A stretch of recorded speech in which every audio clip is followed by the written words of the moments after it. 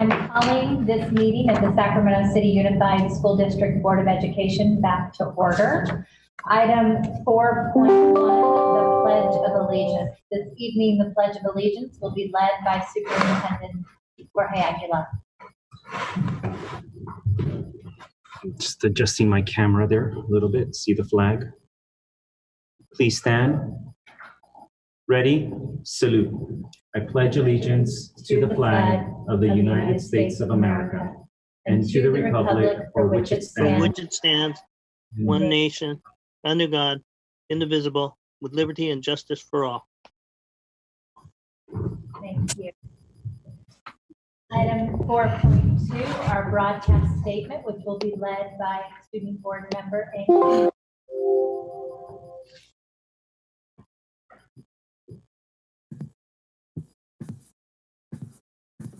This meeting of the Sacramento City School Board is being recorded in its entirety and will be cablecast on Metro Cable 14, the local government affairs channel on Comcast Consolidated Communications, and AT&T Uverse. Today's meeting will air Sunday, April 5th at 6 o'clock p.m. and Monday, April 6th at noon, and also webcast at www.sacmetrocable.tv. We welcome members of the audience to address the board. Comments can be submitted through https://tinyurl.com/SCUSD comment or email to publiccomment@scusd.edu. Please comments during public comment to items that are not on the agenda. Thank you. Board Member Ang Olson.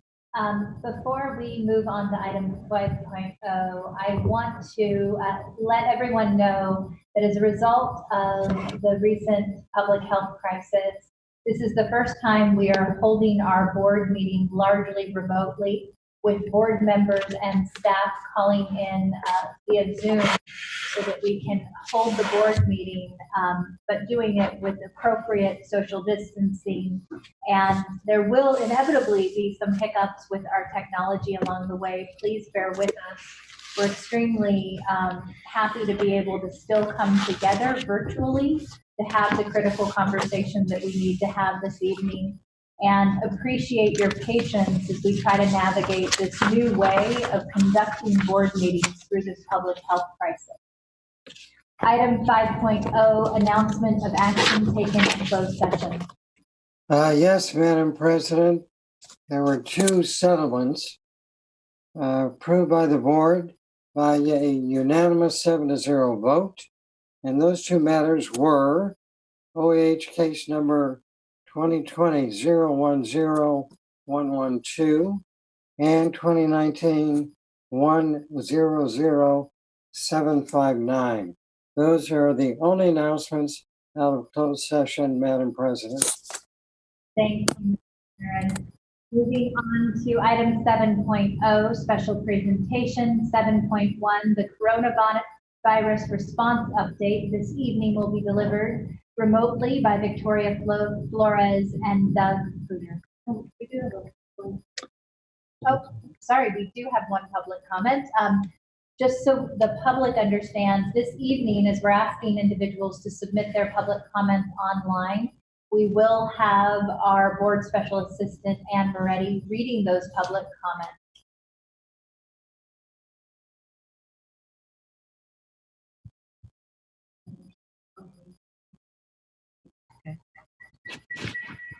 Yes, we have one public comment from Sarah Chitrin, and it's came in via email.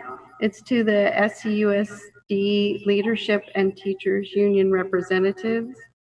As the parent of a first grader at Crocker Riverside Elementary, I write to express my dismay that as a result of the COVID-19 pandemic, kids in SCUSD are falling. Did you want me to continue? Further and farther behind their peers at private and parochial schools, and even their peers in many other public school districts across the country that are already offering distance learning. An email I sent last week to my school board representative, Lisa Mirowski, met with no response. I hope this will be a more effective forum. I would like the school district and the teachers union both to understand my profound disappointment at their joint inability to make meaningful services available to our family these past several weeks. I am sensitive to concerns about equity and to the particular difficulty of delivering remote services to children with special needs. But those concerns and challenges do not justify neglecting the educational needs of the student body at large in this difficult time, as the school district and teachers union have done. Providing free websites does not remotely fulfill the school system's duty to students and families. I wonder whether during the course of their now very prolonged negotiations, the school district will make any effort to understand from parents what kind of remote learning would best serve our children. Young children like mine will not be well served by assignments to complete through online portals, which they need parents' help to navigate and which do not allow for the kinds of questions and discussions young students require to enjoy and master the material they are learning. I would like to see elementary teachers delivering live instruction for part of the day and assigning corresponding work that the kids would complete offline during the remainder of the day, and which the teachers, not the parents, would review to provide feedback. That is what is happening at local independent schools to good effect. The school district's recent communications give the impression that negotiations with the teachers union are focused on the needs of the teachers for computers, training, time with their own families, etc., and perhaps, I hoped, the needs of low-income students and students with special needs. If the results of these discussions is merely a bunch of assignments for students to complete through online portals without live instruction or assistance to students from the teachers who are paid to deliver that instruction while parents work, students like my daughter will not receive the education they need and deserve. If the school district and teachers union would like to see middle-class families continue to choose public schools, which I believe is in the best interest of all students and the community as a whole, you must do better. Thank you, Ms. Moretti. Item 7, closed special presentation. 7.1, coronavirus response update provided by Victoria Flores and Doug Peters. President Ryan, we can't hear you. Okay, I might add, I'm trying to share at this point, and I'm getting a message. Excellent. Okay, it said sharing was not permitted. I texted Vincent, and it looks like now it is sharing. Does everyone see the presentation? Yes. Excellent. Thank you for responding. All right, good evening, President Ryan. Board member, Superintendent Aguilar. I'm Doug Husher, Assistant Superintendent of Student Support. I'm joined tonight by Victoria Flores, the Director of Student Support and Health Services. Also on the call tonight, Nathaniel Browning from Operations, Diana Flores from Nutritional Services, and Christina Bieda will be able to answer additional specific questions. I do want to share tonight as a high-level presentation about COVID-19 and our response. It is super high level. So specific questions outside of student support will be best directed to department leads. We do all realize that it is a fluid situation and that it continues to evolve daily. And so we thank the community, local health professionals, and everyone else for their guidance. I'd also like the teams, I'd like to thank everyone for understanding this is a steep learning curve and for diligently working as we've shifted schools from a place, the concept of a place, to an idea of service that we're providing. And I'd also like to thank everyone for understanding that when they feel like they can't control what's happening around them, they can control their response. And we've been very fortunate that everyone has been working with that in mind. All right, I am trying at this time to advance the PowerPoint. Excellent. And it did advance. So here we go. It's just slow.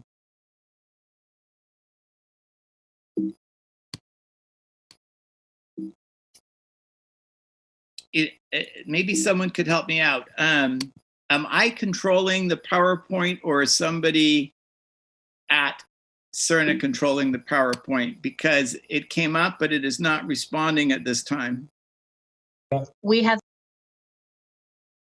somebody at the Cerna Center controlling the PowerPoint right now. Thank you for sharing that. Okay, could we go back one slide, please? Whoever's controlling it, to the COVID-19. There we go. Thank you. We are good. Thank you for that clarification.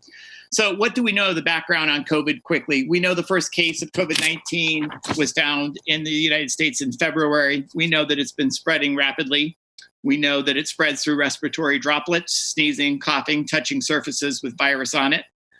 Those that have been infected typically suffer from shortness of breath, fever, and a cough. We know the symptomology varies greatly depending upon different people who have it. We also know that there are some risk groups that are higher than others, those with pre-existing health conditions. And we also know that those who are over 60 years of age. We're also somewhat surprised to learn that the most numerous age group that is currently being impacted in the state of California is the age 18 to 49 age group. If we could please move to the next slide. Thank you. So as you can see, we've been working with many, many groups those to educate and inform about COVID within our district. We have shifted from quarantine to mitigation.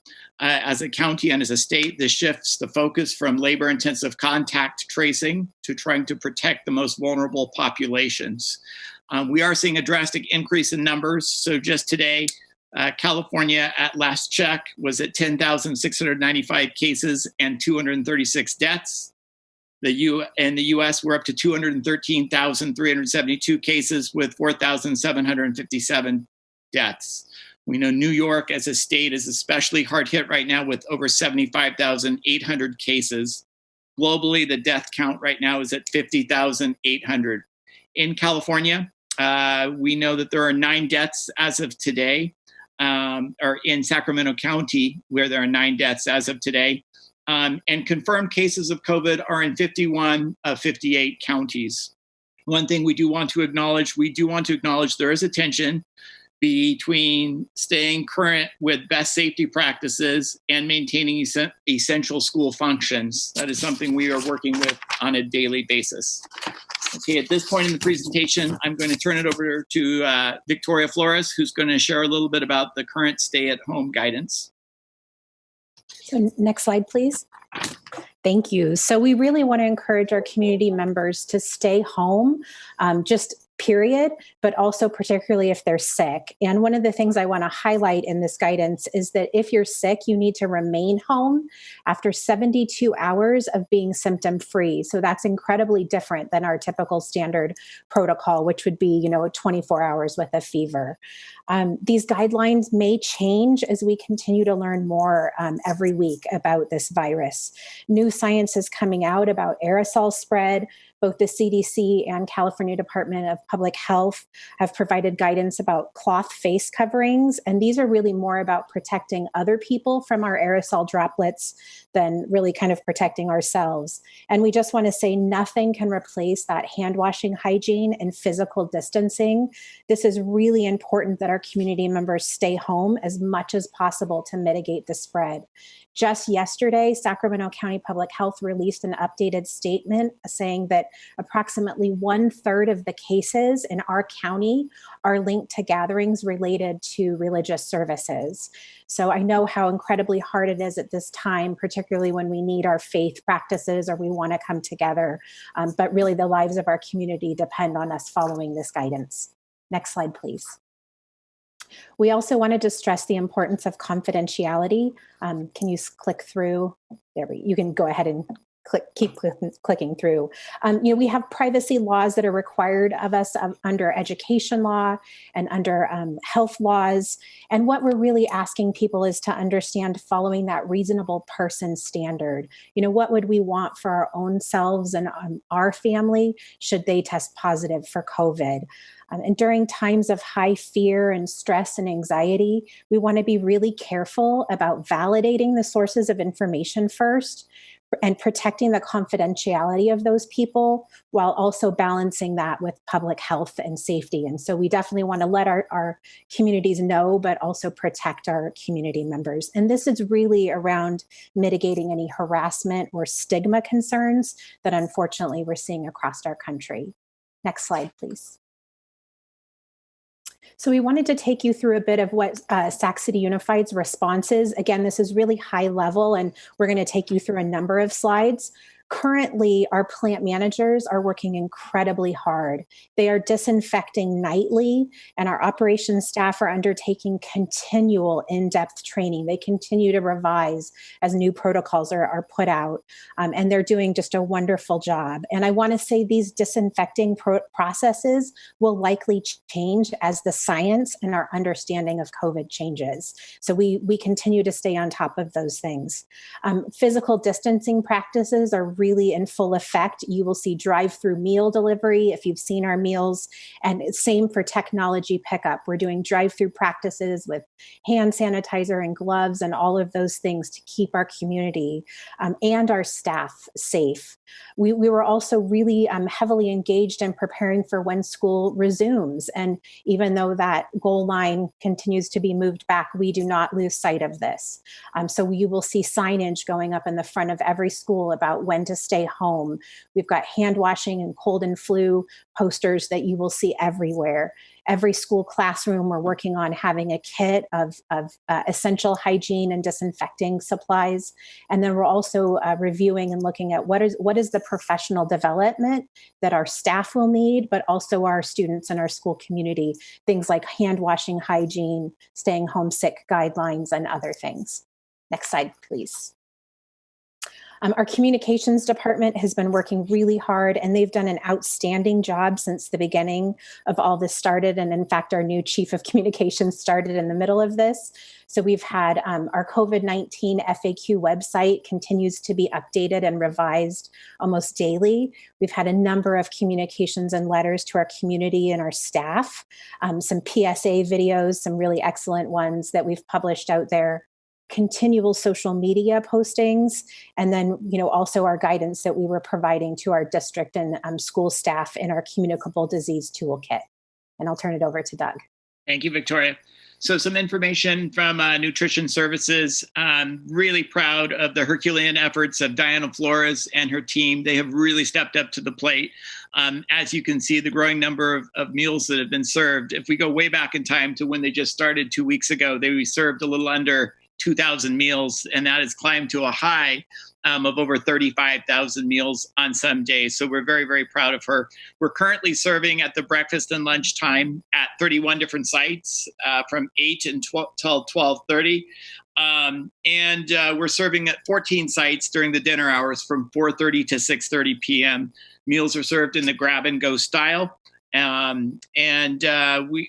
We thought it was a special acknowledgement. Daryl Steinberg actually sent some flowers over to Nutrition Services to thank Diana and her team for the outstanding work they've been doing. They've really been working long hours, everyone pitching in and doing great, great work, making sure our kids do not go hungry. And so we thank her and her team for that. We do at our district website on the COVID update page, we do have a functioning dashboard.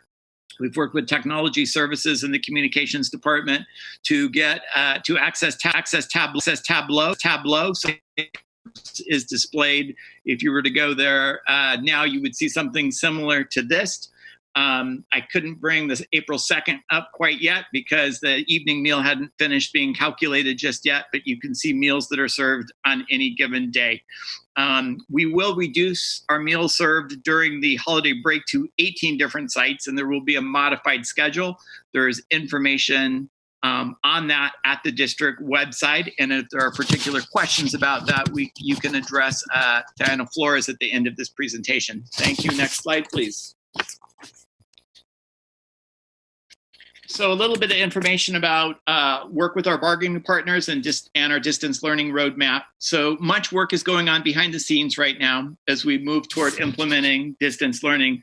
At the same time, we want to make sure that we thank the many, many dedicated employees that are reporting to work to perform essential services. Those include our plant managers, nutritional service staff, security, personnel, and many, many others. We thank them. We acknowledge them during these times, working hard as essential folks at the site.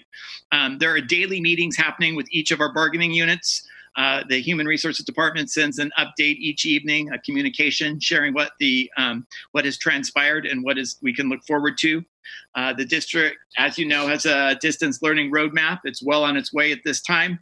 We're diligently working to make sure that students and staff all have the right technology. That has been mostly completed with our staff, and it's beginning with our students tomorrow. A team of Cerna staff has really been working on the platforms, the resources, models for instructional day. The first phase, like I said, of distance learning, teachers and principals reaching out to conduct a needs assessment, that has been completed. The second phase has begun now with teachers looking at modules on universal design for learning and training on Google Classroom, which will be the essential platform to carry this work. And the final phase, setting expectations for distance learning, delineating responsibilities for different certificated staff, that's coming up. There'll be work with looking at grade level content expectations as well as essential standards. So that is the work to still come to complete our third phase and implementation of distance learning. Turn it back over to Victoria to talk about the community response.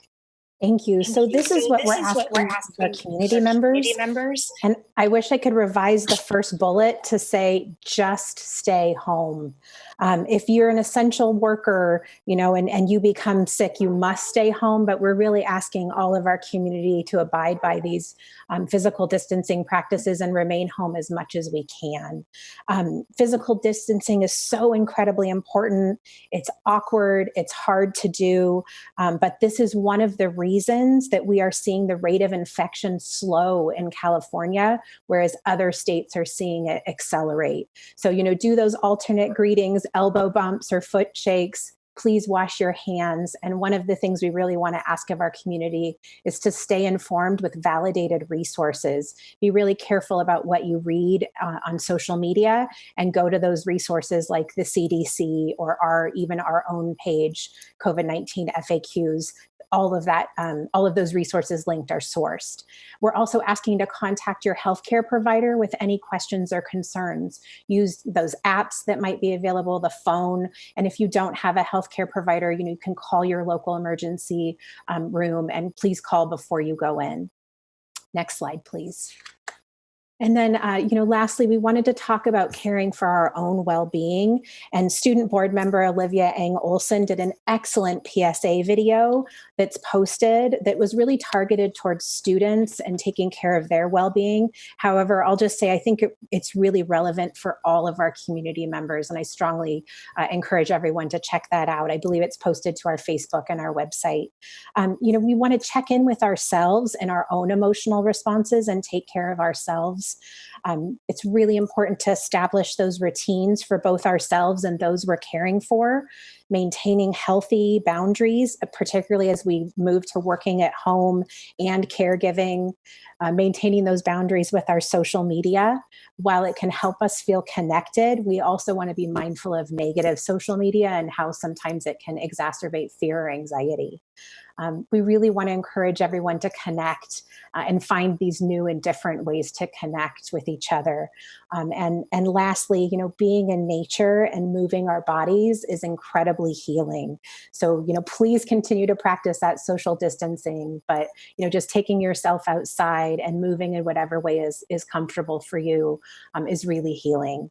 Lastly, I just want to say we're sending our well-being thoughts to all of our community members during this pandemic.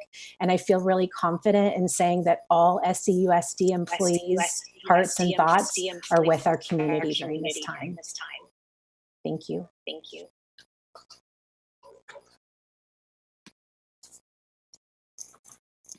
With that, we are going to take public comment on this item.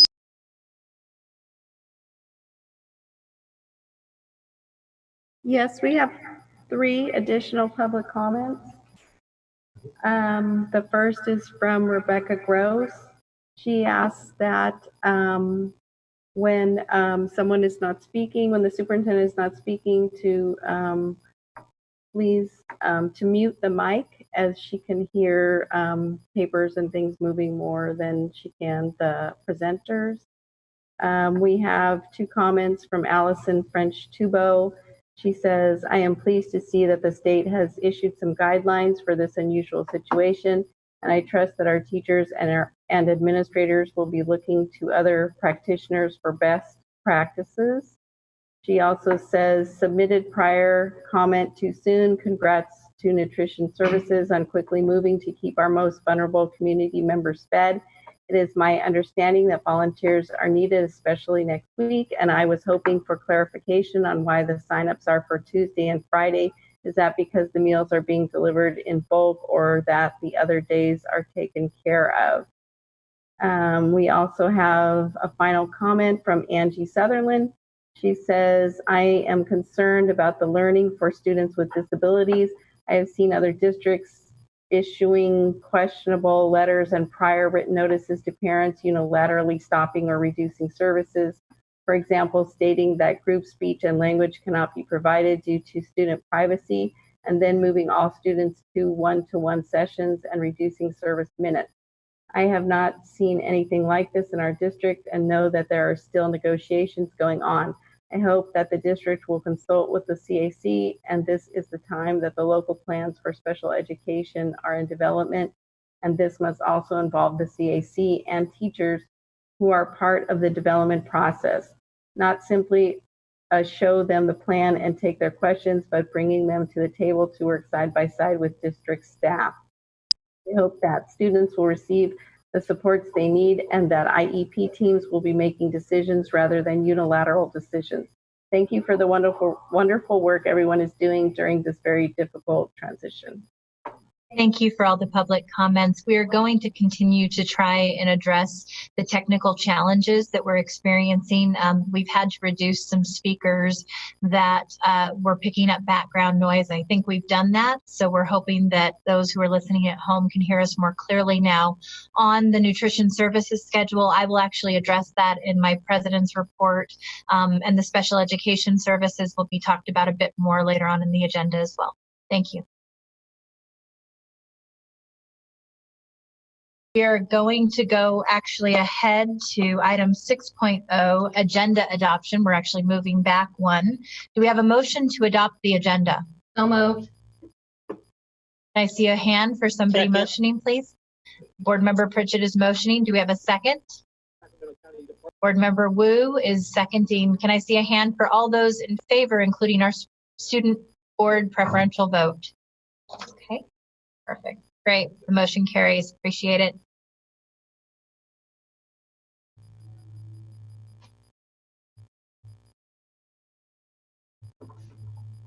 Due to the changes we're experiencing right now in how we are conducting this meeting via Zoom and remotely, we will be having our board specialist, Anne Moretti, reading public comments. She will also be timing those public comments to be consistent with our 2 minutes per public commenter rule. Since the comments are written, they easily could go much over were we not to continue to institute that.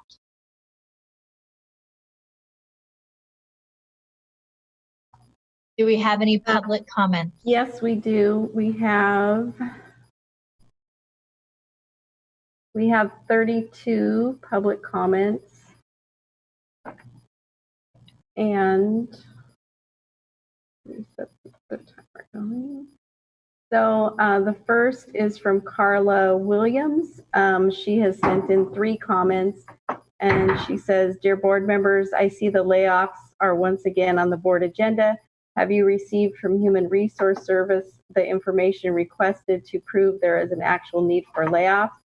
How do you come to the decision that 200 students less are going to come to our district? How do you decide 50 classified positions do not need to be filled? I am already so overloaded with work assignments, it is impossible to do what is needed. We need more workers, not less." She goes on to say, "What makes Mr. Aguilar's income be so more important than our lives and families? Why should his family have full medical benefits and we will lose ours because of layoffs? Are you saying our lives and our family lives do not matter? Are you saying that Mr. Aguilar, who makes 10 times as much as I do, need additional money to live on? We cannot afford the basics to live on. We are eating canned soup. What are they having?" And then finally she says, "I have been told I am going to be laid off. I am working so I can provide rent and food for my family. If you lay me off, I cannot do that. Do not approve layoffs." The next comment is from Barbara Sanchez. It says, please, at this time, no layoffs. We all need our jobs and benefits at this time of need.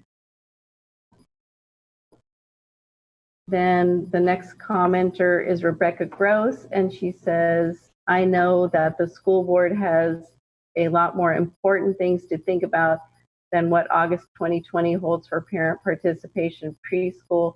However, my time in isolation has shown me just how important this program has been to my kids and how important it is for us all to have something to look forward to at the end of all this. A few moments from this week. Every time I tell my daughters to put their shoes on, my 2-year-old asks, school, see Miss Tamara. Let me open this more. When my kids set up their homeschool space, Miss Tamara's Valentine picture went on the wall because we need our teacher for school. Our days have a clear rhythm based on the schedule of Miss Tamara's class. And when we talk about the end of social distancing, the most important relationships for all of us seem to revolve around our little classroom at Tahoe Elementary. We have been watching Miss Tamara's videos on Instagram where she reads stories to the kids and introduces activities we can do at home. We are participating in twice weekly Zoom meetings, one for kids and one for the parents with her as well. All of this just makes us miss class more. As a mom to 4 kids with a husband working day and night for a teleconference software company, I don't have a lot of time to think about when this is all over. But when I do think about it, there is so much uncertainty, and the uncertainty of our preschool is significant. So I'm here to tell you again how important it is to my family that we figure this out, because I know there are more pressing items on your agenda, but if the school board shuts down the parent participation preschool, the end of all of this will just be the beginning of a new kind of chaos for my family. Thank you, Ms. Moretti. I do want to ask, the first item was actually an item that will be discussed on the agenda. This is public comment on non-agendized items. I'm wondering if you were able to group those public comments on items that fall under existing agendized items to appropriately direct them at that time. Yes. So you're referring to the parent participation preschool? No, the layout item, not the. Oh, yes. Okay. So those should be moved into that. Okay. That word item. All right. And I also want to say, and I know this is hard since this is the first time we're doing this meeting via Zoom, since we have no more than 15 minutes on a single topic for this non-agendized public comment. I don't know if it has been done tonight, but it would be helpful, as I suspect that we will continue to do these remote meetings, to have those clustered so that we can then either have the comments occur in a block or in 1-minute increments, given the volume of public comments that we have. Okay. Do you want to continue with 2 minutes per comment? We can continue with the 2 comments per non-agendized items, and then the other items will be moved into the appropriate section based on the board action that we will be taking this evening. Okay. The next comment is from Pamela Eddington. It says, my granddaughter's parent participation preschool is in danger of being eliminated. I am a foster parent and grandparent to 24 children in Kansas, and I'm pretty familiar with current school programs. Recently, I visited Sacramento and my grandkids' school. I am so impressed with Miss Tamara and with the adult child preschool results. Of course, my 4-year-old granddaughter is extra special, but I really noticed a difference between what she can do and what she knows and how she expresses herself, and my foster kids who are 8 and 10. I truly believe what you have is a treasure. Kids need that one-on-one to develop their language, thinking, and their social skills. Another byproduct of your parent participation preschool is the community it fosters. My granddaughter has other adults who care about her. My daughter and her husband are also benefiting from the program. They met many other parents who are just as involved with their kids as they are, and their community extends beyond the school day. I think it really does take a village. Those parents are the ones you are going to have to deal with for the next 13 to 14 years. You want the ones who will be involved. They are the ones who will keep standards high, and because they feel a personal connection, they will be more likely to support your schools. You have a treasure in that program. Please keep it. Imagine what you are giving the world. We need more self-starters and free thinkers. We need to encourage community improvement. The next comment is from Iva Mueller, and it says, hello, I am a parent participation preschool Tahoe Elementary site mom. My 3-year daughter is just learning her third language, English, so this preschool has been essential for her. In the past few months, she has learned so much in Miss Tamar's class, such as English coping skills, friendship skills, and much more. I have learned as well while spending some quality time with her and her classmates. We signed both of our daughters up for this fall for Miss Tamara's preschool. They are very excited to attend, and it would be impossible for us to find a placement in different institution for both of them at this point. We are more than happy with slight tuition increase. So please keep this program open. Lucia keeps asking about her school and friends and misses her teacher, Miss Tamara. Please keep this thing going.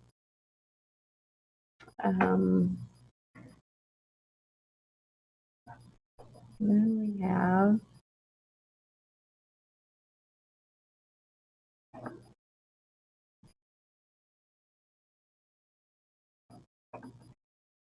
sorry, this one's really long, so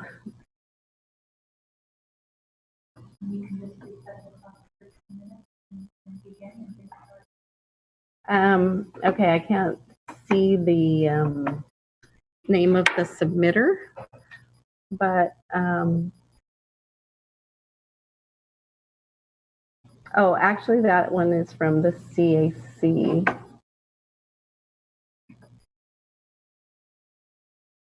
And I do believe the CAC had a statement that they were requesting would be read under the district parent advisory committee comments. Yeah.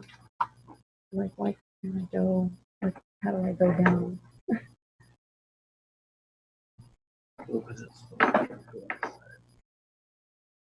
I do, but it's stuck. Okay.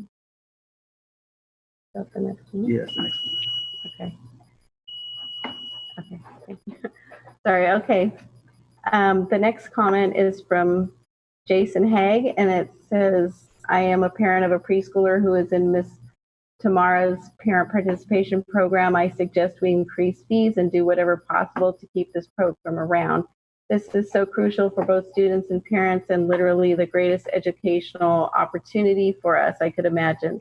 I would really appreciate a call back about this to discuss the movement forward. This class isn't just a want, it is an absolute need, a necessity.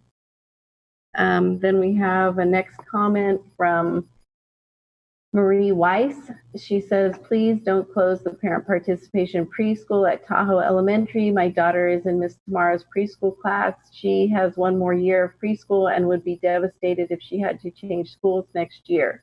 She was already having anxiety about going to a new school for kindergarten before we even knew the preschool program might be canceled. She is even more confused now with school being out because of the coronavirus.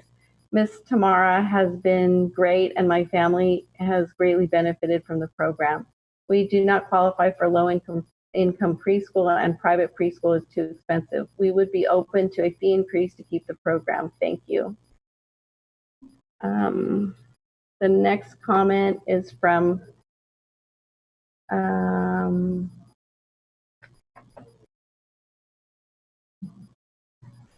let's see. The next one is from Deborah Girazzo. It says, at a time that SUSD is still struggling financially, why would Mr. Aguilar accept a pay raise? This is not the time to be thinking of himself, not only because it affects employees, but it also affects the students attending Sacramento City Schools. I say SUSD is still in a financial crisis because we are constantly being told we are. If we are no longer in a financial crisis, perhaps there is no need to eliminate positions or decreasing hours of positions. By accepting a pay raise, Mr. Aguilar has proven his disregard for classified staff. His pay raise is one person's full annual salary. It is discussing that Mr. Aguilar accepted the pay raise. Would he have been fired if he had not taken the pay raise? Of course not. He might have been seen as empathetic to the needs of Sacramento City Unified School District employees. Thank you for your time. Then the next is from Melissa Hymas. She says, I know COVID is the story of the season, but just a reminder to please do what you can to save Miss Tamara's parent participation preschool class. We miss it dearly and can't imagine how hard it will be if it doesn't return in the fall. We'd be willing to pay more in tuition to help bridge the funding gap. This socialization and education opportunity is going to be even more important after such a long school closure. Thanks for your consideration and all of the hard work you've been doing during this crazy time. You are appreciated. Then we have Jessica Bliss. And she says, first and foremost, Miss Tamara, our preschool teacher at Tahoe Elementary, is amazing. Everything she has done for my kids with education is beyond what I could imagine. This is my daughter's last year of preschool and would hate if the program was removed. My daughter truly loves her classroom and loves learning every single day. Miss Tamara has done an amazing job with her students and parents. I wouldn't mind the increased fee if it meant my daughter got to stay in her class. Super bummed all of this is happening. Reason being my daughter will be going to kinder next school year. Mrs. Tamara has taught her so much and continues to show how much she cares about all of us with Zoom meetings every week with the kids, plus teaching the kids different activities via social media and reading storybooks for them every day. She's a wonderful teacher and friend. I hope you guys can take all of our letters and comments into consideration. Thank you. Then we have Lindsay Hester. She says the parent participation program through adult ed at Tahoe School is providing preschool to over 60 children this year and is projected to serve over 70 students next year. This wonderful program opens the doors to parents to partner with the teacher in the classroom and encourages parents to maintain this strong connection within the school community as our children begin kindergarten and beyond. Sadly, our teacher, Ms. Tamara Toby, has received her second pink slip after 10 years teaching this program in SCUSD. Ms. Tamara runs this program as it was intended by training the parents, providing a loving and nurturing environment, and instilling the joy of learning in our preschoolers. The program has shifted quickly due to the closure of schools via Instagram and Zoom learning as Ms. Tamara started to read twice daily to the students. She is reviewing and reinforcing all the skills that will be needed for kindergarten. Ms. Tamara and parents are sharing lesson ideas and activities to help with the loss of the classroom. We know with this international health crisis, there are many important issues that you are all dealing with and that the budget constraints are pressing. This loss of class time has really reinforced how important this program is and how our children need it. As we have stated before, increasing the fees within reason would be something that we support. This program is a shining star and there should be more programs throughout the district. Thank you for listening to our concerns, visiting the class, and seeing the value of this program. Please support the continuation of the adult ed parent participation preschool. Thank you for all you do for the students and families in the district. Then we have a comment from Jessica Ariano. And she says, please reconsider cutting the parent participation program. I emailed some of you my thoughts on this program and what it means to me being able to be involved in my son's education the way I would have wanted my parents to be in mine growing up. I will totally pay more in tuition if need be. I will start making coffee at home every day and skip the Starbucks trips if I have to. If that right there doesn't tell you how valuable this program is, I don't know what will. But seriously, please don't cut this program. Mrs. Tamara is an angel and is wonderful with the kids. My son has already learned so much this school year and is so sad he hasn't been able to go to class. Again, thank you for your time, and I hope you and your families are all staying safe and healthy. And we have a next comment from Jana Fisher. And she says, please raise rates to whatever is needed to sustain the parent participation preschool program. The program teaches parents so much on how to be better parents and school community members and supporters. The children need the program because preschool is critical to social and academic success in the K through 12 years.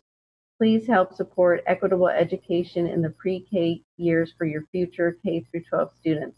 Many of the parent participation preschool students wouldn't be able to afford preschool without this program unless a stay-at-home parent went back to work to afford a full-time program, which takes that stay-at-home parent out of volunteer jobs in the preschoolers' older sibling schools and classrooms at the K-12 levels in your district. Thank you for listening to our concerns and finding a way to keep the program and the right priorities as stated by our governor and all scientific early childhood education research. The next comment is from Rebecca Wigand. And she says, we love our parent participation preschool program with Ms. Tamara at Tahoe Elementary School. I serve on the school site council and the executive board of the school's PTA. So I am an active parent and community member with 3 children attending the school. The decision to cut the preschool program would separate my kids and my energy between different schools. I would be willing to pay a higher fee to ensure the program continues. Then our next public comment is from Amanda Duhame. And she says, I'm writing to tell you all about how amazing the parent participation preschool is. My son Jax will be 5 in May. He started out this school year shy, quiet. He now will get up in front of his whole soccer program, 50 plus people, and talk at his first soccer practice last month. Also, the fact that we all work together as a team, getting the opportunity to meet all the parents and get close to them. Ms. Tamara is the best teacher. She is patient and calm. We have learned sign language as we sing. My son has also made some amazing friends in this class. Especially after this pandemic, people like Ms. Tamara are going to be in great demand. These kids are going to need so much more support and help to get true. Life is going to be so difficult and different that it would just be a shame to lose such an amazing program. My son will be in kindergarten next year, but I would totally pay a fee increase if he was going there next year. The price is amazing and helps so many people out. My kid's father passed away 2 years ago, so having those dads helping in class was a true gift for my son. It's extremely hard being a single mom. Also, I am a disabled veteran and have a few mental issues, depression and anxiety. I can't even tell you how amazing Ms. Tamara was in understanding when I was having a rough day or week or month and really helped me through it. My son asks daily when he gets to see Ms. Tamara and his friends again. He and his older sister, she's in kindergarten, bawled when I told them they probably won't be back in school till they are in first grade and kindergarten. They were both devastated. Please, please don't let this program go away. We need this so much more now than ever. The next public comment is from Shauna Dahl, and she says, I am writing about the parent participation preschool program. I have addressed this issue in 2 previous letters. I know you are aware of the wide support for this program and the range of benefits, current and future. I urge you to consider alternate funding to maintain this program. Consider perhaps a sliding scale and no cost to families who qualify for free lunch. Our families know the value of this program. During this time of distance learning, our teacher, Ms. Tamara, has continued to read to the children and have parents follow the curriculum that they would have had in the classroom. She has continued to hold parent meetings through Zoom. Just look at her Instagram postings for her students. My granddaughter has continued to progress and is now counting and recognizing letters. Please save this program. The preschool program benefits the child and community and the school district short and long term. The next public comment is from David O'Connor. And it says, to all it may concern, I am speaking in regards to the planned closure of the parent participation preschool program at Tahoe School and the layoff of Tamara Toby. First, allow me to congratulate the school district for their order of 20,000 Chromebooks for distance learning in this time of emergency. I'm certain this is very costly. Second, I would like to comment as to my confusion on why, during the regular course of business, the school district is unable to continue to fund a successful program at a certain small fraction of what this technology must have cost. We have been able to continue our coursework from home without being given a Chromebook at the cost of Sacramento taxpayers. Third, yes, we will be open to a fee increase. Wishing you all good health at this time. Then the next comment is from Richard Vasquez.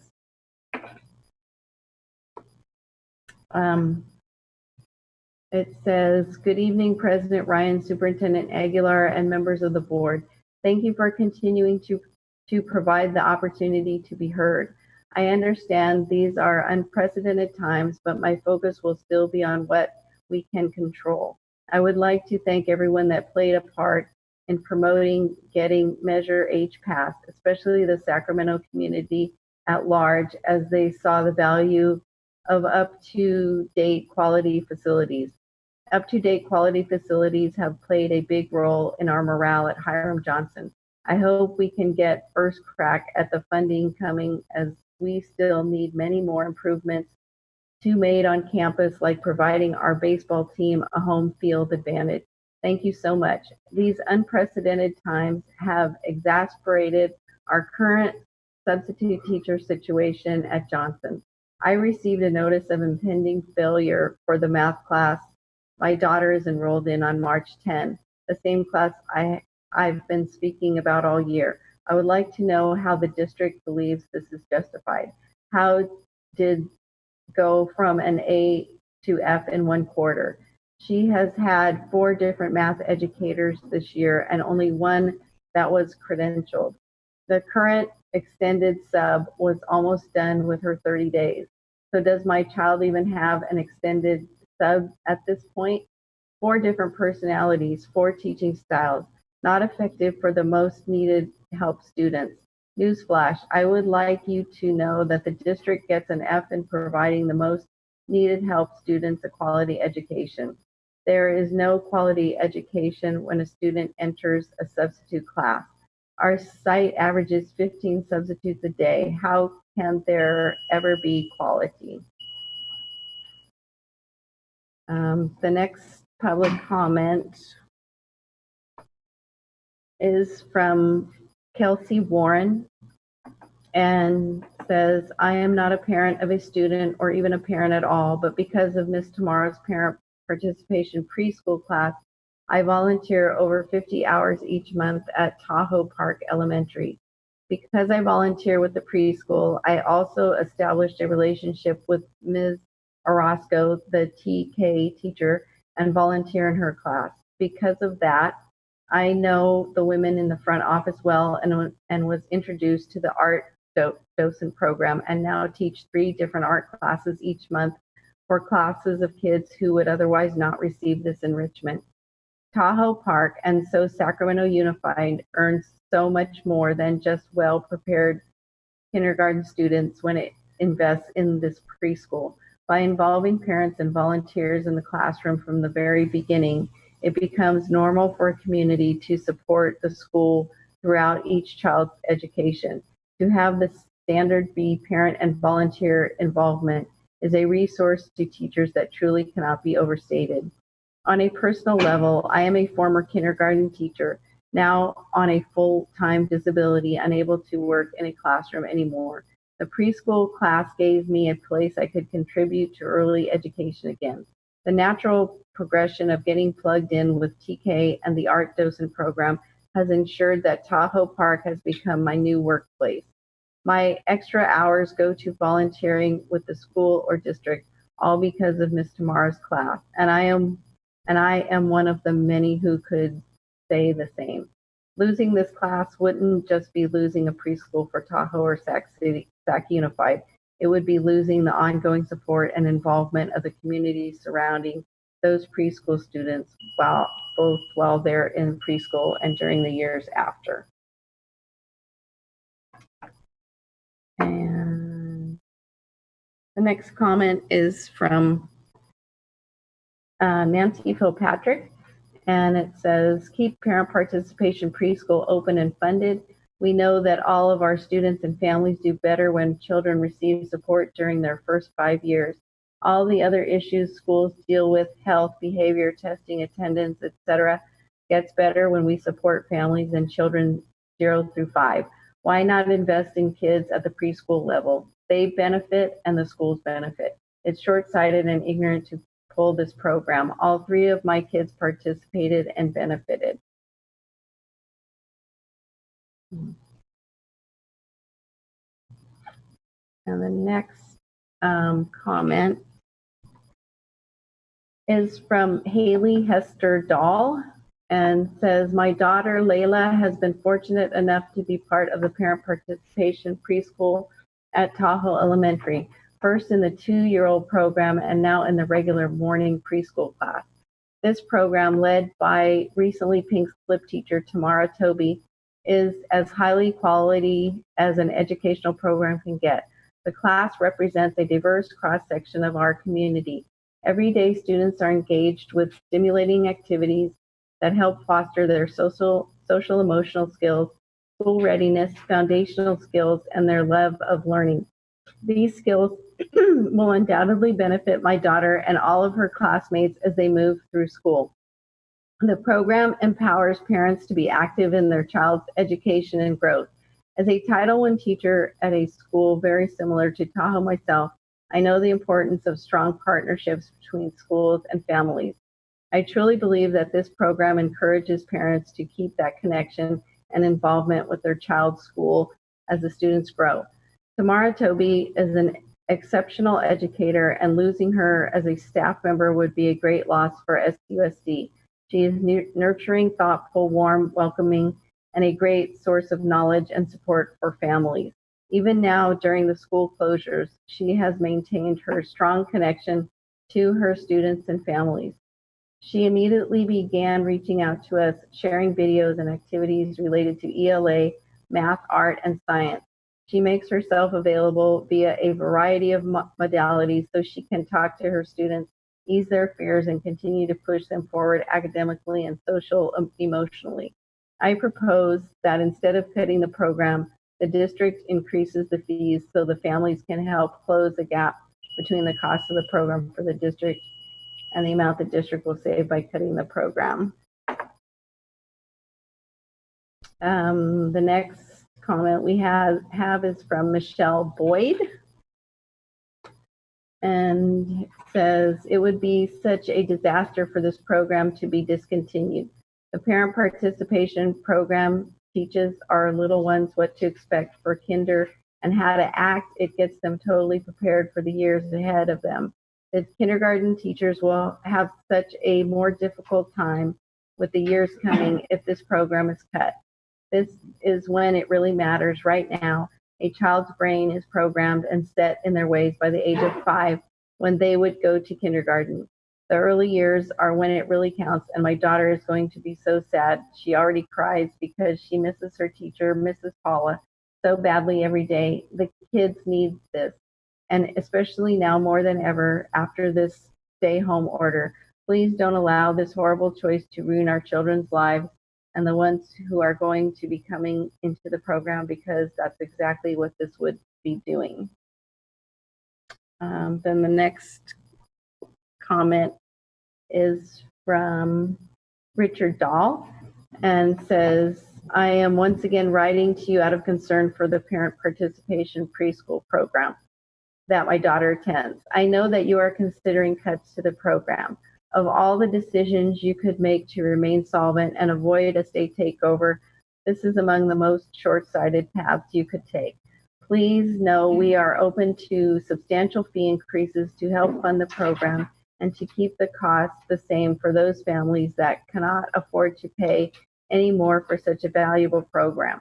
the knee-jerk reaction to cut our program instead of being creative with funding, to ask us to contribute more or to consult with business leaders here and in the Bay Area is mind-boggling for people whose job it is to look out for the future K-12 students of SUSD. Please do your jobs and preserve this amazing program for community. It's why you're here. The next public comment is from Laura Santos, and she says, please reconsider the layoff of the parent participation preschool teachers and the possible discontinuation of this program. It has benefited thousands of children over the course of more than 40 years. I know because my daughter attended in 1978, 1979, and 1980. I have since participated with both of my granddaughters, and I know that they and I have had untold benefits from this program. The next public comment is from Casey Noble, and she says, please continue to fund our parent participation schools. Now more than ever, I have realized how important it is to build these social skills for our children. This is a wonderful, affordable program for middle-income families, and we love the teachers. We cannot afford preschool without this program. The next public comment is from Nanette Podesta, and she says, hello, my family is a part of the parent participation preschool. During this closure, it is so apparent how needed this program really is. It's a program that is fantastic for not only the kids, but also the parents. This program is preparing kids for kinder and their parents for volunteering in the classrooms, making for an all-around better experience for everyone. My husband, prior to having our children, had never been around children. He had a lot to learn about their development, the way they learn, and how to foster that. After being a parent participating in this program, he has learned so much, so have I, and is so ready to volunteer for kindergarten classes and beyond. During this closure, this program has empowered me, given me ideas and skills to teach my soon-to-be kindergartner at home. My son, who's 2, is supposed to do the program next fall. Without this program, I don't know if we could find a better program for him. Because although the program has empowered us, it also affords us our children learning from other parents and Ms. Paula the other days. My husband and I both work full-time and can't be with them every day. Please keep the program. We are willing to pay higher fees with the possibility some families can qualify for scholarship. And then the next comment is from Allison West, and she says, hello, I first wanted to say that the parent participation program has made a huge positive change in our families' lives. It has saved us money, eliminating financial stress, reduced our drive time to the private preschool, again decreasing stress, and has increased the bond between my husband and our son as he is participating in the program. I am also a speech language pathologist in the district and a part of special education. One of the first recommendations we give families at IEPs if the child is not in preschool is to enroll them in preschool. There is so much that a child gains from their experience in preschool, from social and emotional development, speech and language skills, problem solving, and even kindergarten preparedness. The problem in our society is that preschool is not free to everyone, and most working class families can't afford preschool. The parent participation preschool program is one of the few options in our community that families can afford. We even had to reword how we recommend preschool in IEPs so the district doesn't have to pay for preschool, since many families were coming back saying that it was recommended, but they didn't qualify for a Head Start program and can't afford preschool. We need to offer more early childhood development opportunities instead of taking them away. I am open to a fee increase to keep the program, and the program itself is pretty self-sufficient with not that much overhead costs, as the parents provide the resources for the activities and trade off making snacks for all the children. Ms. Tamara is a wonderful teacher, and I hope my younger son will get the opportunity to participate in her preschool class as well. Please save parent participation preschool. Let's improve education from the beginning. Hope you and your families are all safe during these rough times. And then our last public comment is from Rebecca Gross, and she says, my daughter is in her second year of preschool with the parent participation program. We could not have done preschool for her without this program. We are a one-income household. We couldn't be more happy with this program. We would hate for this program to be canceled. Please help us to keep this program running for all the families that need this program. If there is no program, where will all these children go? We are willing to help financially with fundraisers and rate increases. It breaks my heart to see the sadness for future parents and the teachers. Oh, looks like we have some more have come in. Yes, let's see. So the next comment is from Sarah Ross, and she says, my two oldest children are graduates of Miss Tamara's class. My 3-year-old is currently attending this program, and my 1-year-old is looking forward to going in a couple of years. My professional background is in elementary education and child development. One reason I love this program for my children is that Miss Tamara's class is the perfect blend of what is developmentally appropriate, like problem solving, play-based learning, and building social skills, and kindergarten preparation, learning letters and numbers, navigating the classroom culture, and following directions. Students in Miss Tamara's class love learning because it is a fun, loving, and exciting environment. One thing that I have found surprisingly valuable is the parent education, which focuses on positive discipline. Tamara does a fabulous job of finding speakers to help us with topics such as death, speech therapy, nutrition, sexuality, behavior, and many others. Furthermore, we have a chance every workday to ask for advice and ideas with things going on in our families at home or at school. This has been a fabulous resource in many areas of parenting. This program creates a beautiful community for the families involved. We help each other with childcare, bring each other meals in difficult times, and help each other navigate the season of parenting. As you well know, one of the top indicators of a child's academic success is parental involvement. Go into any one of these classrooms and you will see several parents who have dedicated time and energy into preparing and implementing activities for their preschool students. These are parents who are choosing to be in the classroom.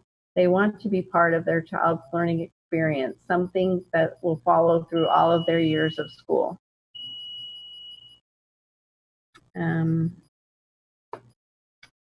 Let's see, then we have another public comment from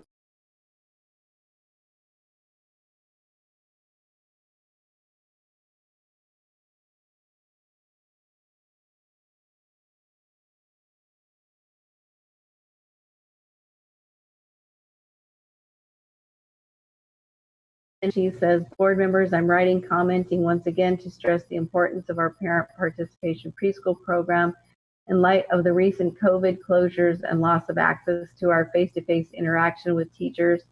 Our family has seen even more how important this program is. My daughter's first grade and three years old have looked forward every day to Mrs. Paula's daily Facebook posts. We have been so happy to see daily calendar time, songs, and our favorite stories, as well as valuable content on how to keep our kids engaged. This page has also been a wonderful time to stay connected to other families and share ideas on how to make this transition easier for our young students who don't understand the implication of such a serious pandemic. While we understand you have tough decisions to make about the budget, we as a group have expressed our ability to pay more for this program. For those of us who are able and willing to pay more, we would also like to keep this program accessible to everyone who needs it. If there were a payment plan along with scholarships and possibly a sliding scale, this program could pay for itself and be available to the families who need it most and are willing to work hard for their children's education. During the Read Across America meeting with parents, it was stated that the SUSD budget for parent participation preschool was in the $300,000 ballpark. I would love to hear options about the budget and ideas on how we can keep this very valuable program in our district. If possible, I would like to hear from the board why we can't find a solution to keep an early education program that serves a population that can't find this kind of quality education elsewhere. And the next public comment is from Byron Trejo, who says, my comment is concerning Ms. Tamara's preschool. I am very much to a few increase as well as scholarship for the families that need a little help. I'm also able to participate in any fundraising to keep the preschool open and thriving. My son Julian really needs to return to preschool. He misses Ms. Tamara, the lessons, his classmates, and the entire curriculum. There has to be a solution that is a win-win for all parties. Please call me with any questions or concerns. Thank you for your time and attention. Then it looks like we have another comment from Brooke Pigno, and she says, once again, I would just like to speak on my family's love for and reliance on the parent participation preschool. My 4-year-old has been a part of this program since he was 2 years old, and the academic and social gains he has made are just mind-blowing. Our family was devastated to hear that the program was in the chopping block again, and even after exploring our other options, we just cannot find anything comparable in price and quality.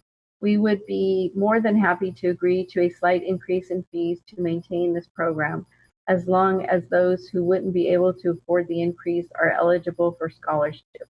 I would be more than happy to participate in fundraising or increased work days in order to keep this program going.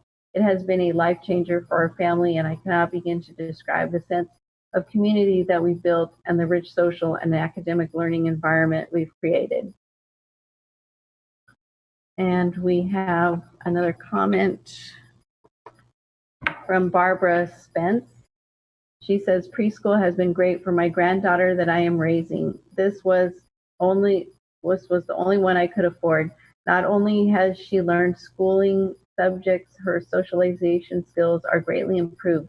Ms. Paula has set up her own class page so the kids can stay in touch and continue with their learning. Luna loves and misses Miss Paula. And looks like that's all the public comment. Okay, thank you.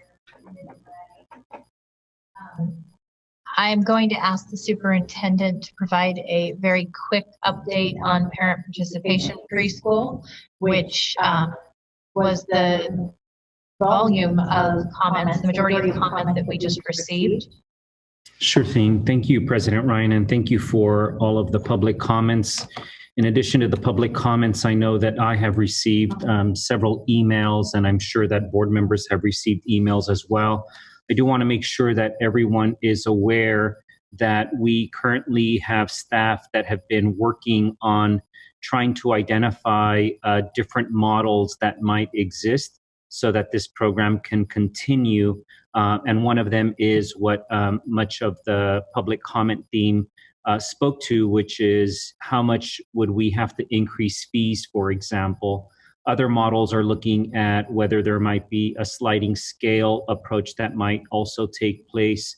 I do want to make sure that everybody knows that I have asked our team to make sure that we are also engaged in outreaching to our families and our teachers as well, who are so committed to this program. And I am committed to make sure that we provide opportunities, especially during this kind of virtual meeting space, to make sure that members of our community, our teachers, our parents have the opportunity to provide additional ideas that we might have. So please stay tuned. I will ask Ms. Moretti to make sure that we keep track of all of the individuals that submitted public comment, and our staff to make sure that we're also gathering and compiling all of the emails that we have received to make sure that those individuals receive invitations to upcoming meetings to discuss potential ideas to sustain this program. Thank you, Superintendent Aguilar. Moving on to item 9.0, communications. 9.1, employee organizational reports. This evening, our organizational reports will be read by Ms. Moretti. We've had them submitted in advance. We'll begin with SCTA. SCTA has up to 15 minutes for their written organizational report.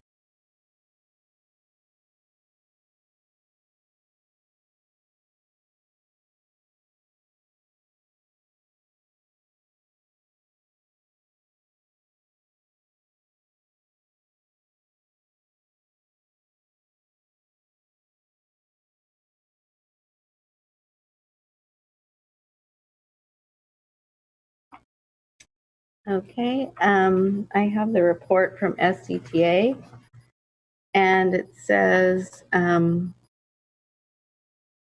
written comments by David Fisher, president of the Sacramento City Teachers Association, to the Sacramento City Unified School Board, April 2nd, 2020. I have been a teacher in the Sacramento City Unified School District since 1996, beginning as a substitute. My two children attend schools in SCUSD and am proud to be the elected president of the union that represents 3,000 certified teachers in the district. And in more than 23 years in being part of this district, I have never been more outraged by a decision made by this district. SUSD substitute becomes first teacher in nation to die from COVID-19. On March 15, a SCUSD retired teacher who continued to provide service to our students as a substitute died of complications from the coronavirus, the first known fatality of an educator in the entire country.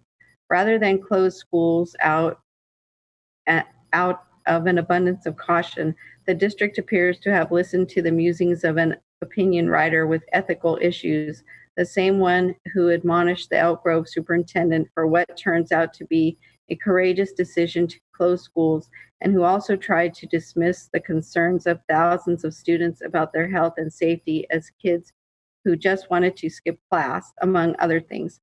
As a result, the district kept schools open longer than necessary, and even after schools were shuttered, forced non-essential classified staff to report to work at the Cerna Center, treating them, in the words of Carla Fawcett, the chapter president of SEIU Local 1021, as cannon fodder. SUSD raises superintendent total compensation to $414,818 in violation board policy. On March 16, 2020, we received documentation from the district through a Public Records Act request that shows that the SUSD school board, in a direct violation of its own policy, Board Resolution 3060, increased the superintendent's total compensation to $414,818, an increase of $34,126, despite voting unanimously on March 7, 2019, that District Superintendent Jorge Aguilar has agreed to forego any salary increase allowed under his employment agreement until the district receives either a qualified or positive certification as defined in Education Code Section 42131, Subdivision A1. 5 budgets later, the district still has not submitted a budget which has received, quote, either a qualified or positive certification, unquote. But that didn't stop the board president, Jesse Ryan, and the rest of the board from violating its own policy in giving him the hefty increase. The vote was unanimous. SUSD defies Governor Newsom executive order. Superintendent Aguilar is drawing national attention for the district's profiteering over the recent pandemic at the expense of almost 600 SUSD day-to-day substitutes. This decision is in defiance of a new clarifying directive from California Governor Gavin Newsom and endorsed by the California School Board Association, the Association of California School Administrators, and the California Association of School Business Officials, among others, which stipulates that school districts should continue to pay employees, including, quote, temporary, hourly, exempt, and non-exempt, as well as probationary employees as, in parentheses, school districts, determined they would otherwise have been paid during this period of closure, end quote. Aguilar's decision is skimming $55,000 per day in pay diverted away from substitutes, or over $1 million per month. SCUSD making it harder for substitutes to qualify for unemployment. And to add insult to injury, substitutes are now reporting that the district may be misreporting employee earnings and other information to EDD regarding their unemployment claims. We have raised this issue with Human Resources, but have not yet received a response. SCUSD treats classified staff like cannon fodder, then lays off 101 classified. Finally, tonight it's expected the board will vote to lay off 101 classified staff, joining the nearly 24 certificated employees you have already voted to lay off, which follow layoffs from last year at the same time, in parentheses, at the same time it approved Resolution 3060 to eliminate over 200 classified and 175 certificated positions. In closing, there is no excuse for this outrageous behavior that is causing unnecessary suffering.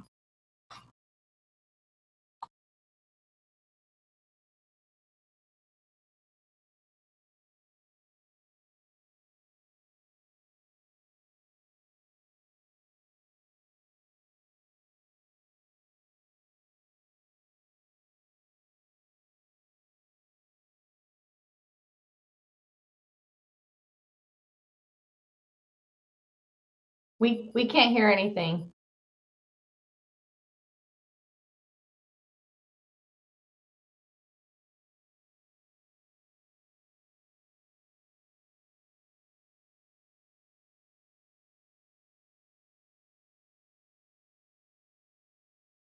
President Ryan, your microphone is still off.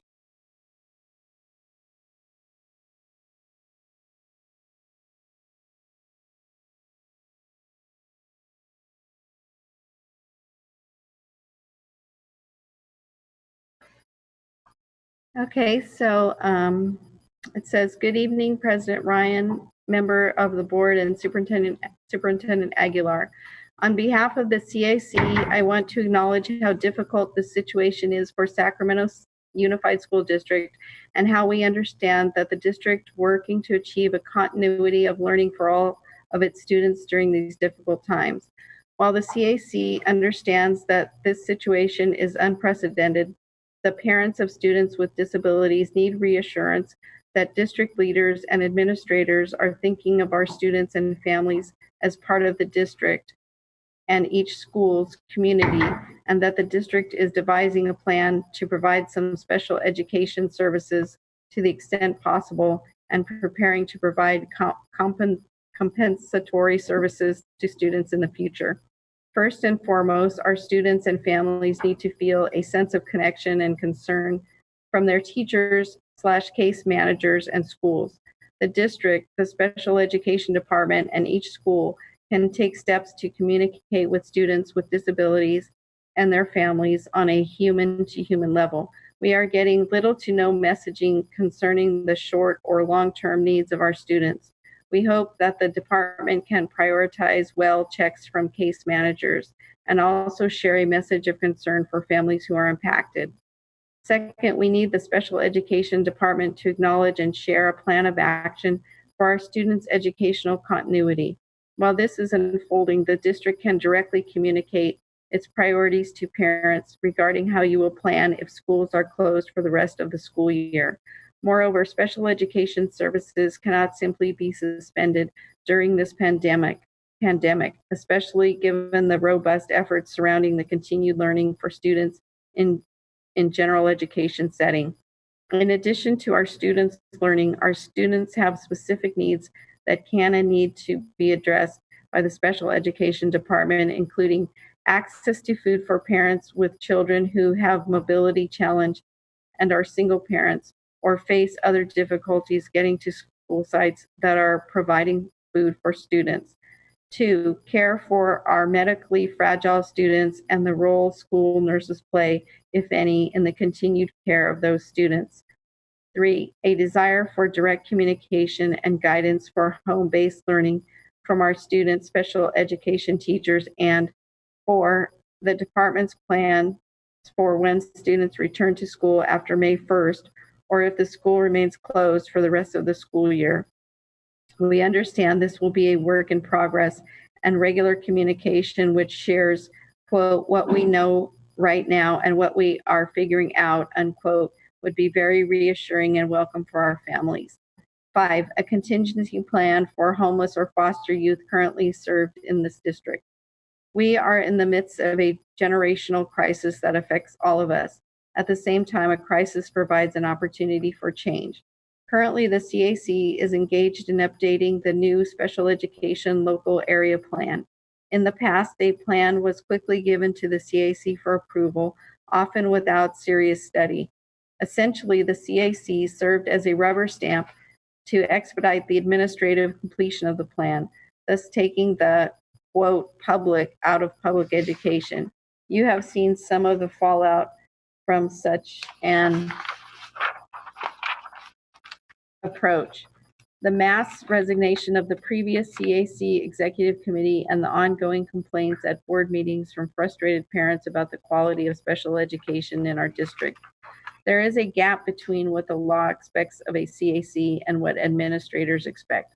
The current CAC executive committee is committed to closing that gap. As we work on the new local area plan, we propose to change the current governance protocol of the SELPA to include the CAC as the district's primary community advisory group that will have an opportunity to weigh in on all matters related to our almost 7,000 student population receiving special education services. The next CAC meeting is scheduled for Tuesday, April 21st between 6 and 8 p.m. Given the current statewide shelter-in-place order, CAC will host the meeting on Zoom. Community members and parents will be invited. The tentative agenda includes 1, feedback from parents on how well the district distance learning program is working for their students with disabilities. Thank you. I'm going to come off of mute since I've heard that my microphone at the dais is muted and it's causing some difficulty for individuals at home to hear. Just 2 quick things in response. Absolutely not discontinuing special education services through the end of the school year. Legally, Somebody muted you again, President Ryan.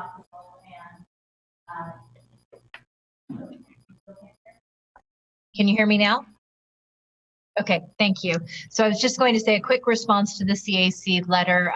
The rumor based upon conversations that are happening in other districts that we are discontinuing special education services through the end of the school year is untrue. We have a legal and moral imperative to continue to meet the needs of our special education students. I myself am a special education parent, and Christine Beta, our Chief Academic Officer, has done a video and also through the recent counterproposal submitted discussed the special education commitments that the district has as we move towards distance learning. Our next report will be provided by the District English Learner Advisory Committee. Do we have a comment from? No. Okay, we don't have a comment from DLAC at this time. Our final report will be provided by the Local Control Accountability Plan Parent Advisory Committee. Ms. Moretti, do we have a report from them?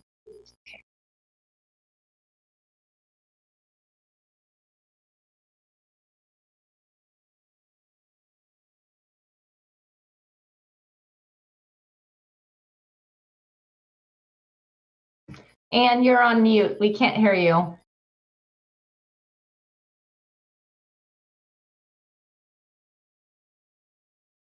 And take your microphone off mute.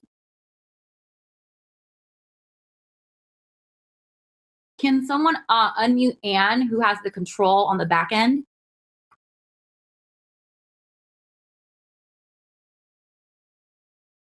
So whoever is controlling the Zoom can actually unmute Anne there. Our virtual meetings will remain open to the public. We are aware that the state is discussing potential modifications to the LCAP timeline and/or requirements given the current state and national context. While any such modifications might significantly impact the nature of specific documentation required for submission to the county and state, the PAC is committed to continuing the trajectory of our work and prioritization of equity and educational outcomes that we have developing this academic year. Currently, the PAC is continuing our 1, review of data relating to the current goals and actions, 2, development of recommendations for revision goals, actions, and metrics for the new 3-year plan beginning 2020-21, 3, review of draft LCAP sections based on the new statewide LCAP template, and 4, discussion of a revised family engagement survey. Our discussions have continued to focus on equity and educational outcomes at all schools and for all students, a permanent credentialed teacher in every classroom, consistency and coherence across schools and programs with an emphasis on equitable distribution of resources, and development and implementation of MTSS instructional framework for academic achievement, emotional wellness, and restorative justice. With the COVID-19 pandemic, abrupt school closure, and sudden transition to distance learning, the PAC is also developing actions and metrics to support district learning both short and long term, assuming there will be future emergencies that trigger the need for remote learning. These discussions emphasize the importance of equity, consistency, coherence in our current efforts to deliver distance learning, and the importance of placing student needs first. Following any revised LCAP expectations or requirements issued by the state, the PAC will collectively determine how best to move forward with our current work given the changes. Respectfully, Renee Webster Hawkins.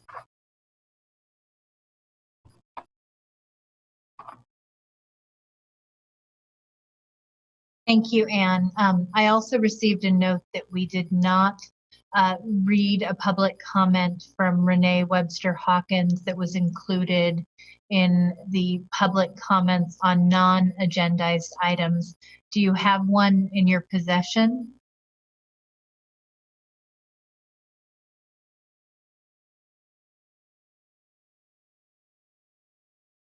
I don't see her name, no. Did she email it? I don't believe she emailed it, just notified us to let us know that that public comment had not been read. Do we have the ability to get clarification from legal counsel? No, we can't hear him. Yes, you can read it during the course of the meeting if you find it. Okay. And it'll be under the topic public comment. Sometimes it's hard for me to reach this mute button as fast. No problem.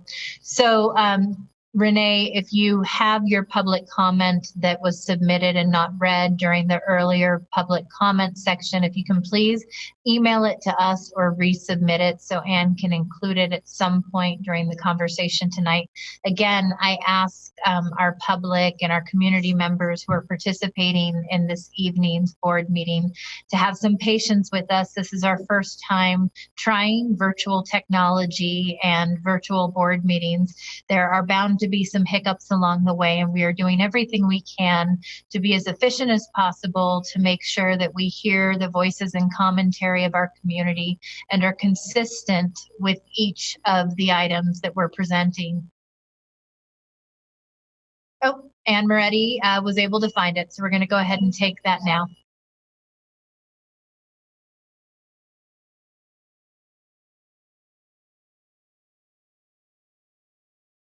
Yes, it was submitted for 7.1, item 7.1, the coronavirus item. It says, Dear President Ryan and Superintendent Aguilar and members of the board, I am a parent of students who have attended School of Engineering and Sciences, Alice Burney and Matsuyama. I have volunteered countless hours in support of students at risk, those with disability, those of color, our foster youth, and our English language learners. My message to the Sac City community, Stop using students with disabilities and those from less privileged families and backgrounds as the scapegoat for why our district may be lagging behind our neighboring districts in providing remote educational support to our 40,000 students. We have top-level experts at the district and at the California Collaborative for Educational Excellence, designing admirable professional development and technical resources and social emotional support for our at-risk families hunkered down and feeling more isolated than ever. We know that it is the acrimonious relationship between the SCTA and the district that is hampering all of our students from reconnecting with their esteemed teachers.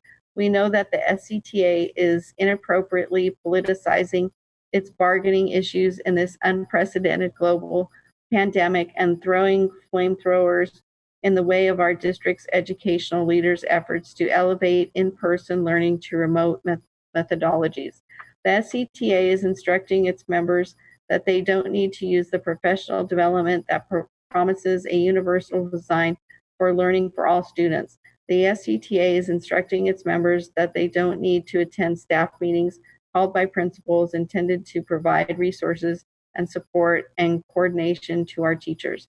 Please, let's disrupt the politics of old. Let's heed Superintendent Tony Thurman's call to truly collaborate and accelerate the mission of teaching our students to grade level standards. Let's do it now together. Thank you, Renee Webster Hawkins.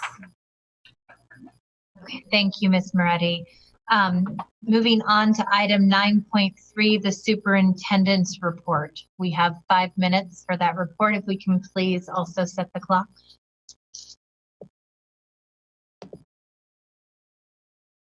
Thank you very much, President Ryan. I think President Ryan has mentioned it several times, and hopefully you're able to see and hear how we are all adjusting to a new work environment here at Sac City Unified. Some of our staff are working from home, from other places. Some of us have continued to come to CERNA because that is just what is necessary at this time. But even while we're here, and if you were able to see us here at the boardroom, we are practicing social distancing, those of us that are in the room. This has, of course, created new challenges to overcome. And even though we are apart, we've been talking often about this idea that we are physically distant, but socially close. And so we're doing our best to check in with one another and make sure that we're caring for one another as well. Truth be told, we, of course, are missing our students. We're missing our teachers, our staff, our principals, our counselors, our nurses, our social workers, and everyone else that makes Sac City so unique and so special.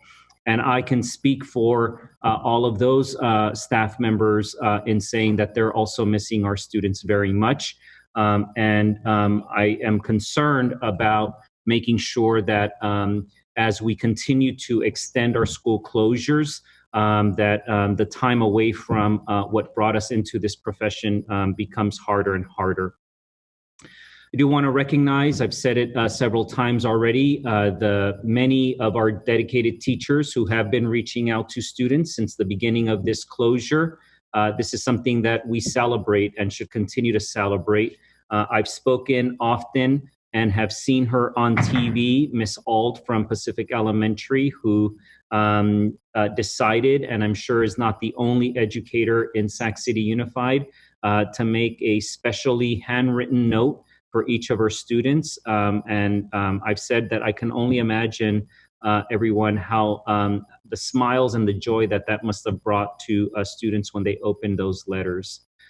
We are deeply concerned about the effect that this closure and this crisis will have on our students, is having on our students.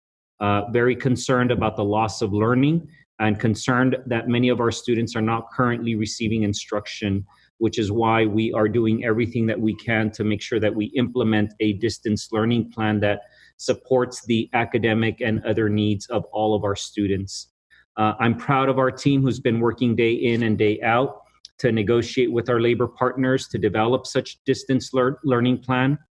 Over the past weeks, our district moved through the first steps of these phases of our negotiations. On March 20th, We reached the first agreement with our labor partner, SCTA, on step 1 of that plan, which was focused on reaching out to our students and our families to do a needs assessment, to check in, see how our students were doing. We purchased 20,000 computers for our students' use. We placed that order and are starting to receive them in shipments. We will begin handing out those computers tomorrow at certain sites and then additional sites in the days to come. Please know that as families have begun to ask these questions, the sites that we are distributing computers tomorrow are for students that attend those sites, but also is not the only opportunity that we are going to have to make sure that you pick up those computers. We will do our best to communicate with our families through social media, through email, through robocall, to the extent that we can. I also want to mention that a few days ago, on March 30th, we entered into a second agreement with SCTA that focused on training of our teachers. This is a new form of teaching for many of our educators, and they have been actively participating in remote learning modules, which are available on our website. We certainly know that distance learning will be a shift in how we deliver instruction to our students. It'll be a shift in how we monitor the learning and the student achievement outcomes of our students as well. And we want to make sure that we provide our teachers and principals with as much support as possible. I certainly want to, even though there's only 3 of us in this room, take a moment to recognize sincerely and from the bottom of our hearts all of those employees who've been working incredibly hard to keep things moving, even when our schools are closed. That means our plant managers who are coming to work every day and are continuing to sanitize and clean our schools. Our schools are not abandoned. They are part of our community, and we want to make sure that they continue to look good as well. We're doing everything we can to make sure that we care for our employees as well, and we're strategizing to find new and innovative ways to meet our students' needs. I also want to recognize another set of employees that have been coming to work as well during our school closure, and those are our employees from our nutrition services team who've been providing nutritional support for our students during this health crisis. This week, we have already reached over 300,000 meals that we have served since we closed our schools. Some of you may have seen, and I want to thank Mayor Steinberg for his wonderful gesture of both sending a video to thank our employees who have been continuing to work, and also sending them some baked goods. Certainly, these are extraordinary, unprecedented times. We know that they are difficult and will continue to be difficult, especially for our most vulnerable students and families. I can't thank you enough for the patience as we adjust to this new learning environment. There will be missteps, there will be misfires, and we will continue to ask for some continued patience. But I promise that we are doing everything and will continue to do everything to meet the academic, social, and emotional needs of each one of our students. Thank you, President Ryan. Thank you, Superintendent Aguilar. Item 9.4, President's Report. I'll also have Ann put 5 minutes on the clock for this report. I want to begin by just thanking the many family and community members who have reached out to me over the course of the last couple of weeks. This is, without a doubt, one of the most challenging times of our lifetime. We've never seen anything at the level of this global health crisis, and we're seeing the impacts on the social emotional well-being of our children, but also our parents.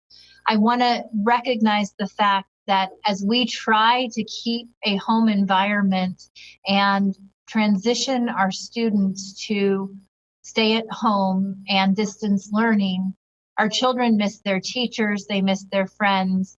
Our teachers miss the students they serve, and our school communities feel ripped apart because for so many of our families, that is where our students go for their meals, for their access to caring adults, and for their sense of a community that makes them feel welcomed and at home. We have to also recognize that through these very difficult global pandemic, we are seeing at a higher rate than we have in any time in the recent past, instances of greater abuse, both domestic abuse and abuse of children in the home due to stress and uncertainty. All of this compels us to act and recognize that we have no time to lose to work with our labor partners to develop a learning plan that meets the needs of all students in Sac City Unified. I'm gravely concerned that for every day of additional lost learning, we are perpetuating decades-long inequities that have already been far too great in Sac City Unified. And so while we appreciate the work that has been done and are grateful for the partnership and agreements forged between SCUSD and SCTA for the first and second phase of these memorandums of understanding, we also realize that time is of the essence. We must adhere to an April 13th launch for distance learning to ensure that the needs of our students are being met in this critical period of time. I also want to take a moment to acknowledge the incredible staff that have stepped up through this crisis, really setting aside fears for their own well-being and recognizing that as essential workers, they have a critical role in ensuring that our food insecure students, which is a large majority of students across Sac City Unified, have access to food through this difficult time. I am proud to say that as of today, we have served more than 300,000 meals to students across Sac City Unified at 31 sites. This includes breakfast and lunch and early supper at many sites. And we've been able to work with Congresswoman Matsui's office to get some critical waivers, including a waiver that allows us to distribute multi-days of food to students, both to minimize exposure to students who are driving up or walking up to get their meals, and also to the incredibly dedicated staff that has been serving them day in, day out. We've been working very hard to secure some additional grant funding. We just received a $115,000 grant from No Kid Hungry and a match commitment of $25,000 from Mayor Steinberg and $25,000 from Sierra Health to provide some additional support to these essential workers as they continue to meet the needs of our students on the front line. I do want to say to our students and families, tomorrow is a wonderful opportunity to access food for the weekend through a partnership that we have with the food bank at critical sites throughout the district. And you can find that on our www.susd.edu website, but also accessing weekend food as a result of the fact that we are now able to give more than one supply of meals at a time. Next week, the schedule will be a little bit different. We will be doing meal service on Tuesday with multi-days of meals, and also on Friday during the regular scheduled spring break. And we'll continue to work with Food Bank at a few of our highest need sites to send bags and boxes of food home with our students. We could not be more appreciative of the efforts of Mayor Steinberg, and we ask that you, as our community, continue to partner with us to ensure that we have the volunteer capacity in addition to the incredible workers that have been on the front line to ensure that no child goes hungry. Item 9.5, Student Board Member Report. Thank you, President Ryan. Since the last board meeting, I held a student forum at Rosemont High School with Member Pritchett, and we got great student feedback on topics such as school fights, counselor accessibility, and bathroom availability. And we did have a forum planned for Burbank High School, which we canceled until further notice due to the school closures. And I will send my board notes from that recent Rosemont forum in addition to my past forums to the board. The main content in my report tonight is on how students are feeling and responding to the coronavirus pandemic and consequently the school closures. I've received a plethora of questions from students asking for clarification and answers on how school will proceed. Obviously, the circumstances are unprecedented and the plan is developing continuously. And especially at this time, communication is the most important thing, and making sure that every student in every living situation gets the announcements and information throughout this period of school closure. For our homeless students in the district, of whom there is a substantial number, how will they get Zoom calls from their teachers or get notices from the district as we transition to distance learning? How will they know to go pick up Chromebooks or find the information necessary to proceed with distance learning? For our English language learners, how will they be able to get translations and proper instruction from their teachers as their teachers connect remotely? The main way that I've received information from my teachers is through Google Classroom, and because I check my email and Google Classroom multiple times each day. But if I didn't do that and I didn't know to check those platforms, I would not know the information and announcements sent by my teachers. So how do we ensure that all SUSD students are receiving that information? These are just some of the questions that students have been asking. If we have answers to these questions, it's important to find a way to get confirmed answers out to all students in a way that's accessible to everyone. I doubt that many students check the district Facebook account or even have active Facebook accounts or watch the board meeting recordings to see announcements made. There are a lot of rumors I hear swirling around about the grading process for the rest of the school year, graduation and returning textbooks if school is canceled for the rest of the academic year. And understandably, because students are waiting in limbo for clarification, it's really easy for rumors to spread. Regardless, regarding wellness during this period of school closure, the Student Advisory Council suggested having virtual counseling sessions with school counselors, as well as having live stream or online physical exercise sessions. I can say that as a student, it's been extremely difficult to even maintain any sort of normal day structure, especially because I don't have school or any planned appointments in my day. And I think that having video calls with counselors, as well as having platforms to encourage physical activity while maintaining social distancing, of course, can significantly help with the isolation of social distancing. We created a video on mental health resources, as previously mentioned during this meeting, for students in the district, which was posted on the SUSD Facebook account.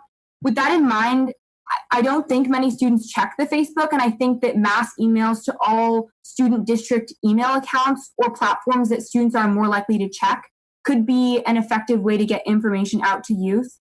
In an effort to spread the mental health information to SUSD students, I circulated the video to the Student Advisory Council members and asked each student member to circulate the information to their networks and their school Instagram accounts.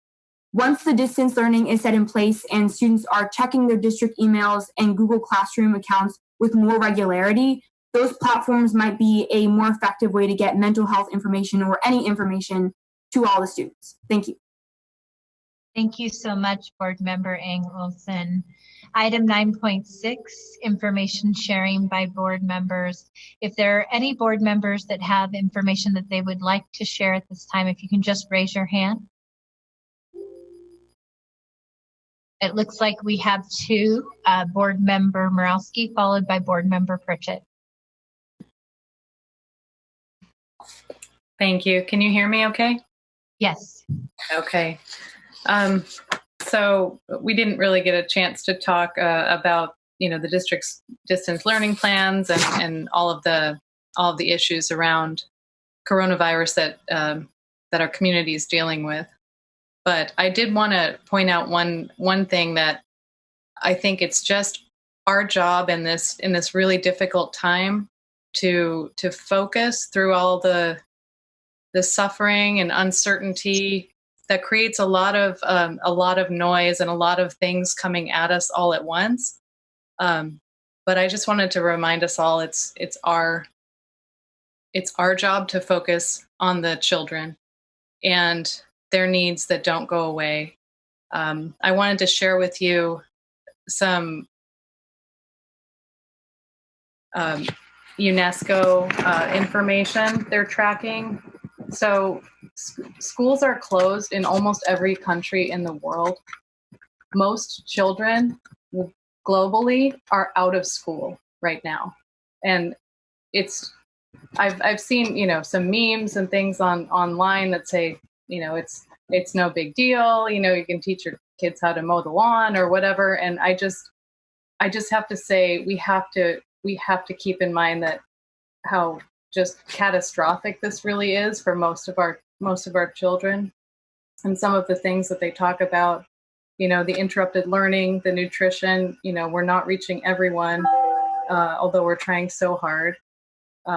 Parents unsupported, unable to support their kids, children left alone while parents are working, losing work themselves, dropout rates tend to rise, social isolation and disengagement.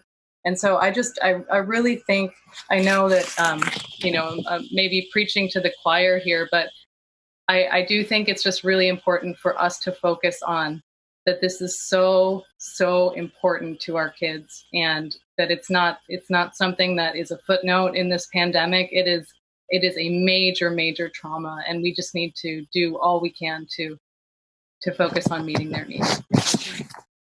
Thank you, Board Member Morawski. Board Member Pritchett. Thank you, President Ryan, and hello, everyone. I first just wanted to thank a lot of people in our district for all of their hard work that they have been doing. Our nutrition services that have served, as the superintendent said, 300,000 meals. Our facilities department and site plant managers that have been sanitizing our schools and making sure that they're safe for our students and staff when they come back. Our essential workers at the district office who are just keeping things going, and everybody at the sites that's getting things ready for our distant learning. These people are critical for our district right now. And if you have a moment, if you're able to send an email, please just thank one of them. They are working day and night to make sure that our schools and our children are taken care of. I do want to say that, there's a quote that never let a good crisis go to waste. And I think that we need to embrace this right now. And we need to work together. And I think that we've done a really good job at that. So thank you, everyone that's involved in making sure that our district is running. And then finally, April is, I believe it's Child Abuse, National Child Abuse Prevention Month. And I just want to mention that sometimes schools are a safe place for our children. And right now they don't have that safe place. So I just ask the community to please just, listen, when you're outside, keep your ears open. Don't be afraid to report something if you hear something that just doesn't sound right. Mm-hmm. And I think that's it. Thank you. Thank you, Board Member Pritchett. Item 10.0, public hearing. This evening we have item 10.1, the public hearing on the renewal petition for Yag Pem Shuab Academy. Preparing for the future charter, Vincent Harris and Jesse Ramos will be presenting remotely on this item. Good evening. Give me a moment. I'm going to put up the our presentation.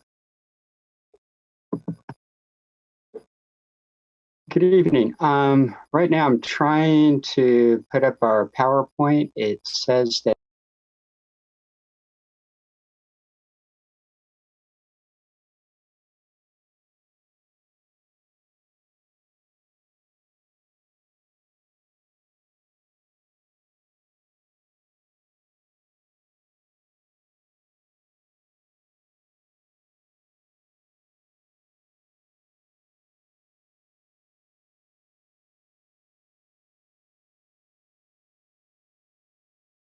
second step. Okay, very good. All right. Good evening, President Ryan, distinguished board members, and Superintendent Aguilar. My name is Jesse Ramos, and I'm here to present to facilitate the public hearing on the charter renewal for Yag Pem Shuab Academy, preparing for the future charter. Next slide, please. All right, tonight's presentation is an overview of the charter, the process for the charter renewal, the purpose of a public hearing, the next steps, and then the presentation. Next slide, thank you. So an overview of the charter, Yag Pem Shuab Academy, preparing for the future charter. It is actually in its 10th year of operation. The opening date of the charter was August 2nd, 2010. It has 466 students, which serves students from grade levels kindergarten to 6th grade. It's on district property. It's an independent charter. They submitted their petition on February 18th, and right now it's scheduled for board action on May 7th. Their current charter expires on June 30th. Next slide, please. Thank you. So the process for charter renewal, it starts off with their submittal of their petition, which happened on February 18th. Then we have the public hearing. Typically happens within 30 days because we had to reschedule things because of our handling of the COVID-19 crisis. And then also, typically it's done, the decision's made within 60 days. Both the school and the district agree to extend it. So the next action can happen on May 7th. The purpose of the public hearing is so the board can consider the level of support for the charter. Also to give people an opportunity to speak about the charter and to hear both support and opposition to the renewal of the charter application. Next slide, please. Thank you. Next steps, we are continuing. We, the charter review team, are looking at their petition, looking at their previous practices and data, and looking at their proposed practices and data. As I mentioned earlier, the board will be taking action. Timelines are adjusted a little bit in response to the COVID-19 crisis. Right now, we are scheduled for board to take action on May 7th. Next slide. So with that said, I am now going to have the superintendent of Urban Charter Schools Collective, Mr. Lee Yang, present his team and their presentation. Thank you very much, Mr. Ramos. Good evening, President Ryan, members of the board, and Superintendent Aguilar. My name is Lee Ya. I am the superintendent at Urban Charter Schools Collective. Along with our 5 board members, we provide support to ensure the success of Yape Shua Academy, Preparing for the Future School, or YPSA. Joining me in this presentation are Mr. Principal Vince Xiong and Assistant Principal Julia Ya. I want to begin by saying thank you for the ongoing support of Yape Shua for the past 10 years and share a brief history of our school. Yape Shua was founded in response to the low-performing Hmong student achievement in the school district as determined by the state test in the mid-1990s through the late 2000s.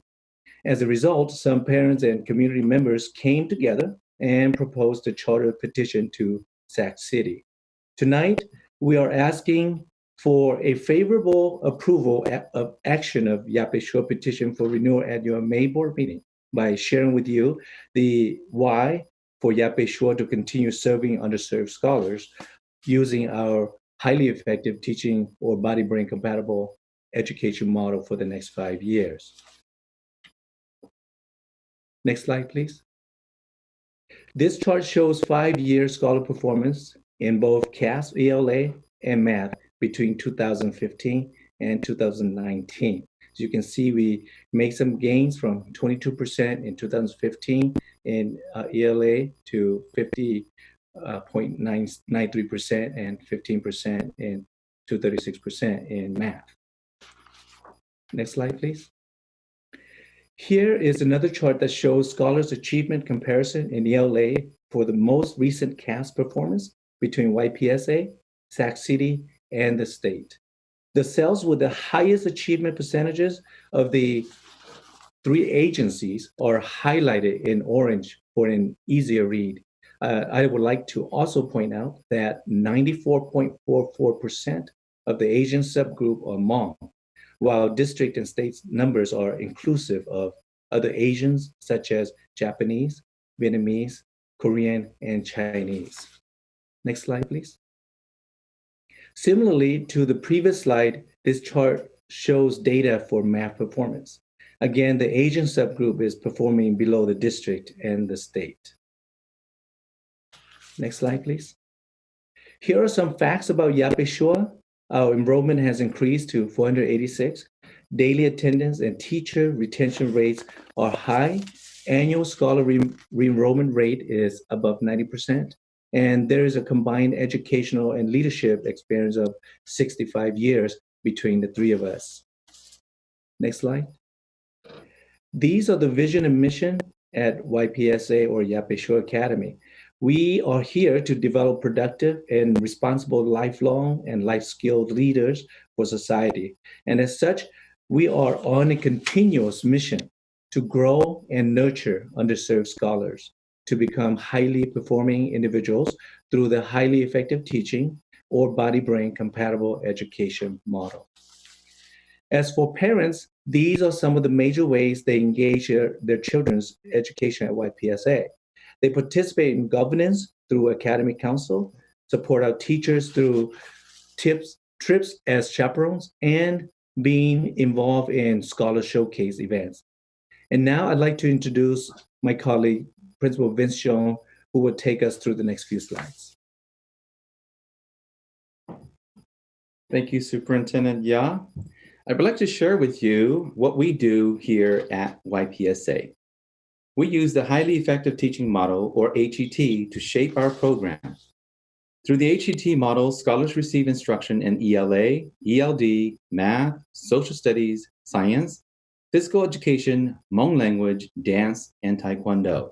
In addition, we have also our one-to-one foundational support and our Achievement Through Technology program. In our core, what we do is scholars learn the lifelong guidelines and life skills to help develop good habits and character traits both at school and at home.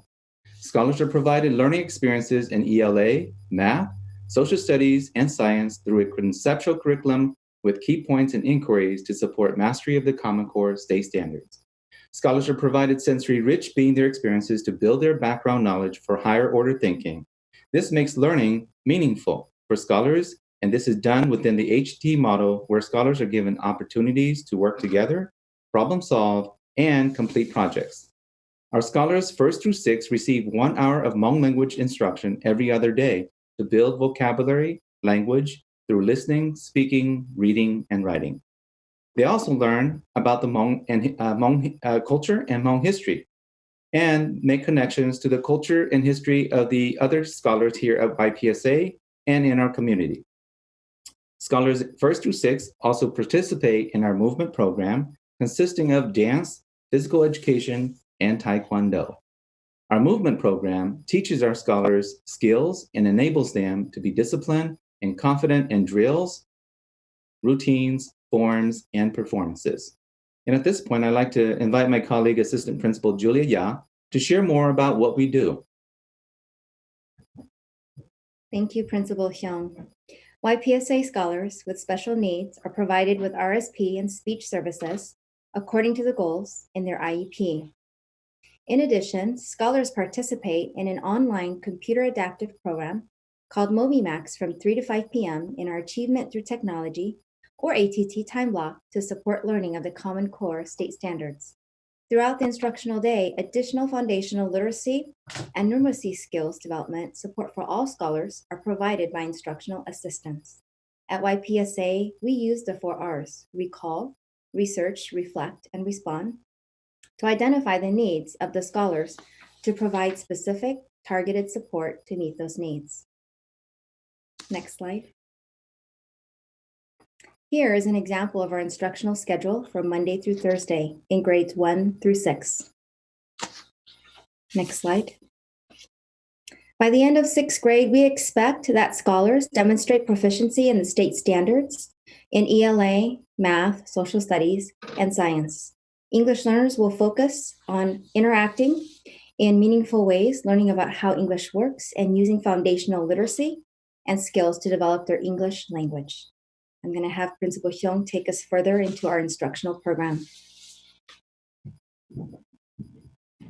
So in order for us to be successfully implementing our educational program, the 4 critical quadrants of successful culture of instruction by Dr. Dr. Daniel D. Dickey is used to support our work.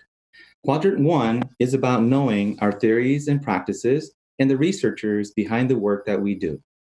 Quadrant 2 are the non-negotiables or the instructional imperatives that every staff member must know and be able to apply. In Quadrant 3, data is analyzed by teachers and administrators using the data collaborative inquiry process to identify trends of possible causes of the disparities between teacher expectation and scholar performance for developing next action steps. And finally, in Quadrant 4, administrative support through observation and feedback is provided to teachers to refine their instructional planning and delivery. Next slide. Here's our leadership team. Together, we lead the school towards accomplishment of its vision and mission. Next slide. And we are finished. We're ready for any questions that you may have. Thank you. Okay. Do we have any public comment on this item?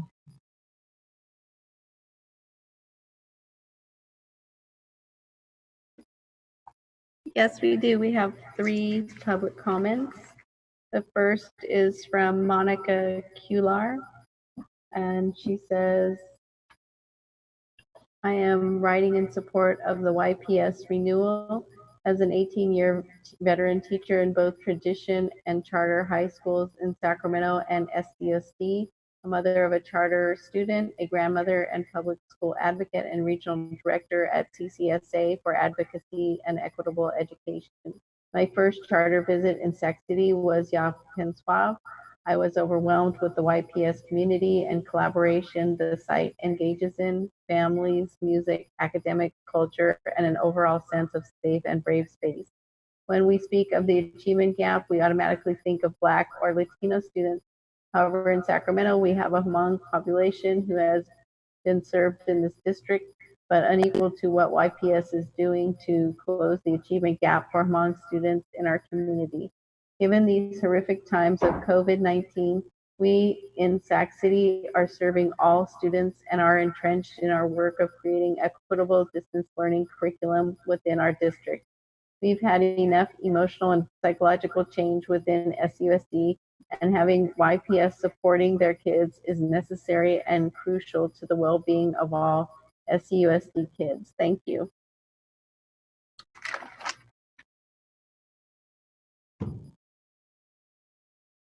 And we have 2 others. Yes. We have a comment from Roxanne Regulus, and she says, Dear Sacramento Board of Education, the purpose of this letter is to acknowledge the excellent work that goes on at Yaquinsuave YPS Academy daily. As a retired education who has served as a bilingual teacher, site and district administrator, and Department of Education consultant in the area of school improvement and compliance in more than 1,000 classrooms throughout the state of California, I was excited that I had the opportunity to serve the school as a guest teacher during the month of January of this year. While I was at the school, I was overwhelmed with the excellence I observed daily during the regular and after-school program. Specifically, I observed the following: a very strong academic focus in 4 academic areas, multiple interactive instructional activities within regular and support learning services provided by paraprofessionals, active academic scholar responding in the regular and after-school program, teachers selected activities for scholars, daily direct scholar-teacher interactions in the regular and after-school program, effective use of computers focusing on academic scholar needs, consistent quality delivery of instruction in the regular and after-school program, excellent, very strong classroom management by regular all staff on campus. It was pleasing to see very well-behaved scholars throughout the instructional day. Daily proactive planning within support teams, strong team building activities of paraprofessionals at weekly meeting, adaptive instruction that provides quality instruction in the regular and after-school program, multiple flexible grouping practices within classrooms and after-school program. Okay. Thank you. And that was our last public comment. One more. And this is from Lonnie DeWitt. It says, I am the proud grandfather of 2 YPS scholars, 4th grader Sasha and 6th grader Nava. I am also a very active member of the school's advisory council. I hold the equivalent of 2 graduate degrees, an undergraduate degree, and 3 associate degrees. I am a highly decorated retired United States Air Force combat Vietnam veteran, first sergeant of over 23 years of active duty military service. I am a former California State Peace Officer and Officer of the Court, and I am now a 2 times published author. While I did not want to bore you with my resume, it was necessary for each of you to fully appreciate and respect my concerns for quality education, along with personal and professional growth. Approximately 7 years ago, when my granddaughter Neva was about to enter kindergarten, I physically scoured the local South Sacramento area to find a school that I felt would be a good fit and one that would offer her the best opportunity for a quality education and one that embodied sound life skills in its educational principles. Although I was not totally disappointed with the schools that I visited, still I felt that something was lacking. I listened attentively as students interacted with other students, school staff, and school administrators, and quite frankly, I was not impressed. Finally, I decided to visit a school right around the corner from my residence. In fact, it is the same school that my 36-year-old daughter attended back in the day when the school was named Lisbon Elementary. And I soon learned that the new school was named Yapen Swab Academy. I researched the internet to help me navigate through that school's documented academic performance. I liked what I saw, and I could readily visualize the school's potential after digesting its vision, goals, and mission statements. Thank you, Ms. Moretti. So we will take board member questions and comments. I do want to, just before opening it up to that, remind everyone that this is an information only item. This will not be an action item until a subsequent board meeting. And we are currently running about 45 minutes behind schedule with a couple very critical fiscal conversations before us. I see a show of hands with any board members that have questions on this item. It looks like we have one from board member Vang, followed by board member Garcia. Thank you. Thank you so much, President Ryan. I just had a quick question, Principal Xiong and maybe Superintendent Lia, just regarding a few of the PowerPoint slides. First, just thank you so much for your service for our students, in Sacramento and the great work that y'all are doing at Yape Shul Academy. I did have a question in particular regarding the demographics of your student and the comparison to the state and also Sac City. I don't know if you can pull that up right now, whoever is monitoring the PowerPoint. It looks like they're trying to pull up that demographic slide. So if you go back, keep going back. Right here? Yes, go back one more. Okay. Go back one more, thank you. Okay, and then just go ahead and just move it forward one more time. So I just had a quick question. I think Superintendent Lee, you had mentioned that in the Asian category for Yape Shul in particular, what was the percentage of Hmong students within Yape Shul?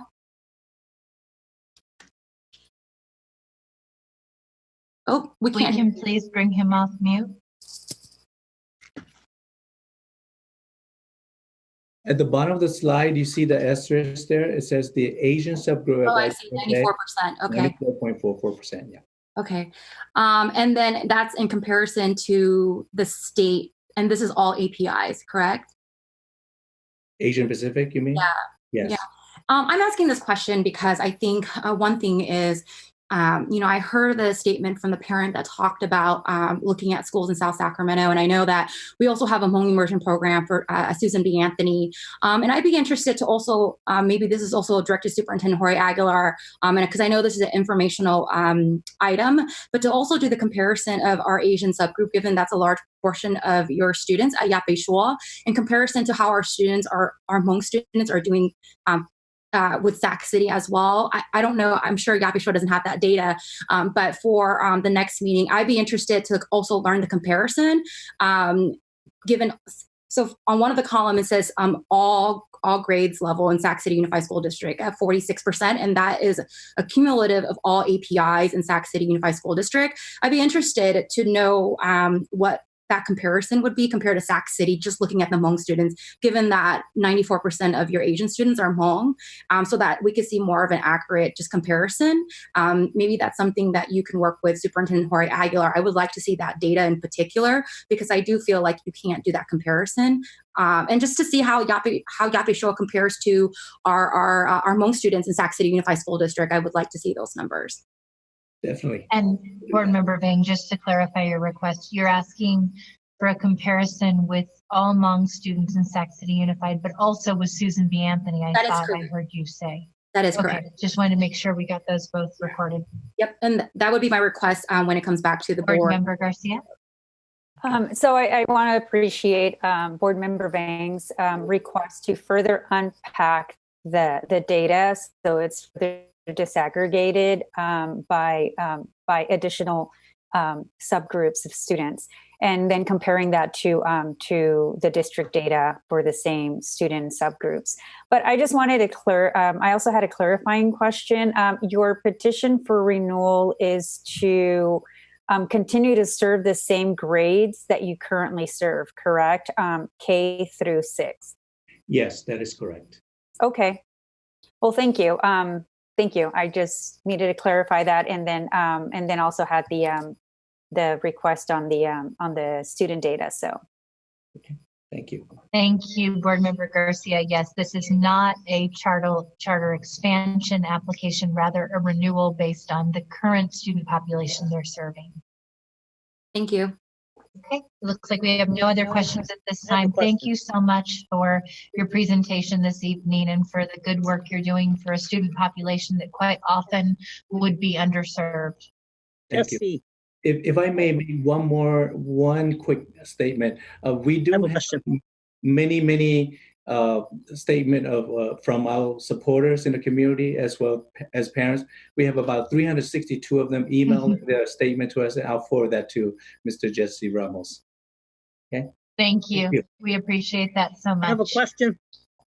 Okay, this was an information only item. We're moving on to item 11.0, board workshop, strategic plan, and other initiatives. Item 11.1, approve the 2019-2020 second interim financial report and SICMAT update.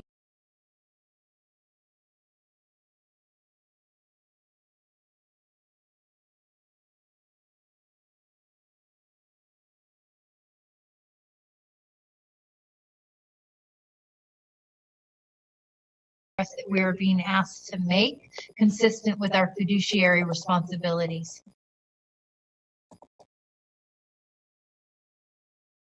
Rose?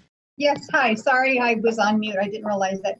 Good evening, President Ryan, board members, and superintendent. Tonight we have for you the second interim report as required by the state. I just want to, before we get started, just let you know that this information is actual data as of January 31st of this year.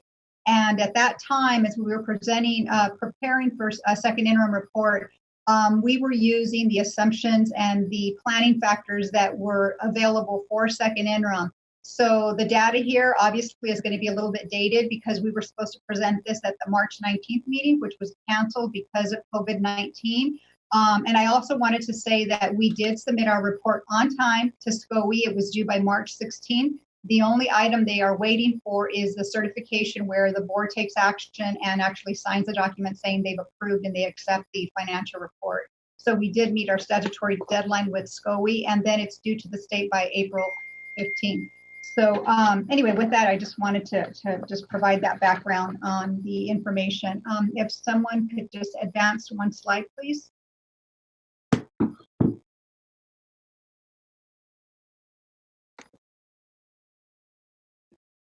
One slide. Thank you. This is the agenda for tonight. It's the typical agenda that we present to you for the interim reports. We start off with the reporting requirements. the summary of changes from the last time you saw, which was that first interim, the financial statements, and then we go into multi-year projections, the fiscal recovery plan as required, the budget calendar for the coming budget year, and then the matrix update. Also the COVID-19 fiscal considerations. We do have a couple of slides just to bring you up to speed on that. And then we have a special presentation towards the end of our slides from School Services of California. They will be sharing recent information from the state on the state budget and the impact for school districts. And then finally, we're going to ask for approval. So these are the reporting requirements you've seen before. The first one just talks about the requirement for the 2 interim reports. The second one relates to the board's responsibility with respect to approving and certifying the financial information. And then the third is speaks to districts who file a negative. We're required to do the third interim report, which we will be bringing back to you before June 1st. And that one should have more information on COVID-19, the fiscal impact for the district, including expenses and any fiscal relief that may be available to school districts. The next slide is the district's fiscal status. This is simply, just reminding everyone that our revised budget was disapproved by SCOE because it had the negative ending fund balance. We were unable to meet our required reserve in the third year, and we continue to have a deficit spending issue.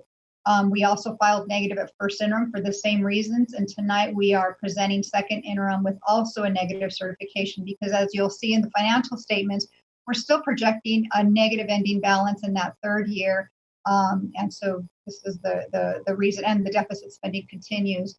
We still have our fiscal advisor assigned to us, and this will remain in place until we have a fiscal recovery plan achieved and in place, and we will remain under stay and rescind.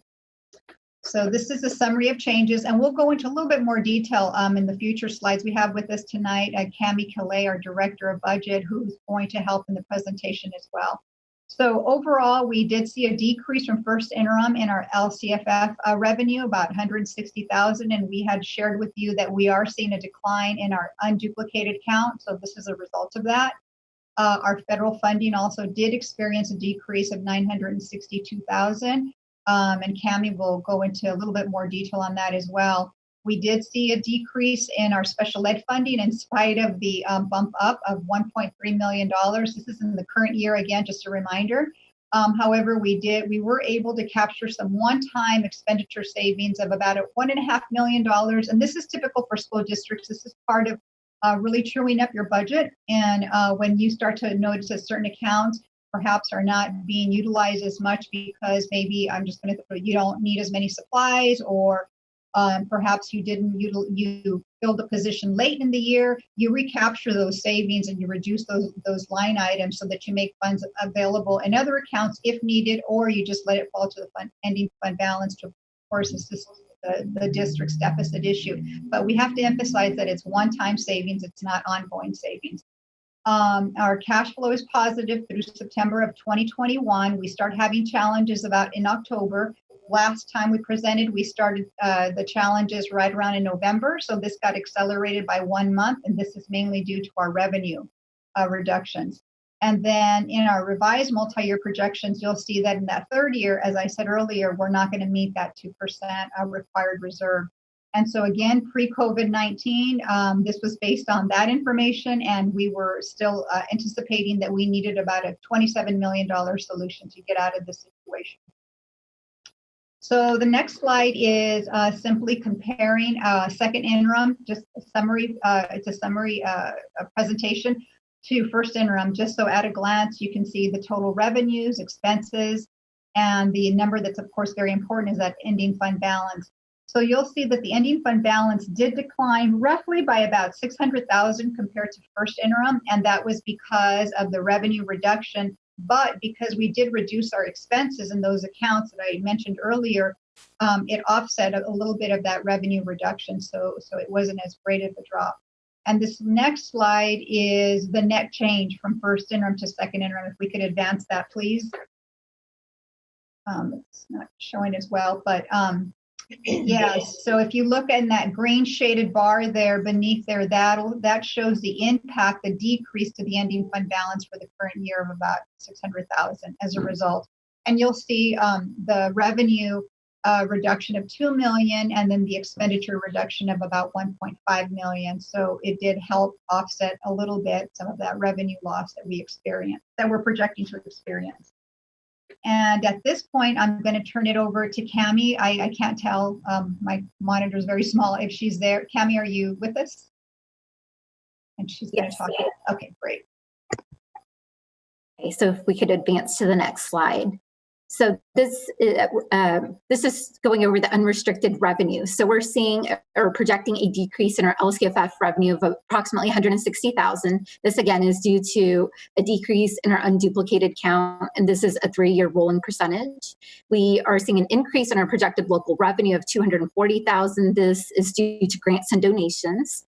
Then could advance to the next slide. And then as far as our expenditures and our unrestricted, we have an increase in salary and benefits. This is mostly our unclassified, but again, it's just adjusting our budget to our estimated actuals.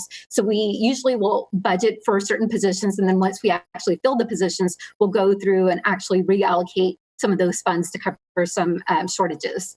And as far as supplies, we're capturing one-time savings and budget adjustment allocations. So usually we'll use our supplies line as the placeholder account and then move the budget from there as needed for other areas such as salary and benefits. As far as additional costs, we had a slight increase in our capital outlay, again, just aligning the budget to our estimated actuals.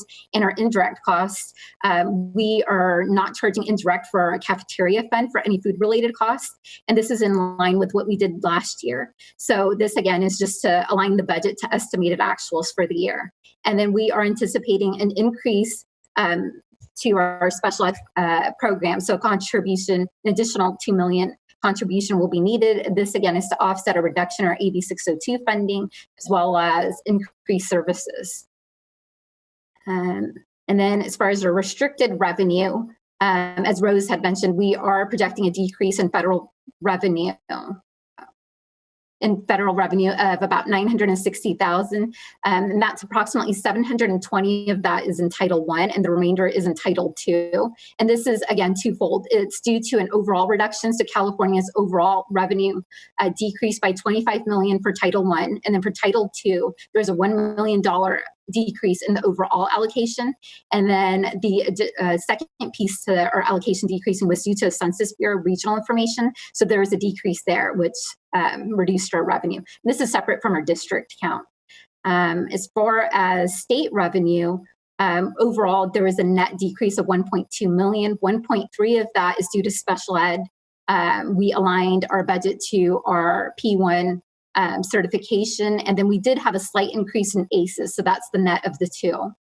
As far as our contribution, again, we're increasing our special ed contributions by 2 million. This is to offset that reduction of 1.3 for AB 602 funding, as well as increased services for NPA and NPS service agreements by about 600,000. And then as far as restricted expenses, we are realizing a $1.4 million savings, and this is due to vacancies. And so we're keeping a one-time savings and aligning our budget. We're increasing our supplies and services by 1 million, again, just adjusting our budget to align with estimated actuals. There's a slight increase to capital outlay, and our indirect cost was aligned with program changes. So there's a slight increase there.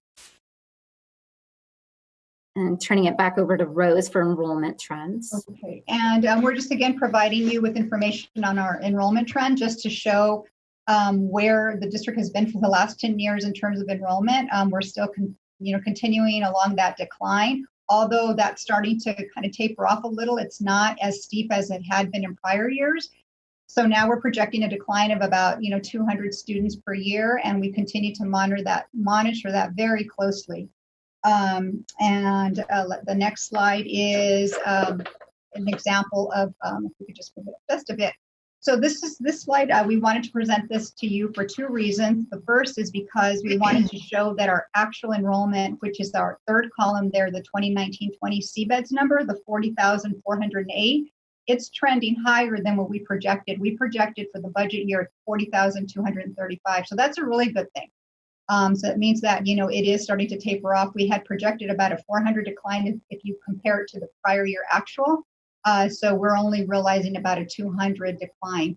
And the other reason we're showing the prior year actual is because, as you know, districts are allowed to take the higher of either the prior year enrollment for funding purposes for the current year or the current year enrollment, whichever is higher. And of course, even though our enrollment is still going up, the prior year is still higher than our current year enrollment. And so next year, that 40,408 number, that will be the basis for next year's funding 2020-21, unless 2020-21 is higher than the 40,408. That makes sense. So the district is moving in the right direction slowly, but they are. And then I'm going to turn it back to Cami for the multi-year projections.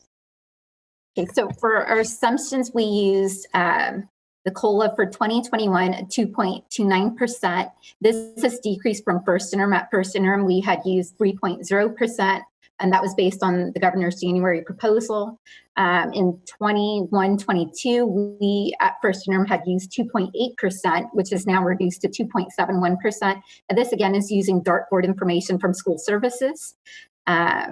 And then as far as our expenditures over the 2 years, we are factoring in increases for STRS and PERS per statute. We're also factoring in a health and welfare increase of 4%. And utilities will increase by approximately 1.1 million. And then we're factoring in special ed increases that total 14 million. So 6.5 million in fiscal year 2021 and 7.5 million in 21-22. We are also factoring in a decrease in teaching positions due to declining enrollment. So we're factoring in approximately 7.0 FTE, which is totaling about 800,000. And then this summarizes our multi-year projection. So our net decrease based on second interim, we are projecting 11.7 as our net decrease, which will reduce our ending fund balance down to 58.5 million. And then going into projection year 2021, we are anticipating a net decrease of 31.6 million, which will drop our ending fund balance to 26.9 million.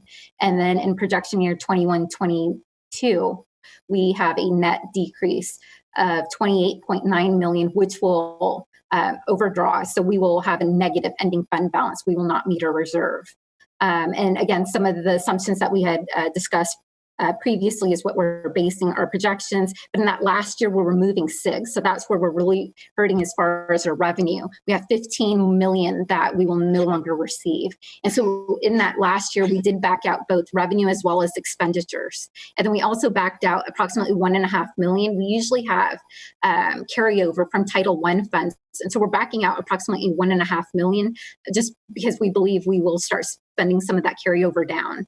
So in that last year, there's a decrease of federal revenue of about 16.5 million.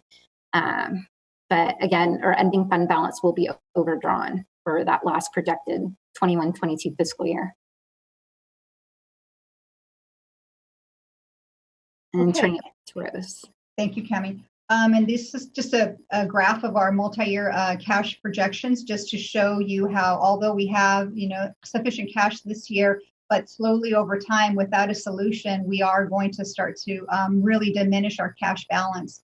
And so I think this picture kind of explains it all. And so once we implement a solution, of course, not only will we avoid a fiscal crisis, but then the district can start to really build up a surplus in their reserves above just the minimum required reserve and allow the district to possibly, invest in other programs or possibly just to pursue a higher reserve level so that the district can have some kind of a buffer in the event that there's future funding reductions for specific programs that don't have to be sacrificed. So anyway, just to show the projection, this is again based on projections, based on the information we have as of second interim, and that may change now given the COVID-19 experience that we're all going through. So the next slide, this is just some data. We've been asked lots of questions about cash flow needs. So we thought we'd just provide you with some information on cash flow needs based on the current year. But the trend is pretty much the same from year to year. The numbers might vary just a little bit. But for the month of July, which is our lowest month, we need about 8 million cash. August, it starts to taper up just a little bit. It's about 18 million. Our highest month is June. We need about 57 million in cash. And then our average for the 10 months that we're in full operation, it's about 49 million on average per month. Our three highest months, which are April, May, and June, we need 160 million in cash, just to kind of paint the picture of our cash flow needs for the district. And then our next slide, we've shared this with you before, GFOA's recommended reserves, and the minimum is the 17% or 2 months of average payroll. And for the district, 86 million is 2 months of average payroll. And our 2% economic reserve is about 11.5 million, just to put it in perspective. So we're very tight in that area. And this is assuming, again, a fiscal recovery plan with a $27 million ongoing solution as of July 1 of this year, just to show that for purposes of what is it that we need just to just get by. And the 27 million is the number we've been using for some time. But even with the 27 million, we do meet our economic uncertainty reserve in the third year, but we are still deficit spending. It's starting to taper down, and if we continue along that line, we should see that resolve. So it may increase a little bit now more with COVID-19, with that uncertainty looming. And the next slide is simply the budget calendar that you've seen in the past for 2021, just the required date to get us to that adopted budget. And then this next slide, again, I'm going to repeat the same thing. It's pre-COVID-19. These were some of the risks we were looking at prior to this pandemic. We were hearing information from the federal budget that there was going to be a reduction to some of the Title I funding, and that they were going to convert it to a block grant and possibly a 10 to 20% reduction. And so now we don't know, we're not sure what's going to happen with that. And then we were hopeful that maybe the governor's May revised budget would have provided some additional funding for the district in terms of, either one time or some of the special ed programs. But now we're very uncertain with respect to that. The next slide is simply an update. As required, we're providing you an update on our progress to address the findings in the fiscal crisis management assistant team audit that was performed back in October of 2018. We have completed one. And not that we have not been working on them. Some of these are going to require time, but we did update about 26, and we're just sharing a couple with you. The information is available on the district website, and we did update the format. Hopefully it's a little more user-friendly for the public to read. The next slide is simply just highlighting a couple of the findings that we have been working on, or I should say the board has been working on. One of the findings was that the district is not able to meet the minimum reserve, and they should really plan to restore the reserve or work towards building a higher one. And as you know, the board did present a proposal back in February, or they received a proposal back in February to increase the reserve from 2 to 5%. And that discussion is ongoing. So that would be really helpful in not only addressing the finding, of course, but in providing the district with some kind of surplus should in the future the district experience a decline in revenue or an unexpected expense. And then the other finding was the district must ensure that it's not using one-time revenue to pay for ongoing expenditures unless there's a plan, and sometimes that does happen.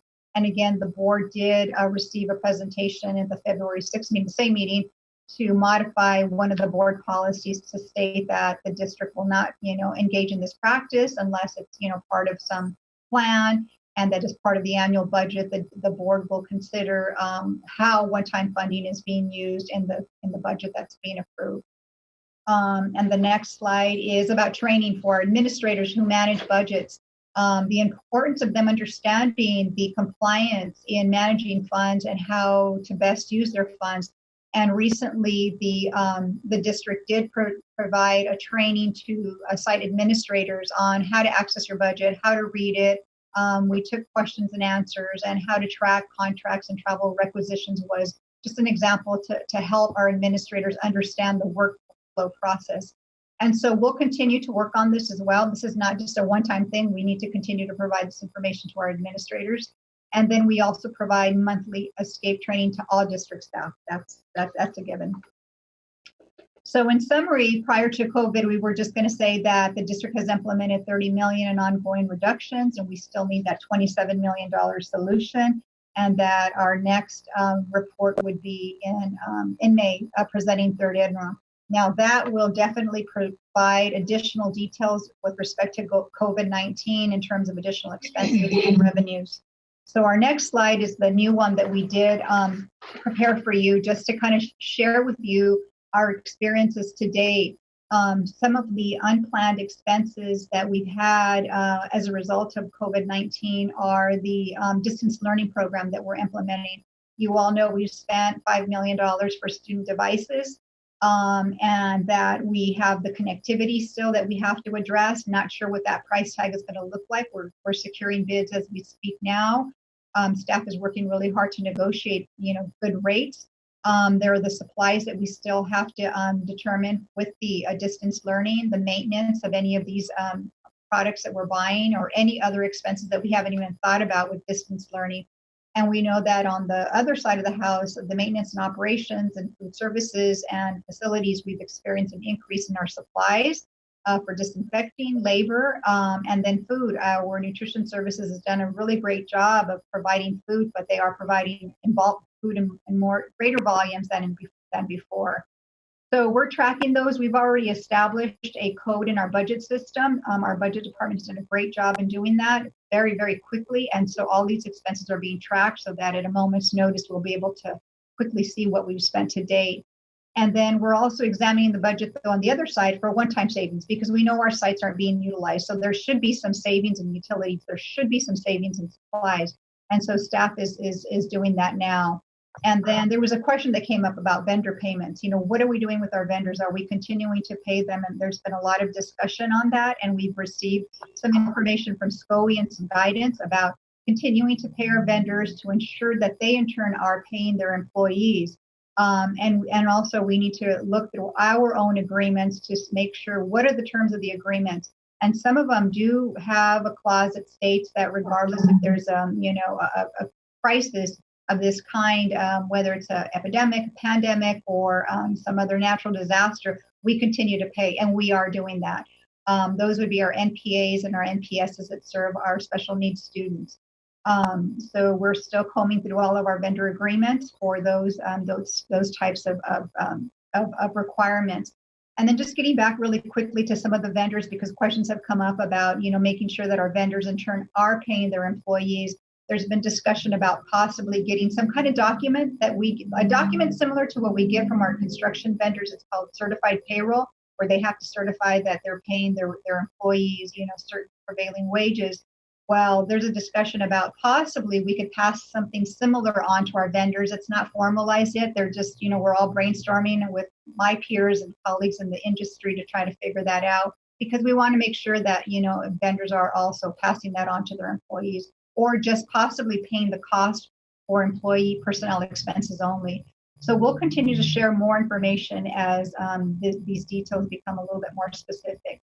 And then staff has also started to identify revenue losses. We know that we will see a decline in our preschool and adult ed fees for the months that we're not in school is not in session. Our facility use fees as well. And although the facility use fees do have costs that go along with them to reimburse those expenses with these fees, we're still going to see a decline there, and we're starting to reimburse some of these accounts for to some of these individuals who had paid in advance. And of course, donations. Our sites do often get donations during these times for various programs, so we'll see a decline there.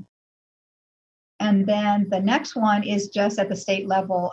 Significant spending going on at the state level, which is great on the mitigation and treatment. We know the state's going to take a hit when it comes to taxes. Not sure how that's going to play out. And we've been hearing rumors and discussions out there about a new revised down COLA, a decreased COLA from the 2.29 that was proposed in January to a 1.79. Our budget is built with a 2.29. And so hopefully we'll have more information as the weeks, unfold here with more details from the state. And of course, we have to always plan. So once we heard that rumor of the 1.79, we just quickly calculated it just to see what the impact would be, and that's about a $2 million loss in revenue per year ongoing. And then so we'll provide more information at third interim as related to district expenditures and any relief funding out there.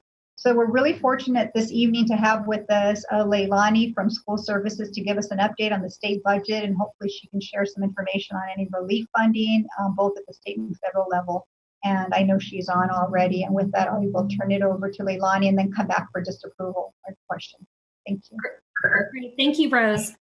Hello, Board President Ryan, other board members, and Superintendent Aguilar. Thank you for the invitation to join you today at your board meeting. So as Rose mentioned, I'll be here to give an update from the state perspective. As we know, a lot has changed. If we could go to the next slide, please. So the big news, since our world has completely shifted, and is that the new lens that the Department of Finance declared last week that the budget that they are developing for 2020-2021 is now going to be developed under a new lens. It's going to be done through the lens of what they're referring to as a workload budget. And what does this mean for us? It means that the budget that they're building for next year is going to be focused on maintaining the cost of existing services and programs with adjustments for enrollment, caseload, COLA, and a few other things. But because of this, there should be no expectation of any new investments in next year, with the exception of any new proposals that are related to the COVID pandemic that we're experiencing right now. Next slide, please. So this is a slide, as you saw a similar slide a few months ago when I presented to the board before to give an overview of the state budget. So this is just a recap of the governor's proposals that were part of his budget that he unveiled in January. And the expectation should be that with the exception of the LCFF COLA, all of these proposals from January are shelved. Next slide, please. So like I said, the big exception to that is the COLA for LCFF. And as Rose mentioned, and as Cami mentioned before, what is built into Sac City's second interim budget is the 2.9% COLA for LCFF that was included in the governor's January proposal. But as we're shifting now to a workload budget, there is a very good chance that the state will not be able to afford a statutory COLA. So while the workload budget does allow for a COLA, this is something that we will be keeping a very close eye on because as our revenues drop, there is a very good chance we won't be able to afford the statutory COLA. But that said, Department of Finance does know what a significant debilitating effect that would have on school districts if there's a decrease in COLA for LCFF specifically. They realize that LCFF is what districts rely on for the bulk of their operational budget. And so they're going to be doing everything that they can to protect that COLA for us. And the other thing that we're keeping a close eye on that I know is a big part of the budget proposal for Sac City Unified specifically is the proposed increase in the special education funding base rates. The January proposal included an increase of the base rate to $660 per ADA, and that's something that would have been a huge increase for Sac City, but unfortunately that's another thing that we're watching because there should be no expectation that there will be any increase in the special education funding from this point on. Next slide, please. So what are we waiting for moving forward? So at this point, all of the revenue numbers we have, all of the estimates that we use to build the state budget, all those numbers we have are still pre-pandemic. So the first numbers that we're going to get that show what the effect is on the economy, those won't be available for a few weeks. So in the meantime, we're all estimating what those negative impacts are going to be. So that said, we are all anticipating a big steep drop in revenues.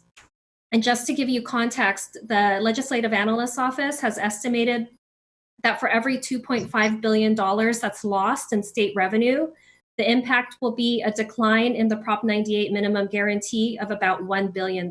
So obviously that's a very significant hit for education if revenues go down as steeply as people fear.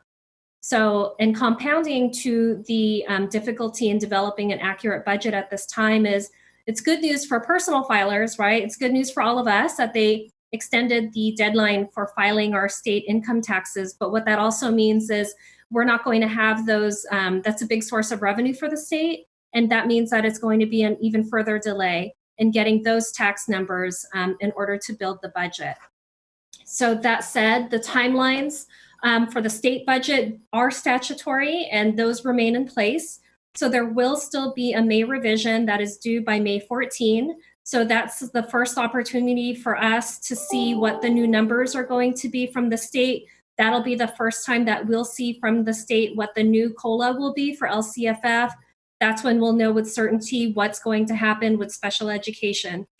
And then after the May revision, the statutory deadlines for June for the legislature to adopt the budget and for the governor to sign it, those still stand as well. So that said, one of the rumors flying around and one of the things that we may be looking out for to expect is that given the delay in accurate budget information, especially with the delay in the tax filing deadline, there's a very good chance that we'll see a budget revision in the fall, in August or in September, so that the Department of Finance can make any budget adjustments that they may need to do. And for those of you who have been doing this for a while, that's something that happened during the Great Recession when they were reissuing the state budget and doing new budgets every few months because of changes in revenue. Next slide, please. So that said, there are two other things that I just wanted to make sure to point out that hopefully we'll have better numbers, and it's something that may be included as part of third interim. We'll see how details flow. So as many of you know, at the federal level, just a week ago, they signed the CARES Act, which is a $2.2 trillion federal relief package. We don't have the numbers for what this is going to look like for Sac City Unified specifically, but we do have a general sense of what the impacts for education will be as a whole. Included in the federal package is $31 billion for K-12 and higher ed, and over $4 billion for early ed programs. And of that, $13.5 billion is in a fund that will be distributed based on Title I allocations. So that's something that should really benefit Sac City Unified. Obviously, the intent there is to really get at those hard-hit communities, those low-income communities who need this funding. And in addition to that, there is $3 billion of discretionary money that will go to states that were hard hit as well by COVID-19. And we have an estimate for that California's share for that $3 billion in discretionary will be about $350,000. And then the last thing I just wanted to point out that Rose and her team also know about and will likely be built into the third interim numbers is that SB 117 is the state legislation that was passed that included emergency provisions for school districts in dealing with the COVID pandemic. It includes a hold harmless so that even though schools are closed, state funding that's ADA based, attendance based for school districts, those will be held harmless. So there will not be any negative impact to LCFF, for example, because of the school closures. And then the second thing that is included in SB 117 as far as resources for districts is $100 million that can be used for providing school meals during this time, cleaning, distance learning needs, for example. And the share that Sac City will be getting out of those funds is more than $650,000. So that's something that there's definitely certainty in that money should be coming through in a few weeks, actually. And that's it on my end. Thank you so much, Leilani. Do we have any public comment on this item? Okay, we're going to go ahead and take board member comments and questions. Can I ask Rose and the team to go back to the chart of deadlines that we have before us based on our current budget? Okay. So this is our budget calendar and timeline. I just want to ask, because I think this is very critical and I'm hearing a lot of misinformation in the field. So the March 15th deadline to deliver certificated layoff notices, the deadline for the adoption of our second interim, the deadlines that are required by Ed Code to deliver per our Ed Code mandated responsibility, preliminary layoff notices for classifieds for 60 days notice prior to the end of the school year. Have any of those deadlines been waived as a result of an understanding of the magnitude of the pandemic? Not to my knowledge, they have not. I mean, as far as shaking this, her head no. no. Rose is shaking her head no. Can I ask you, are we being given a waiver from the fiscal crisis that the district is currently in? In other words, are fiscally distressed districts, as a result of the pandemic, being given leeway in having to submit a balanced budget? Not that I'm aware of. I'm sure SCOE would have shared that with us.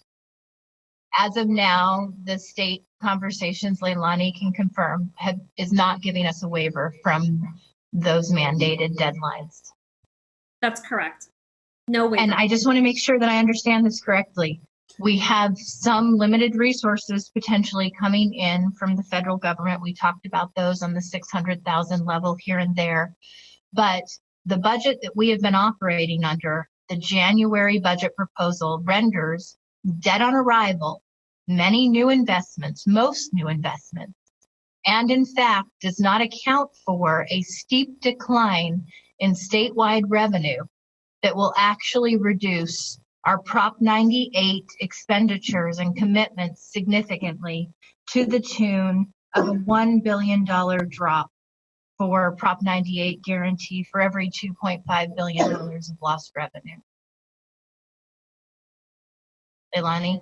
That's correct. So at this time, the only resources that are available to us for the pandemic is that 100 million that I mentioned, where Sac City will get a little bit more than 650,000, and then there's the federal dollars for the pandemic specifically. But that is not nearly enough, given all of the expenses that Sac City is currently racking up to serve its students during this time. One of the things I'm hearing from the field is that the governor's executive order is promising to backfill any lost revenues for positions that we would need to maintain. Can you clarify? Is the executive order offering us that security in any way? It's only keeping the school district whole for revenues for resources that are based on ADA. So like LCFF, for example. But there are a lot of other revenue sources that I'm sure the school district relies on. Specifically, if you have any fee-based programs, those are things that aren't currently planned to be backfilled. Not to say that that wouldn't change in the future, but at this point, there's no certainty of that. And we're talking through potentially the fall seeing adjustments to recognize the magnitude of the decline in revenue as a result of the projected recession. That's correct. Okay, thank you, Leilani. Can I please see a show of hands from board members who have questions or comments on this item? And I'm going to ask you to hold your hand up for a second so that I make sure I capture all of you. I'm not getting audio from you until our audio tech is releasing you. It looks like we have a comment or question from board member Morawski.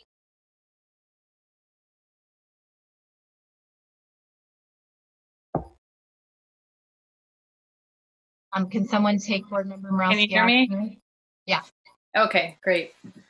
Well, I want to thank you. I want to thank, well, all three of you for a really robust discussion. Answered most of my questions, so I think it was very comprehensive. One thing that I really wanted to commend staff on is the FCMAT presentation and all of the work that has been done to address those findings and the clarity with which it's presented. I think it's really, really helpful for us as board members and for the public to be able to track that those findings are actually being completed. And want to remind us all that in 2006, FCMAT also came to the district, found many of the same issues that the 2018 report found, and those were not corrected at that time. And so I really, I have a lot of gratitude for the hard work staff's doing to correct those findings and to make it easy to, for us and the public to provide oversight to make sure that's happening. So I want to thank you for that. There's a lot of good work that's in there, and also wanted to compliment you on improvements to the oversight of contracts. That's just one finding in there that I noticed that we had been asking about for a few months ago. So I just wanted to thank you for that. There was, I guess I'll just mention one thing that I do want to see in our budget presentations going forward, and that is a better kind of supplemental display of our special ed funding and expenses. It's very difficult to kind of piece out what that program looks like, and it's over $100 million program that's kind of hard to understand because the funding is kind of built into a lot of different other pots. So I just really think that's critical for us to understand as a lot of those improvements are going forward. So I just wanted to, just to make sure to state that publicly again, that request is out there. And so for the next, for the 2021 budget, I hope we can have a better display and look forward to continuing that conversation. I had one question for Leilani, and that is, in the recession, 2008, maybe 9, 10. And I do remember, it's kind of a blur. I was working at the state at that time at LAO, but I wasn't working on education funding, so I don't remember how that rolled out. Can you give us a sense of what to expect, if we do come back, which is likely, and adopt an August or September budget? Is it likely that the whatever COLA is adopted in a workload budget is adjusted for that current year? Like, would that be adjusted for 2020, 21? Well, the COLA, that would be part of the May, that would be rolled out in the May revision, and then part of the adopted budget, that would be the COLA for 2021.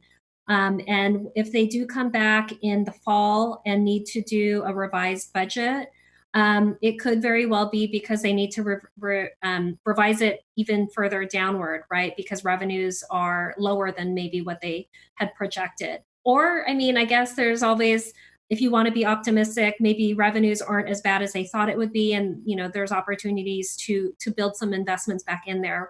That would be a very optimistic scenario, though, right? So it's just giving them the leeway to make any adjustments based on the numbers when they actually have that are estimates from tax filings, for example. So just to play that out, so if we came back and say September 15th adopted a budget, and we had adopted in the workload budget the 1.79% COLA, and then we come back in September and adopt, would it actually change the COLA for the what will be the current year? Would it be, if we reduce the COLA, then every month afterwards we would see a lower for the rest of that school year? How would that work? Yeah, it's hard at this point to anticipate what could be in any adjusted budget or revised budget that they do subsequent to when the state adopts its budget by June 30. Certainly COLA is one of the things that they could adjust, but if there was a need to find savings in the budget, that's the point where they could potentially start making cuts to other programs, right? It wouldn't necessarily be COLA. So at that point, if the economy really, really takes a nosedive and there are savings that need to be achieved, then at that point, everything's on the table. And similar to what happened in the Great Recession, they would have to start contemplating cuts to existing programs. Whereas right now, with the workload budget that the Department of Finance has said they're using to develop next year's budget, what they're saying is we're sustaining existing programs and don't expect any new investments, which is a very different message from we're having to make cuts and we're having to look for savings, right? So we're not there yet. We're bracing ourselves, and we hope that we certainly don't get to that scenario. But at this juncture, no one is talking about cuts. No one is talking about deferrals. So it's really about don't expect any new investments. We're trying to sustain everything that we can. Mm-hmm. So the COLA is likely whatever it is in the workload budget, but not guaranteed. Correct. And it's an adjustment that they can make, but they'll have to see how revenues come in and what the impact is on Prop 98 before they can determine, what's going to be in the May revision. That's correct. Thank you. So we have 13 minutes for remaining board member questions. I saw board member Minnick's hand is up, and if there are other board members who have a question on this item, please put up your hand. Thanks. This is not about the content. This is actually a process thing. As we struggle to get called upon in a previous item, just as we work out the bugs in the system. For my colleagues, at the bottom of your screen in Zoom, there's a tab that says participants, and that opens a box that then you can click raise hand. And I don't know if you can see it on other people. I have a little logo on mine that shows my hand is up. Can you guys see that? I know that. I'm now seeing 2 participants with their hands raised. So I would just suggest that rather than us all trying to wave our hands frantically and yell over each other, that might be a way of us to organize our comments. And that was my only comment. Okay, great. Thank you. Board Member Garcia. Thank you for reminding us of the hand. So I do want to thank staff for essentially providing us with a very, I think, detailed, very clear, digestible presentation. I know a lot of work goes into it, but please know that it's much appreciated. I think this is something that we were craving, this type of information. And I want to echo Board Member Morawski's comments relative to special education. We need to unpack that more. That would be helpful, and I know we'll get there. I did have a couple of questions regarding the child development budget and the increase in the estimated contribution, because I think last year we had this conversation because it was getting backfilled by the general fund. And I thought that we had come to some sort of solution relative to increasing fees or just finding a solution. So I'm surprised to see that in this item, we still see such a high estimated contribution. So can you talk a little bit about why we're seeing that? Yeah, I know the child development program doesn't generate enough revenue to sustain itself 100%. And I'll have to go back and look at what the prior year contributions are. But my understanding is that in just a quick glance, they have been reducing their contributions by some amount for the past few years. I believe in prior years it had been almost close to $1 million. So this increase was due to pre-COVID-19 estimating that they were not going to have enough and they were going to need about $450,000 to close their gap this year. And so what staff is doing now is they're going back and analyzing their budget to make sure that that projection still holds true. So let us bring you back more information at third interim and really see what that contribution is going to be like.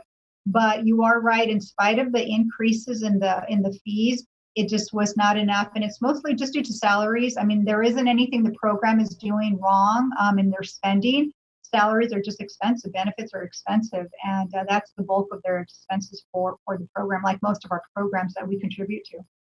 So it's consistently trying to catch up with the increase in salaries and benefits. So it's just never being able to, I guess, raise fees to the point that it could have you raise more fees, so you are able to close that gap on a year-to-year. Pardon? They did mention that they also lost students. So they anticipated serving more students, but with the increase in the fee, they ended up losing students that they're currently serving. So that also played a factor in how much we're collecting from parents. Okay, so there is a tipping point, right? That at some point the fee increases could be too expensive to even be able to serve the number of students that we'd like to serve. Thank you, and I would like to see more information on that.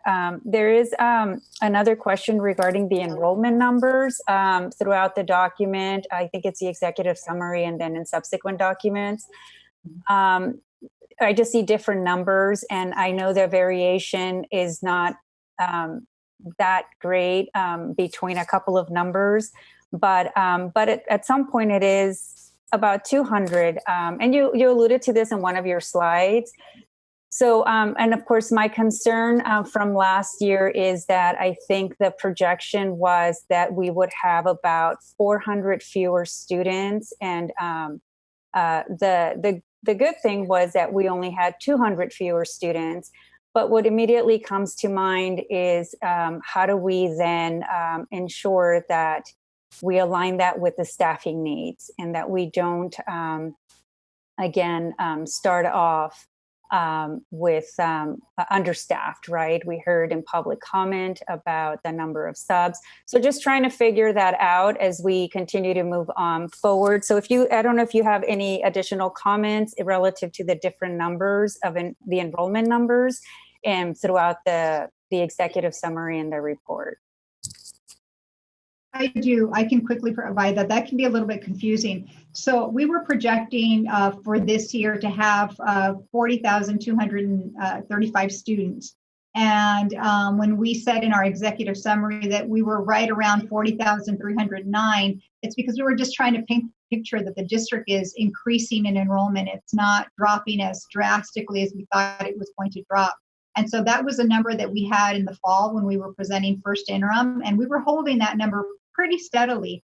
And then in the criterion standards, we used 40,428 because, again, at that point in time, that's where we were landing. And so we just, again, wanted to put that number out there because whatever number we actually produce or generate in terms of enrollment this year will drive next year's revenue. So we just want to start sharing that with the public and and of course with the board to disclose that our projection was lower by about 200 students, and it seems to still be holding. So it'll fluctuate, and we look at our monthly enrollment to see, okay, are we really holding at that additional 200, or are we not? Is it starting to taper off? And then I'm trying to think. Oh, and then our CBEDS count probably confused everyone a little bit more. In the fall, as you know, we send all of our data into CDE to get our enrollment certified, and that happens right around in October. So we get a preliminary number, and then as we clean up our data, we send in another report to say, okay, this is our final data, and please certify these numbers. And those came back at 40,408. So for us, that was we know that we are definitely going to trend about 200 more than what we projected. And so those were all those numbers out there. But what we can do in the future is we'll make sure to have some kind of a little table with maybe definitions to explain the different numbers and what they mean and at what point in time we captured those numbers. So if that explains that.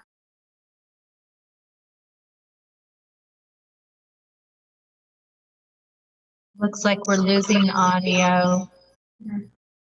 Was that the end of Board Member Garcia's question? Oh, I just have one last question. So in the books and supplies information in the item, I recall from, I think last year we had in the budget $6 million for textbook adoption. And I do see additional funds for books. So can you unpack that a little bit more? And that's my final question. Sure. Yes, we did.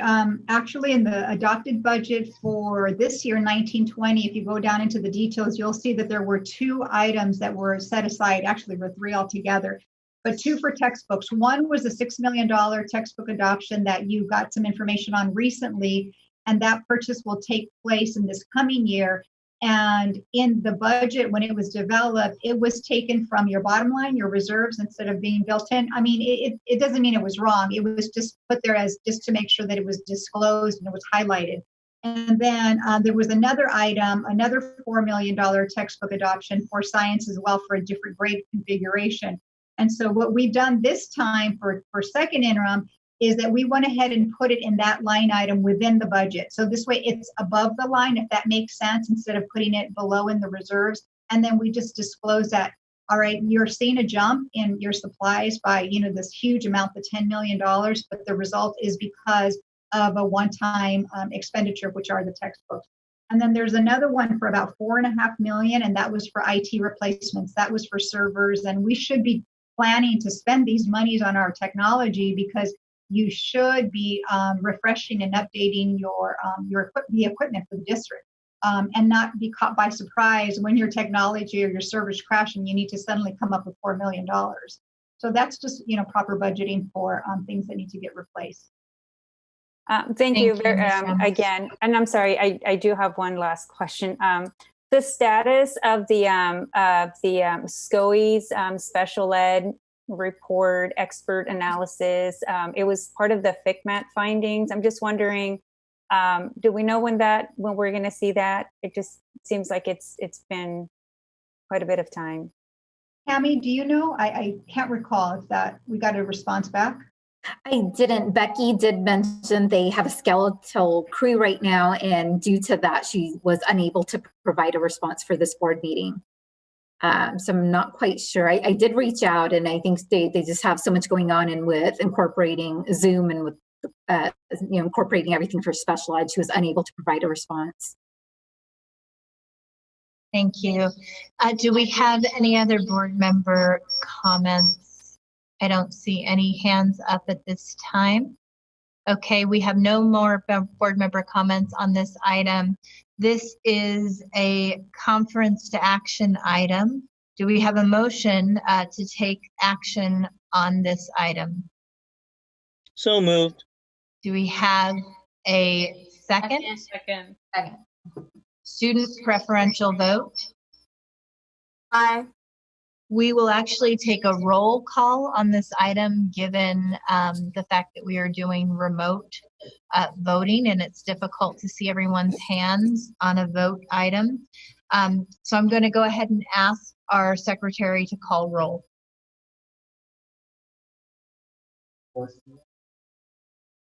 He's on mute.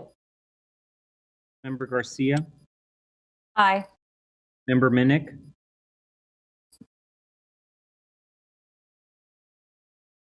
Member Minnick? Member Minnick, you're on mute. Member Morowski? Aye. Member Pritchett? Aye. Member Ryan? Aye. Member Vang? Yes. Member Wu? Yes. Member Minnick? Member Minnick? Aye. Sorry. Thank you. Now, this is a two-part action. So your motion and your vote moved it from conference to action. There are two pieces here. So I would recommend a roll call vote for the action part. Okay. So we moved this from conference to action. We are now going to take a vote on approving the second interim. Again, can you please do a roll call? On action, Member Garcia? Aye. Member Minnick? Aye. Member Morowski? Aye. Member Pritchett? Aye. Member Ryan? Aye. Member Vang? Yes. Member Wu? Aye. 7-0. And our student preferential vote? Aye. Thank you. Moving on to item 11.2, approve resolution number 3123, notice of layoff classified employees, reduction in workforce due to lack of funds. Chauncey McKern.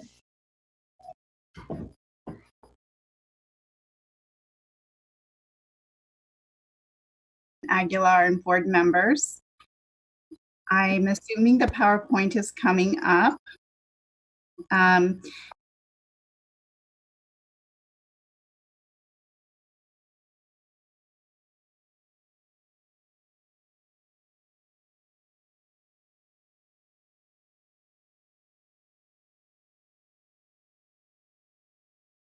Hardin Young.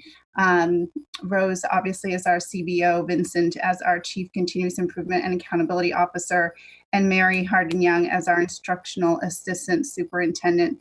Thank you for pulling that up.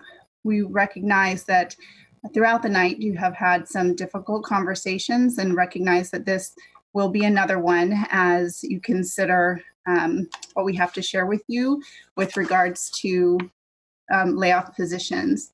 These layoffs that we would be asking for approval for would be effective for next school year. So they would go into effect July 1, not immediately. On the next slide, you can see the classified layoff timeline. If the board approves the analysis that would take place, which involves meeting with some employees to see if they would like voluntary reductions and to share a process with them, would take place beginning tomorrow through the 10th, recognizing that next week is spring break, but trying to fit as many of those in as we can, with the layoff notices then being sent by the 13th to become effective June 12th. And again, so for the next school year. We want to talk a little bit tonight and just do a reminder about how we got here and the budget development process that takes place, part of which is a specific one-stop process. So for that, I'm going to turn it over to Mary Hardin-Young.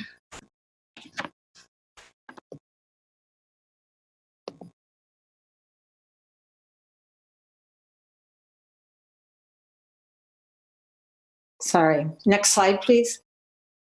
As Kansi shared, in the past, our district utilized a one-stop meeting, and we've now changed to a process. But to remind you of what the one-stop meeting was about, it was a way to collect information mostly gathered around enrollment and allocations. But very few adjustments were made after that original one-stop decisions. The former one-stop meetings lacked important feedback loops, and it also lacked an integrated approach with sites and with departments. Next slide, please. In the budget area, the FCMAT report noted a lack of that integration, and it pointed out the district not utilizing an industry standard method of staffing based on enrollment.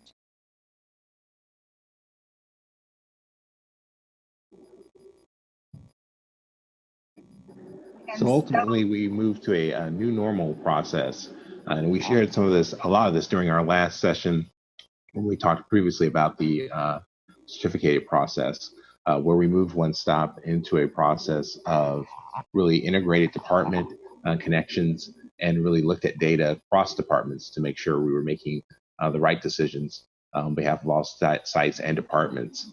This integrated approach really was the result of us bringing together a cross-functional team so that all data really was reviewed in kind of a cross-collaborative framework. If we go to the next slide. And so ultimately, these fundamentals really were reflected in all of the departments listed here coming together. And this really does tie back to the conversation about the FCMAT resolution as well, where we recognize that we had done some of this work in silos previously. And so ultimately, to build a strong budget going forward, this really meant bringing together departments to look at the staffing implications across all sites, and then also recognizing that ultimately all of our staffing decisions really do that against what are our needs for students and making sure we put needs for students first, so that as we thought about staffing, it really was through the student requests for courses, not through kind of historical district practices. We go to the next slide. With that, we also had to take into account, of course, obviously the real customization of programming within Sacramento City Unified. And so as we shared previously, this means acknowledging and recognizing the real value proposition of many of our specialized programs, whether it be dual immersion, our small high schools, and some of the other programs like IB, K-8s, and inclusive practices. And so we really were intentional about using the cross-department team to think about, what are the implications of staffing as it related to maintaining and sustaining these various programs. We'll go to the next slide.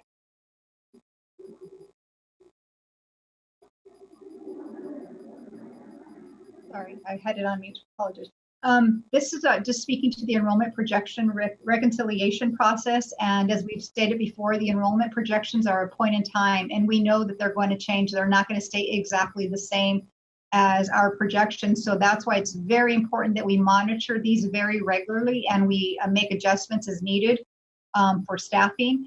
And so what happens at this point for the district, in January, we started using our enrollment projections to determine our preliminary staffing needs for the coming year. And so we do at this point going forward as things come up. For example, our next big event will be open enrollment. Once open enrollment happens, we'll reevaluate our enrollment projections and see where students are actually landing now, that they've decided, made some decisions about what schools they'd like to attend. And we'll determine if there are any FTE allocations that need to be adjusted or changed. And then after that, then it's just a regular review of enrollment throughout the summer leading up into the start of school.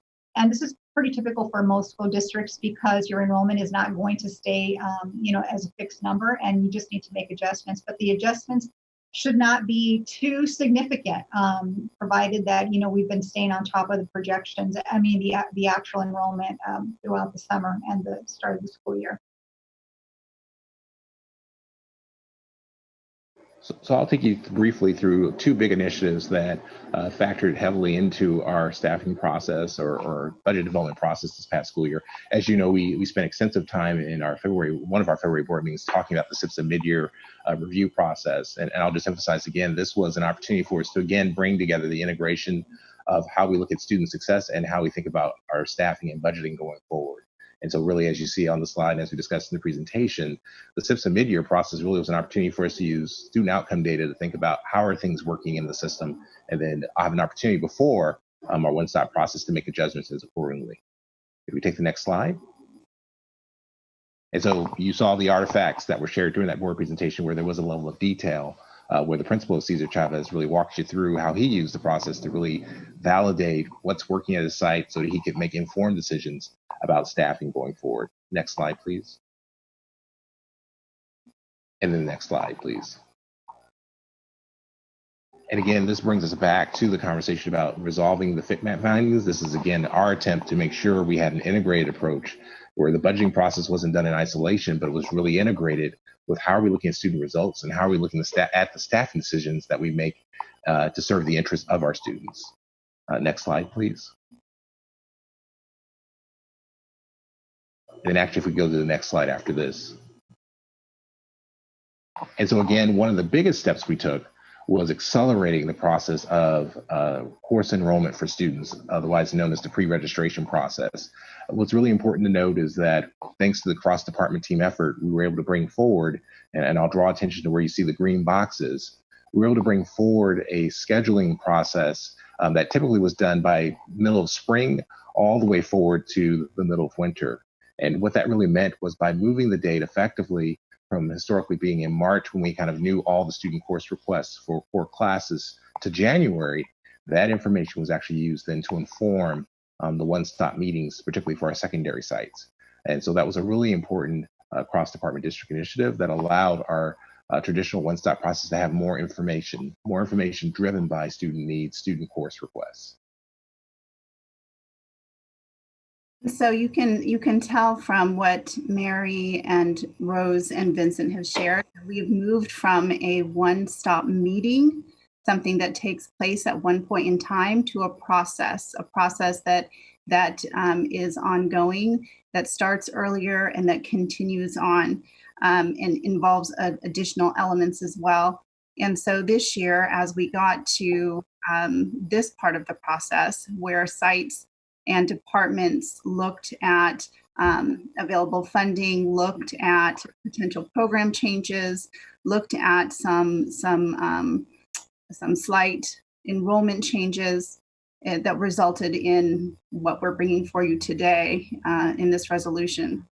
So there are, and you'll see in the exhibit, which we'll show after this, some of those positions that are on there specifically are grant funded.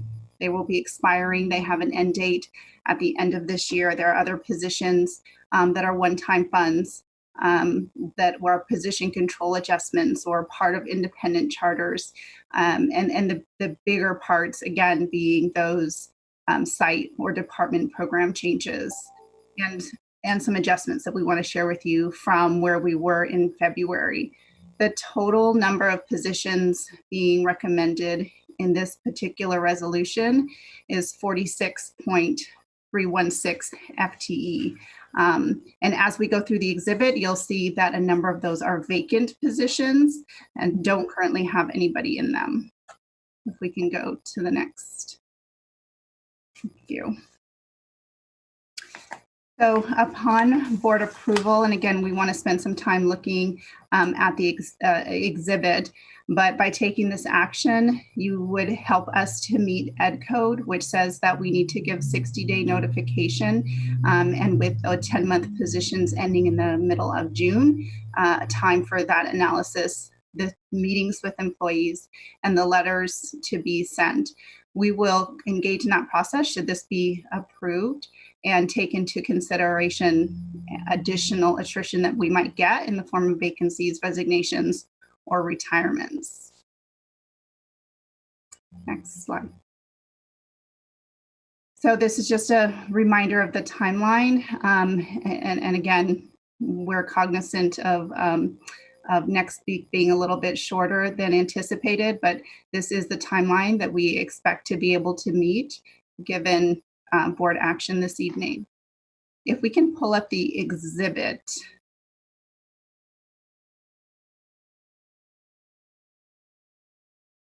As the exhibit is being pulled up, we have already started to have some conversations with our labor partners around this.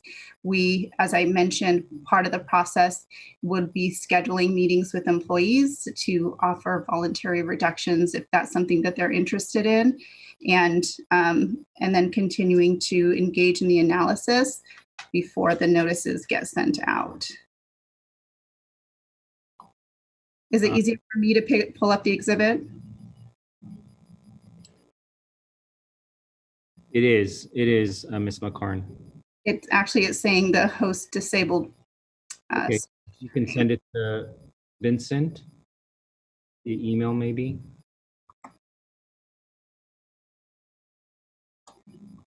Sure.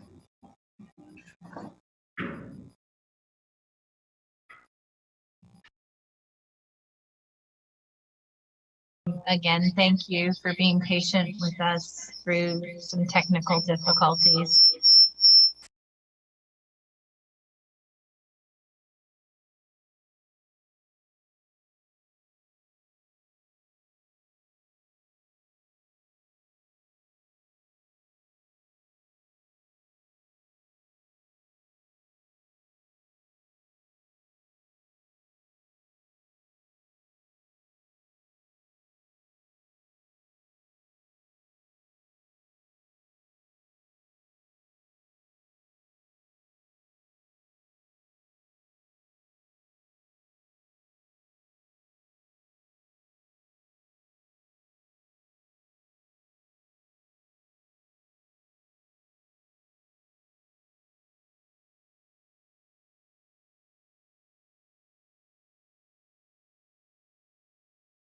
Great. Perfect. Thank you. Thank you. So with this, we're we're going to switch back to Rose for a moment to talk through the organization and the flow of the document, and then hear some specifics from Mary on some case studies before we wrap up. Okay. So the exhibit is organized by category, with the first category, and each category is titled, and it's highlighted in yellow for your guidance.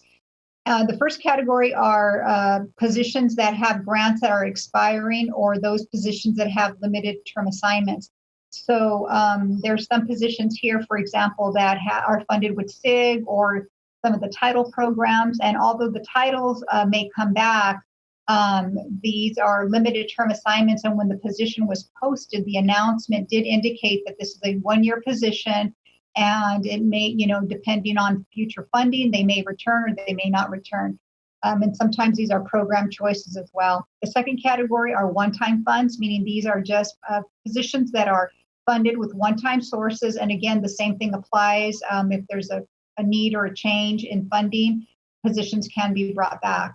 The third category, position C, are position control adjustments. As you know, the district last year underwent a huge change with the way it tracked positions.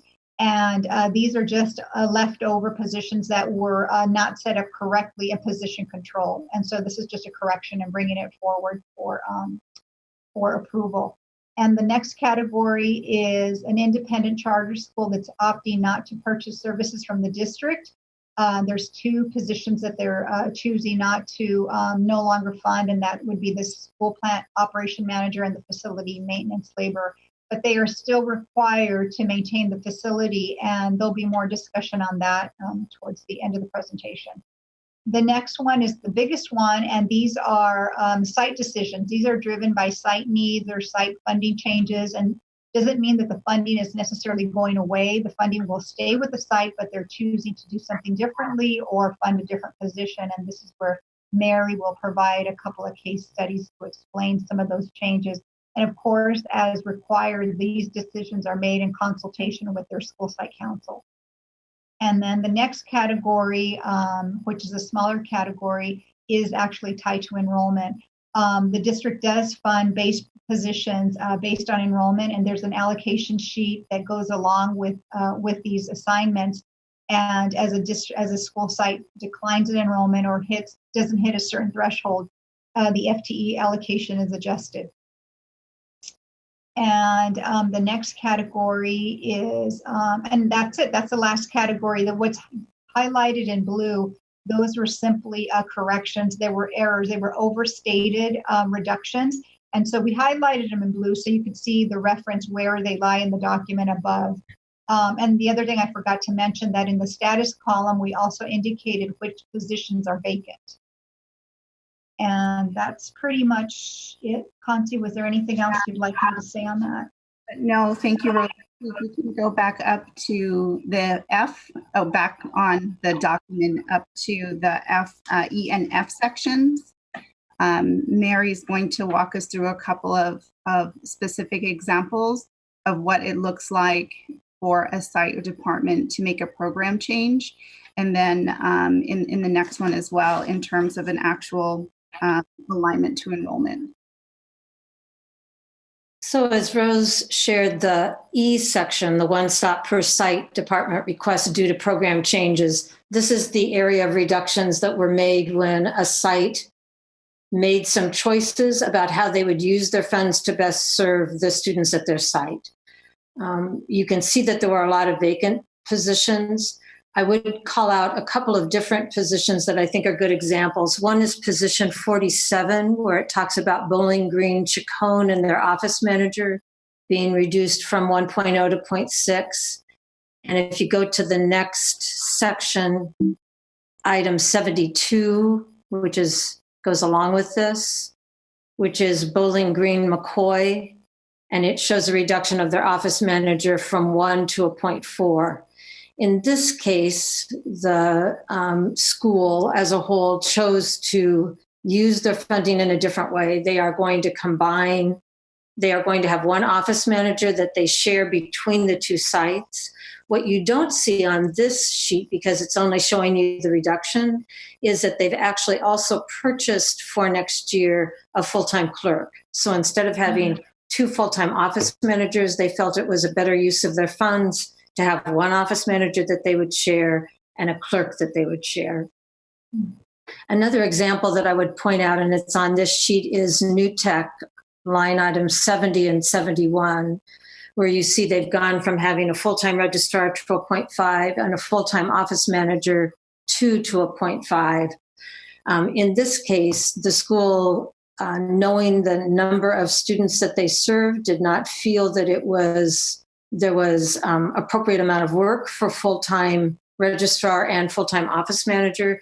So they decided to use some of the funding in a different way, and they combined to have a 0.5 of each, 0.5 registrar and a 0.5 office manager too.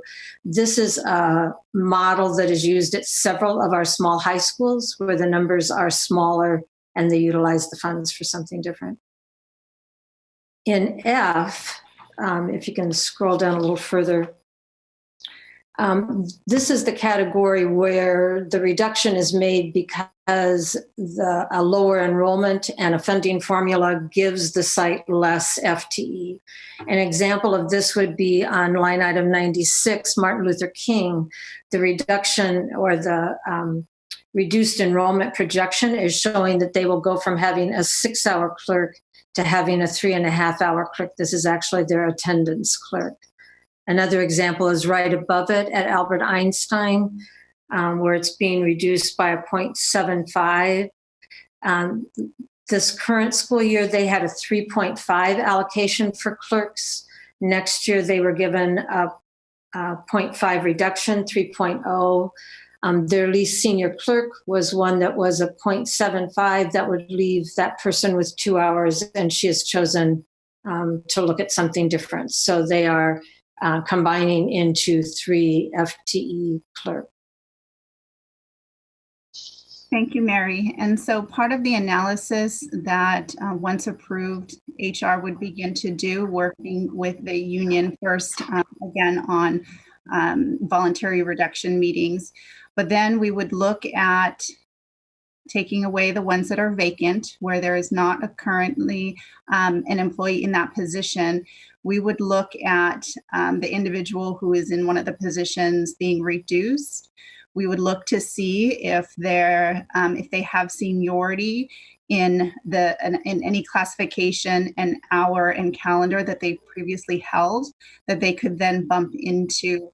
And so with classified layoffs, there is the bumping notion where you might unfortunately not have the position you are currently in for next year, but you might have a different position based on seniority and being able to bump into that, which would then mean the person in that position potentially bumps into something else or would receive a letter. So with that, we're happy to answer questions related to the recommendation of this resolution. And again, we understand that you're giving careful consideration to it. Thank you, Kansi. Before we take board member comments and questions, we're going to go ahead and take public comments. And do we have public comments on this item? We do. We have 17 comments. Okay, we have 17 comments, 2 minutes each, and we'll be reading those comments on behalf of the public commenters. The first is from Carla Fawcett, and she writes, COVID-19 outbreak could last for a long time in our community. All of our students, families, and workers that support this district are affected. When doing layoffs, you should base the district plans on the needs and daily routines of the employees doing the groundwork for all students. We are the first people our children see in the morning on the bus or the yard duty that the teacher has them during class teaching our students, back to yard duty or library, then to lunch to be served their meals, and back to class with their beloved teacher. At end of school day, the bus drivers take our children home. Why do you continuously decide to cut people's positions? Why? Here are the rules. Number 1, the layoffs are for lack of money, which I truly believe there must not be one. Mr. Aguilar said he would not accept a raise until the budget was met. He has taken his raise, therefore our budget must be met. 2, or there must be a lack of work. We can all tell you with our seriously overloaded workloads, there is no possibility of lack of work. We had 200 layoffs, now 50 unfilled needed classified positions, and 50 more employees impacted by layoff or reduction in hours this year. Where is the lack of work? Number 3, now not only do our members have to worry of dealing with the pandemic of COVID-19, many will no longer be having an income or health coverage.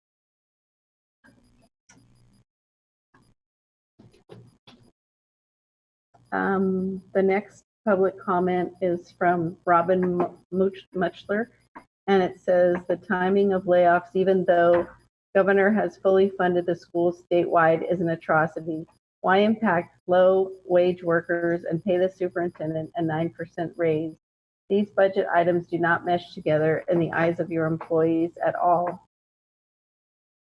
You are voting to lay off the very people that are holding our schools together in this time of stay-at-home orders. These are low-wage workers that are making sure my child has food, communication systems set up, a clean environment to return to, and that our ensuring staff are getting paid. To list a few things classified workers do for my child. And in getting staff paid, they are also making sure that our superintendent gets paid that raise. I have not seen him cleaning the classroom or handing out food to my child. I have only seen classified employees and some community volunteers out there, and this is who you want to lay off. For the sake of my child, please don't take away the backbone and support system of his school. And the next comment is from Beverly Turner. She says, no layoffs for classified employees. Governor Newsom fully funded California schools for the end of the year on March 13, 2020.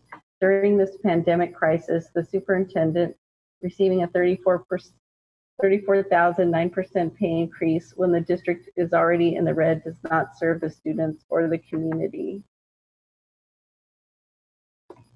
The next comment is from Erin Duarte. As a teacher, I cannot do my job without the team of classified employees surrounding me. To say they are unsung heroes is an understatement. They simply have never received the recognition and appreciation they deserve. Historically, they have been ignored and seen as expendable, and this has somehow become an accepted status quo. Yet they still show up. This time, right now, is an opportunity to show that we are all on the same team. We are united, and no one person more or less valuable than another. Please take this opportunity to demonstrate that we will succeed together. Our classified employees deserve our support now more than ever. For decades, they have made more sacrifices than any other segment. The stability of our district depends on our classified employees, and the well-being of our schools demands that all layoffs for those classified workers be taken off the table. The next comment is by Lori Jablonski. If there was any doubt, Governor Newsom made it very clear today that the state is ensuring full funding to school district to pay all employees through the rest of the school. Our classified employees have been and are engaged in necessary and even dangerous work in support of students and families. They are underpaid for the critical work they do in the best of times. These are unprecedented times. The past 2 weeks have seen monumental decisions come down from our governor that were inconceivable just a month ago. At the most fundamental level, it is impossible to know what lies ahead for the next school year, including the form and demands in store when we all return to our school sites after 5 months of shutdown. Pink-slipping low-wage workers at this precarious moment does nothing to lend any certainty or credibility to your budget for next year. Any prospect of certainty was busted by COVID-19. While your credibility was blown with the 9% hike you allowed to the superintendent's own total compensation, an increase which I believe in real dollars amounts to more than some classified employees make in an entire year. Do the right thing by your employees. No layoffs. This is a moral imperative at this point. Thank you. The next comment was submitted by Stan A. The state said schools will continue to receive ADA for students. The money to pay classified staff is there. This situation is hard on everyone. Now is not the time to lay off staff and make it more difficult for people to cope right now. But instead of helping people out, Superintendent Aguilar gives himself a 9% raise up to over $400,000 a year, but wants to lay off those who make the least. Why in the world did they hire a 1%er to run our district? I'm sure he'd be better off running the whole Department of Education along with the Trump administration. The next comment is from Kate Lennox. There is no need to lay off these employees that do critically important work for the district, even now while classes have been canceled. The governor has ensured funding for districts to pay all their employees through the rest of the school year. There is no need for this. To do it in the midst of a crisis at a meeting without a public forum is shameful. The superintendent makes more than dozens of these employees combined and recently received a raise. Do the right thing, vote no on these layoffs. Next public comment is from Sally Evie. This is a foolish, self-serving, heartless act. What possible justification can there be for laying off employees when SCUSD feels that they have enough money to give the superintendent a raise? Is the state of California continuing funding during this crisis? Please don't use those funds to line your own pockets. Do not lay off any employees until this crisis has passed and it can be discussed reasonably and fairly. Do the right thing. The next comment is from Michael Johnston. Just because it is possible to do a thing, it does not necessarily follow that you should do that thing. In this case, the SCUSD board is aiming to do the wrong thing. Governor Newsom has made it perfectly clear that SCUSD, like all California districts, will receive full funding for the year. And yet this board once again threatens to lay people off in a time when it's all but impossible to find other work. As a teacher, I cannot do my job without the team of classified employees who support us daily. They are underpaid and undervalued by the district as it is. Now you want to throw them out into the cold when you don't actually have to do so. Less than a month ago, you approved an increase for Mr. Aguilar of more than twice what my classroom aide makes in a year. And now you threaten the jobs of people like her. Do the right thing, no layoffs this year.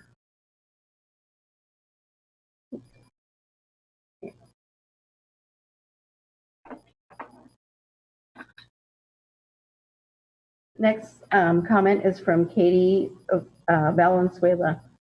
Dear SCUSD board, thank you for your diligent service on behalf of our students and for providing an opportunity to submit public comment. I am writing to respectfully oppose the proposed action to terminate classified employees. SB 117, Chapter 3, Statutes of 2020 was passed and signed into law last month. This bill guarantees that school districts like SCUSD continue to receive funding from the state despite the closures forced by the spread of COVID-19. The main intent of this bill was to ensure that districts remain financially stable during this crisis, and also that school employees, including teachers and classified employees, are able to maintain necessary work while students stay at home. While it makes sense to end grant-funded positions, eliminating other classified employee positions is in direct conflict with the intent of the legislature and governor when they enacted SB 117.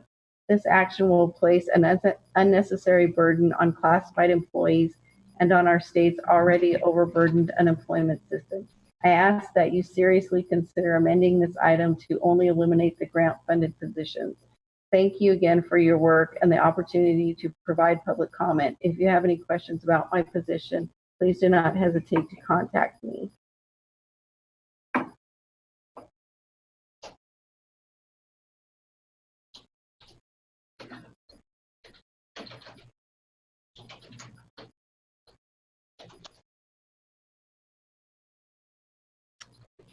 And the next comment is from Fabrizio Sasso. Superintendent Aguilar, Board President Ryan, and members of the board. The Sacramento Central Labor Council, AFL-CIO, is comprised of over 100 local unions representing over 180,000 union members in our region, including teachers and classified staff at Sacramento City Unified School District. It is unconscionable that in a time of global pandemic and the resulting economic crisis that the school district is considering the layoff of classified employees, many of whom are essential to ensuring student distance learning and providing nutritious meals for students. The question we must all ask is why now? Governor Newsom recently signed an executive order that continues funding for public schools despite closures statewide for the remainder of the school year. The rationale behind the layoffs is not clear based on the staff report in tonight's agenda. What is the process for selecting the list of employees who are being laid off? Does it fall on the school site council to determine the layoffs? Is it human resources? At what point are the district's labor partners brought in to discuss the list to collaboratively determine whether or not there are other options? These are all questions I hope you are asking this evening. As unemployment begins to skyrocket during a time of anxiety and disease, the school district should be looking to find ways not to contribute to the problem. Layoffs will certainly have devastating effects on the health, well-being, and safety of classified workers, many of whom are considered low income and are already living day to day without the additional burdens of a global pandemic. We urge you to vote no to the layoffs until further discussions are had with SEIU 1021 and until there is more clarity on the fiscal impacts the layoffs will have on the district's financial position on the long term.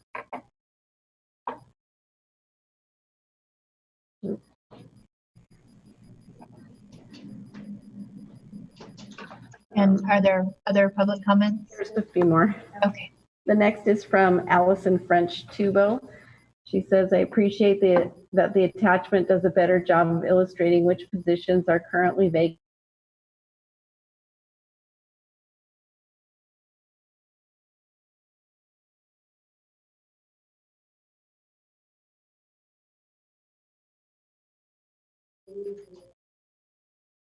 But reductions in hours for noon duty and aides.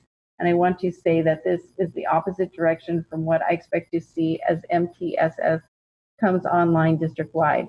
For example, performing one-on-one and small group interventions will require instructional aid staffing for every classroom, and then connections made by staff such as noon duty and campus monitors are key for SEL. Next comment is by Noah Lee Sandoval. It is ridiculous that in a time like this, you guys want to lay off many hardworking people. Both my parents work as custodians, and it wouldn't be fair for them to lose their jobs. Plus the superintendent getting a raise. Wow, what a selfish guy. The next comment is from Kelly Bowerman. I do not understand how the district can justify layoffs and contributing to the overall economic decline. Doesn't the school district still get federal and state dollars regardless of student attendance? This seems to be taking advantage of an opportunity for the district to save the money at the expense of its employees, the lowest paid, already struggling employees who will not be able to go and get another job with all the schools closed. It is not classified staff's fault that the district is in debt because they have horribly mismanaged their budget for years. It is not their debt to pay. How could you even consider layoffs at a time like this? You are trying to profit at the expense of your own employees, their families, and the entire economy, as we will all be contributing to soaring unemployment rates. You cannot lay off your classified employees. It's not even worth it to you. Next comment is from Cassandra Wills. Please do not lay my coworkers off. Life is already a struggle for them. Don't pick them while they're down. COVID-19 is enough to worry about. And our next comment is from Gloria Garay. I cannot afford to be laid off. I am a bus driver and we still have a couple months left to our contract, and I have my bills depending on my pay. And then there's one last comment from Olivia Miner. As a 10-year employee that has always tried to do my best at my job, not because of my pay, but for the children that I service every day, because most of the time I'm the first person they see and the last one of the day, not seeing my own kid in the morning due to my schedule as a bus driver. It is sickening to know that in times of need, you are willing to put more stress on families that work for you and send our kids to this school district. Shame on you. And that's the last one. Okay, thank you very much, Ms. Moretti. At this time, we're going to take questions and comments from board members. If you'll please raise your hands, I'll know who to call on. And I know that board member Minnick helped show you how to raise your hand so that shows up for me on the screen. I have a couple questions and comments while I wait for board members to raise their hands. I want to ask Concy and Rose once again to reiterate, because I think that there is some misunderstanding. Why is this action being brought before us today? Why is this date an action item given what we've heard consistently that we are in a global pandemic? Are we getting a waiver or an ability to put off action and submit a budget to a later date as a result of the global pandemic? No, we didn't get a waiver, but I'll let Concy talk on that piece. What I can share is that some of these positions on here are being brought forward because they were limited term assignments. It was made very clear when the job announcement was posted that they were one-year positions.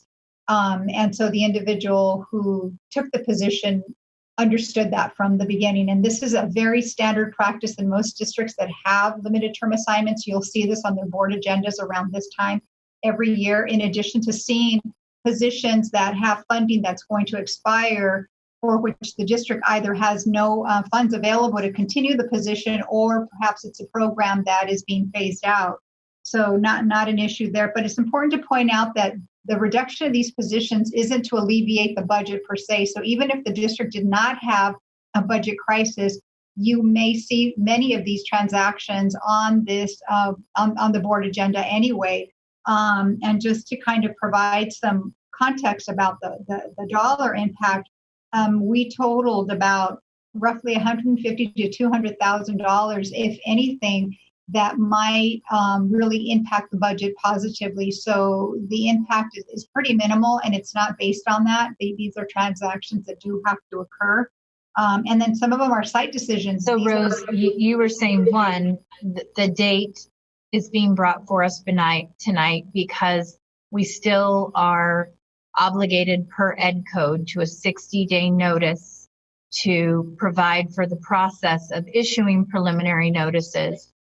But we have an opportunity, should additional grant funds become available or the state intervene, to pull those back, correct? That's correct.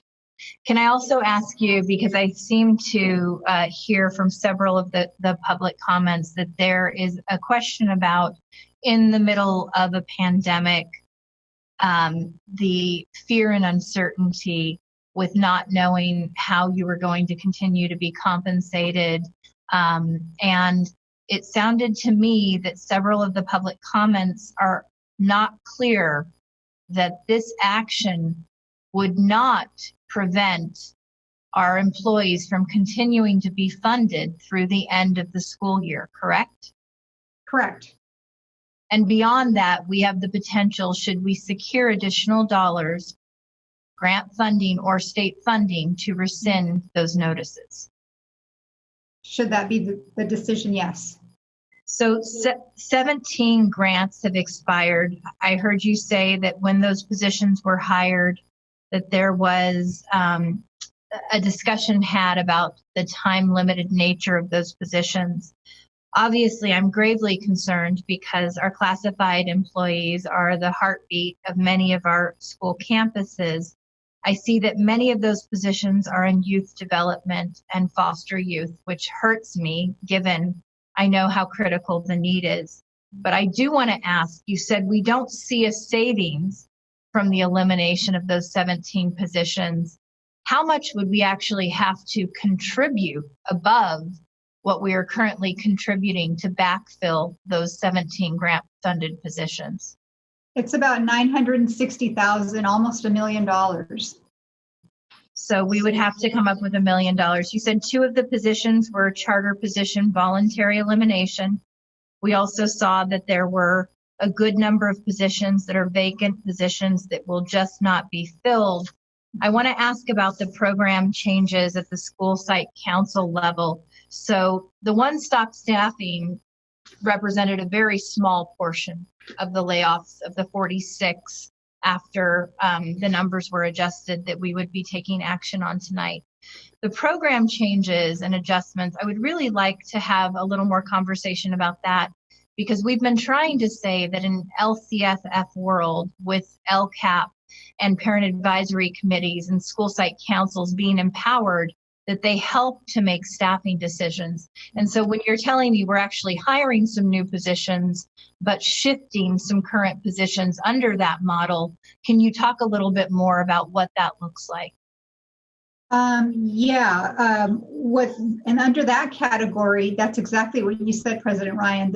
These are local decisions made down at the site level in consultation with their site council. These funds are not going to leave those school sites. They're going to stay with the school sites, but be used in a different manner or to hire other positions. So it would look like, and I believe Mary did a good job of explaining in a couple of cases, some of the school sites are instead just being a little more strategic in the way they're applying those funds.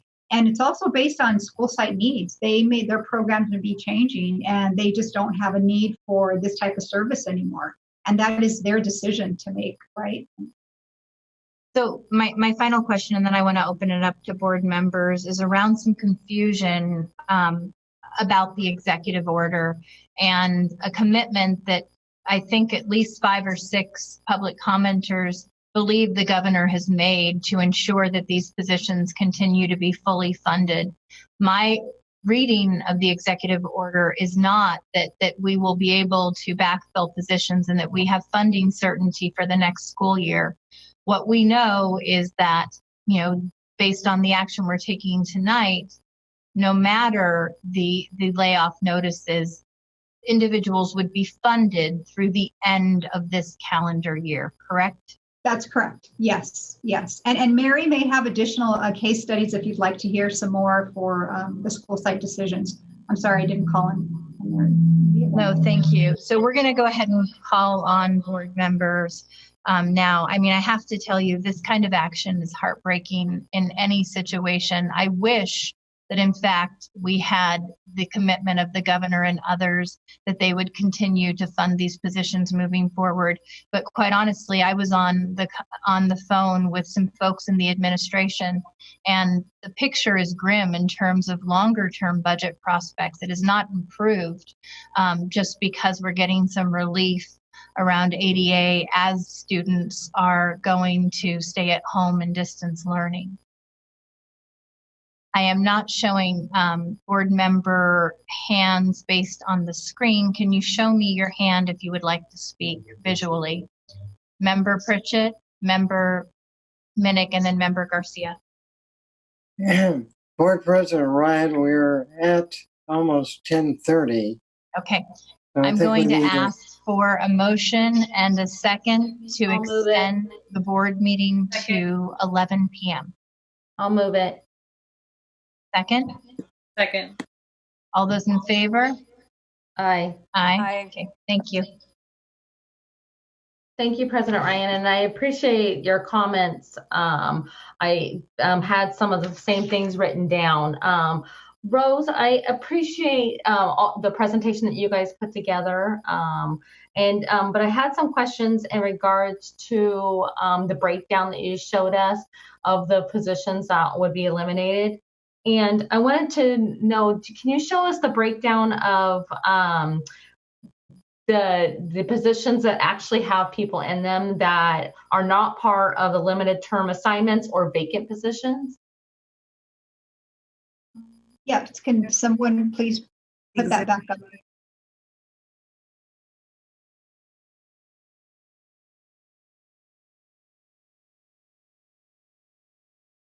So the non-limited term assignments would have been the one-stop changes or the independent charter school. Yep, anything after page 1.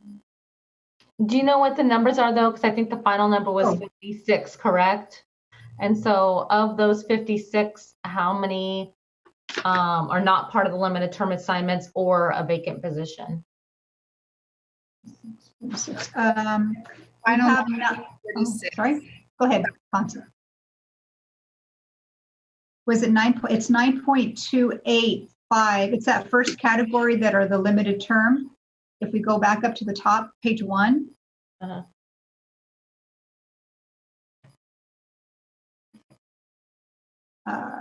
It's that center cat. Yep.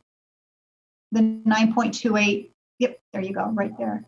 And also category C, that's not impacting any individuals. That's just a position control adjustment. We should probably point that out too. So just so I understand that 9.28 are people that are actually have positions out of the 46.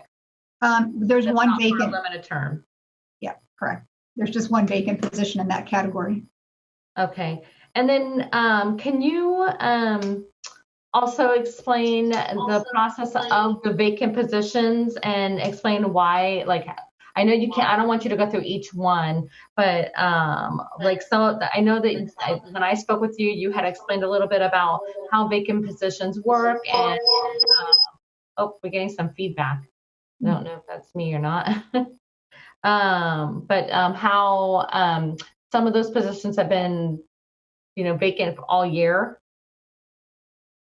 That's correct. And Conti might have additional details on the vacancies as well. Do you want to share anything, Conti, on that? Yeah, the positions on here that are noted for reduction don't show additions that maybe were made. So on the exhibit, if you looked at, for example, 24, line item 24, it's a position that's been vacant since the fall, because the department opted to open another position with those funds.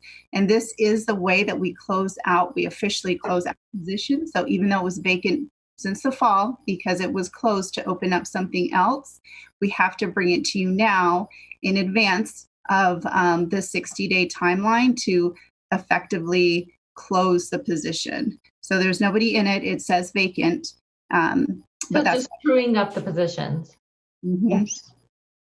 Okay. Yes. And then, some of the public comments are most of all the public comments are heartbreaking. This is not something that we as board members want to do. And I know that some of the public comments said that we want to make these choices. It's as a board member, these are choices that we have to make. And I appreciate the breakdown from staff, because I think that the information that you gave us that broke it down to show us like the vacant positions and the limited term assignments and the grants ending is information that I don't think as a board member we have ever put out there in this detail.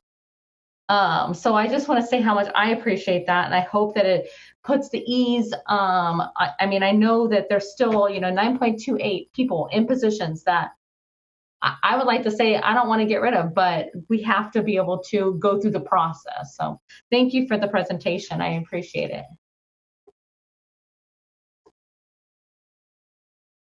We had Board Member Minnick and then Board Member Garcia. Thank you, President Ryan. Sorry, I'm going to pull up the right thing I was looking at. I just a couple of comments and then maybe a question. One, I really appreciate how clear you were in explaining this breakdown, because as I hear, I think this, just like my colleagues have already said, this is not an easy decision for any of us. And I heard the comments from the public comment, but it sounds like what I'm hearing tonight from staff is a little bit of a different picture, and it's not a pleasant one by any means. But what I appreciated is clarification. And one thing was the decisions made at the site level, and I think that a lot of times there's we hear about the school board or the superintendent kind of unilaterally making these decisions that are hurting folks. But what I'm hearing tonight with a lot of these positions is that our school site councils, which are made up of teachers and parents and school site leaders, are making decisions to make changes that are in the best interests of their students. And what I appreciated from Mary showed us how we're seeing some of these reductions, but we're not seeing the new positions that were created, or that were that they were shifting funds to. And what that tells me is that some of these decisions are, rightfully put in the hands of the people that know these kids the best. And so that makes me feel much more comfortable in approving some of these changes, knowing that those teachers and parents and site leaders were making decisions to change positions based on the current needs of their current population of kids. The other thing that I wanted to, it's been kind of restated a few times already, is that some of these that are limited term assignments or grant funded that are ending, that there is that potential that some of these grants are going to get renewed, and we may know that prior to July 1st. And so there is that possibility, but in keeping with our fiduciary responsibility to make sure that we're not locking ourselves into positions that may not be funded, I appreciate that we have to make those decisions now. Then the other thing that I just wanted to say that I just wanted clarification was when you talked, and maybe you said it and I missed it, around the position or positions that were funded through the independent charter. If my understanding correctly, that's an independent school that has contracted with the district for some sort of service, right? Custodial or plant manager or something. I think it's St. Hope, right? And they've chosen to find services elsewhere because as an independent charter, they have the right to contract with us or not. And they've made that choice. And that's something that we don't really have any control over, other than if we were to create an entire new position for that, if assuming that it is an individual and not a vacant position. Is that fair to say, Rose? Yes. Okay. Cool. Well, thank you. I really appreciate how you laid this all out for us. I think it helps me understand. And again, this is really difficult, but I know that some of these things are time sensitive, and we need to be able to have the flexibility if funds don't go the way we want them to. So I know this is a decision that we really have to make tonight. So thank you. Board Member Garcia, followed by Board Member Olson, followed by Board Member Vang. Yes, thank you. So, as board members, we get to make impactful decisions, and those are not always positive decisions, right? We don't always get to do fun stuff. We all often have to do the hard stuff too. But I did want, many of you have already asked many of the questions that sort of were ruminating in my head, but I do have a couple of clarifying questions. And one is from Kansi. You mentioned the meeting with the labor partner to talk about voluntary reductions.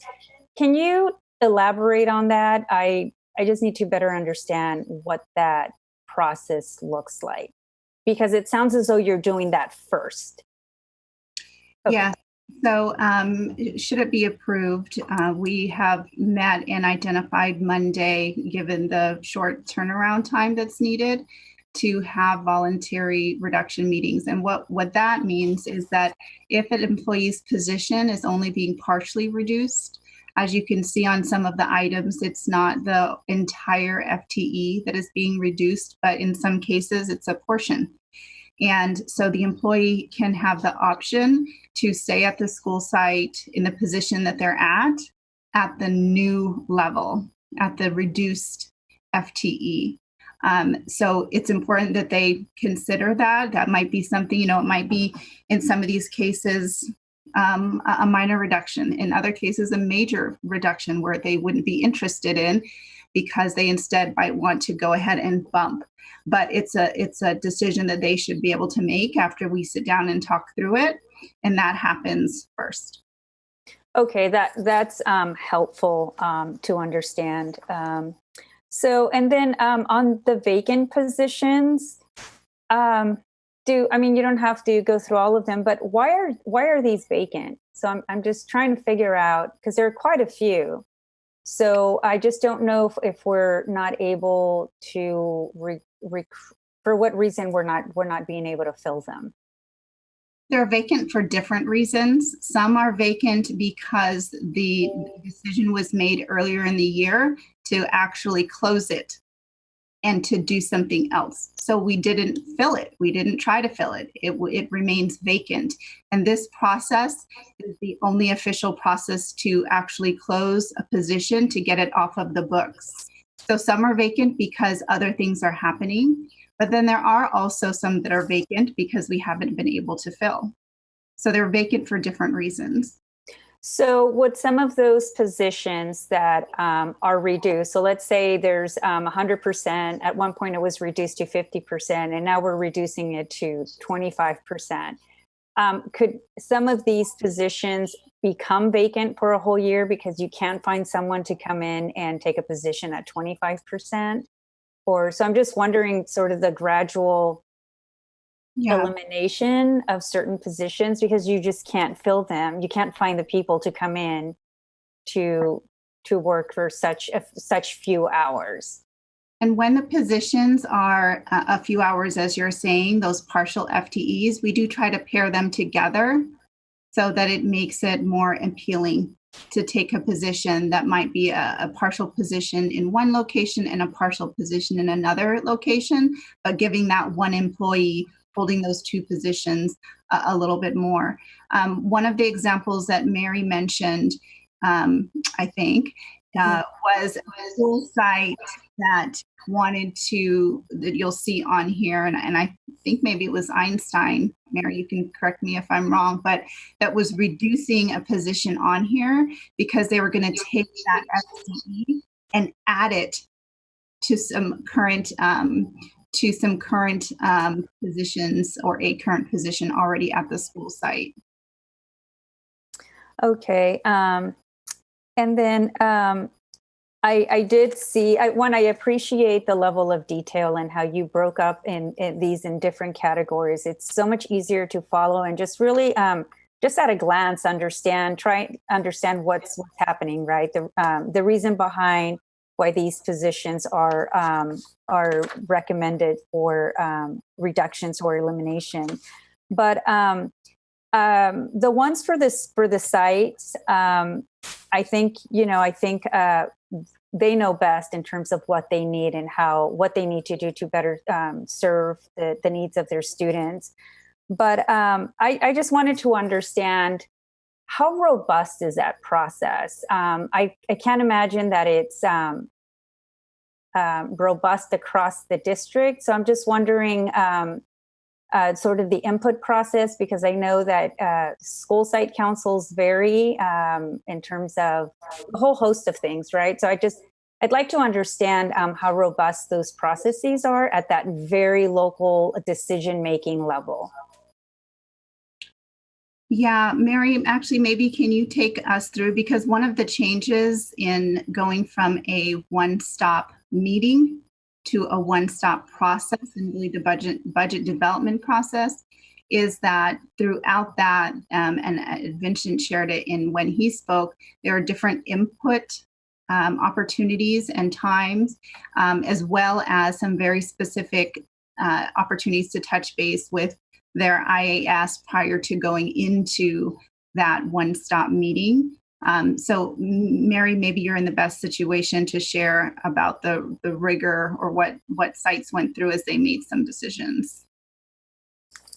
Well, I'll certainly share this time with Vincent as well, because I know he spoke to it during the presentation, but our sites now find out what their allocations are going to be in advance of the one-stop process, so they have ample opportunity to engage with their school site councils, engage with their parents separately, their staff separately, and then the school site council as a collective. This year, one of the new process pieces we put in place was that every site met with their IAS to review the entire process that they were coming into, all the decisions that they were making, to sort of question funding sources, to look at best uses of funding for research-based strategy positions, things that had really been thought out. So that was a new piece of the process that was developed this year before they came into the final meeting. And perhaps the only thing I'll add is the SIPSA mid-year process. This is the first year that we did it with full intent of making that part of a more rigorous review of the SIPSA, so that sites going forward into their one-stop process really will be able to demonstrate through measurable student outcomes the impact of their specific decisions that are tied to SIPSA investments. But this was year one, so I definitely would acknowledge your point. There was variation in completion, but we're going to work to reduce that variation over time. Right, and I guess building capacity, right? Even for some of the members of the school site councils, and for education, and also understanding the trade-offs, right, of those decisions that are happening at that very local level. So I hope that we get there. I know there are some processes that are pretty robust, but I also know that it's not across the board. And I also know that school site budgets vary in a level of funding. Some of them, their budgets are relatively simple and small, but others have, their budgets are pretty large. So we're talking about a lot, right? And then one of the things that I would have liked to have seen is the net savings. I see the numbers, but I don't see the dollar amounts attached to the presentation or the attachment. So can you speak to sort of what we're looking at in terms of dollar amount? All right. Member Garcia, just to clarify, when you're saying savings, you're talking about savings to the budget, or?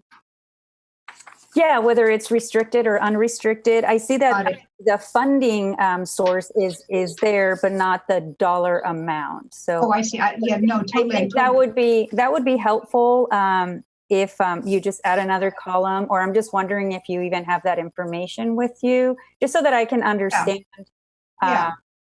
like what we're talking about in terms of funds.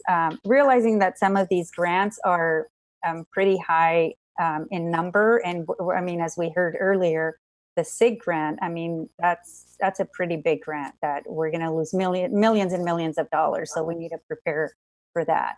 And those are all the comments that I have for now. I may have others.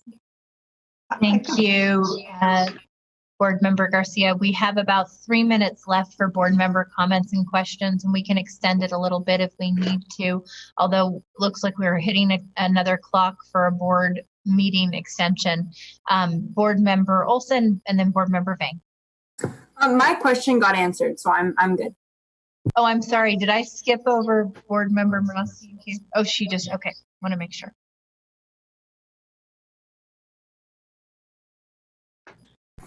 Go to my. Okay. Thank you. Sorry, Member Ng Olson, and then Member Vang, then Member Morosky. My comment, my question got answered already, so I don't need to ask anything. Okay, perfect. Thank you, Board Member Olson. Board Member Vang. Thank you, President Ryan. I just want to take this moment to thank staff, Rose, you, Concy, Mary Harding-Young, and Vincent Harris, just for your thoroughness on this action item. I really appreciate that you're able to pull out these positions in a way where the public and also us as board members can see which ones are grant funded, one-time funds, position controls, things we've heard from, FICMAC and the state audit. I just had some questions and then some comments. For the grant funded positions. And Rose, I appreciate you mentioning that, when staff was hired for these positions, that they were informed that, this was only for a limited amount of time, and that, that it wouldn't continue. And I'm curious to know, And this question is actually directed to the superintendent on what kind of supports do we have in place to fill the gaps. And I asked that in particular because, President Ryan had also mentioned, just looking at the grant, seeing, a lot of these are from youth development, our foster youth. And for schools in my area in particular, many of them that are SIG granted, SIG grants, they have incredible needs. And so I would like to hear a little bit more about what kind of plan we have in place, knowing that these were one-time grants. So that's just my first question. So if someone can answer that. I'm going to see if Ms. Allen is on here, because we do have some examples. For some of these positions, Member Vang, we have been pretty fortunate historically in that some of these grants just continue to get renewed.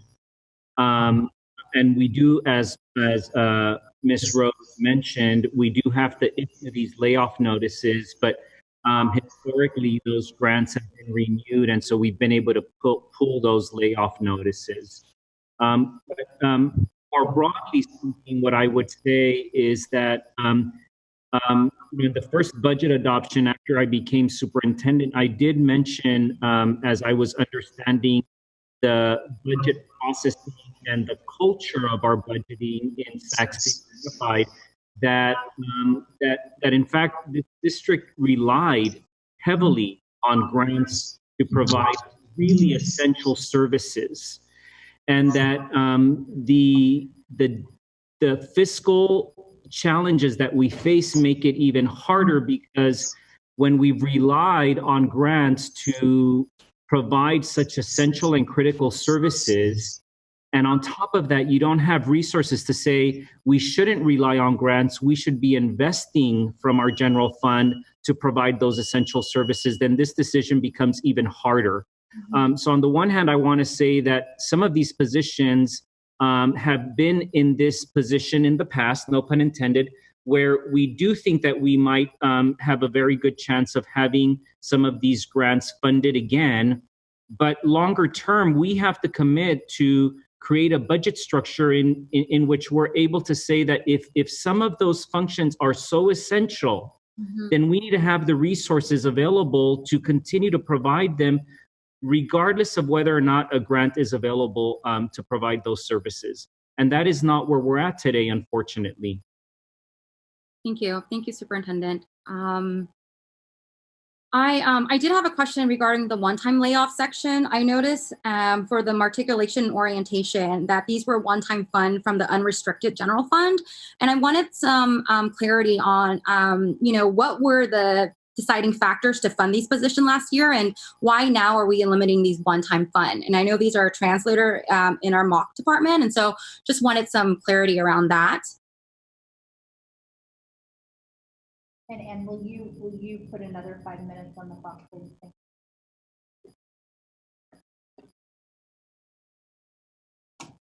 So Rose, is that one that you can speak to, specific to the mock center and the use of the unrestricted general fund, the decision to use one time last year for those? I can just provide, as far as the decision was, that it was a one-time allocation from the unrestricted general fund, and yeah, that's as much information as we have as far as the budget's concerned. Not the, I don't know like the why or. Okay. And then this is kind of similar to the one-time layoffs, but I wanted to ask questions regarding the one-stop layoffs. And I think Member Garcia had mentioned this, and I was going to mention about just the diversity and engagement at school site council. And I know that staff had mentioned that through the one-stop process that there was a feedback loop, and that a lot of these decisions were made at the school site council level. I would echo as well in conversations that I've had with folks on the ground that some of these positions may not have been decided by school site council as well. And so, I want to echo the comment that Member Garcia made in terms of, that not all of our school site are as robust as as they are. And so for us to be mindful of that. I also wanted to know, while these decisions were being made, in terms of the feedback loop, were labor partners ever part of that? I know that our school site council have teachers, admin, and parents, and wanted to know, in that process, is our labor partners included in that? The one-stop process, as defined, really happens at the school site. We speak with the labor partners once the decision is made, and just as we have now, preparing to do voluntary reduction meetings and talking with employees with the union, and engaging after. Okay. Thanks, Concy. I think I echo a lot of my board members in terms of the decisions that we're going to have to make tonight around the layoffs. I think none of us imagine as board members that we would be here today doing a Zoom meeting in a global pandemic, right? And I know the decision before us is not going to be easy. Earlier this week, I think many of us celebrated the life of Cesar Chavez, right? And I really just want to speak to my colleagues directly because I know we're going to be, making a really tough vote moving forward. And in his quote, he says, history is going to be judged. History is going to judge society and government and their institution, not by how big they are or how well they serve the rich and the powerful, but really how effectively we respond to the need of poor and the helpless, right? And, this past couple of days and weeks since COVID-19, I've heard from a lot of parents in my area who have been laid off their jobs. Many of them, are left behind because they don't qualify for some of the government relief. And then I've also spoken to high school students who are entering the workforce during this really dangerous time to become like the primary breadwinner for their family, and our students and families and staff, they're giving us everything they've got right now. And I also believe that we as a board need to give them everything we have. I truly believe it's a moral imperative that we need to do right by our students and our workers. Many of us know that our workers are essential to us as a school district, right? And no one is immune to the challenges that we're going to face right now, or even what's ahead.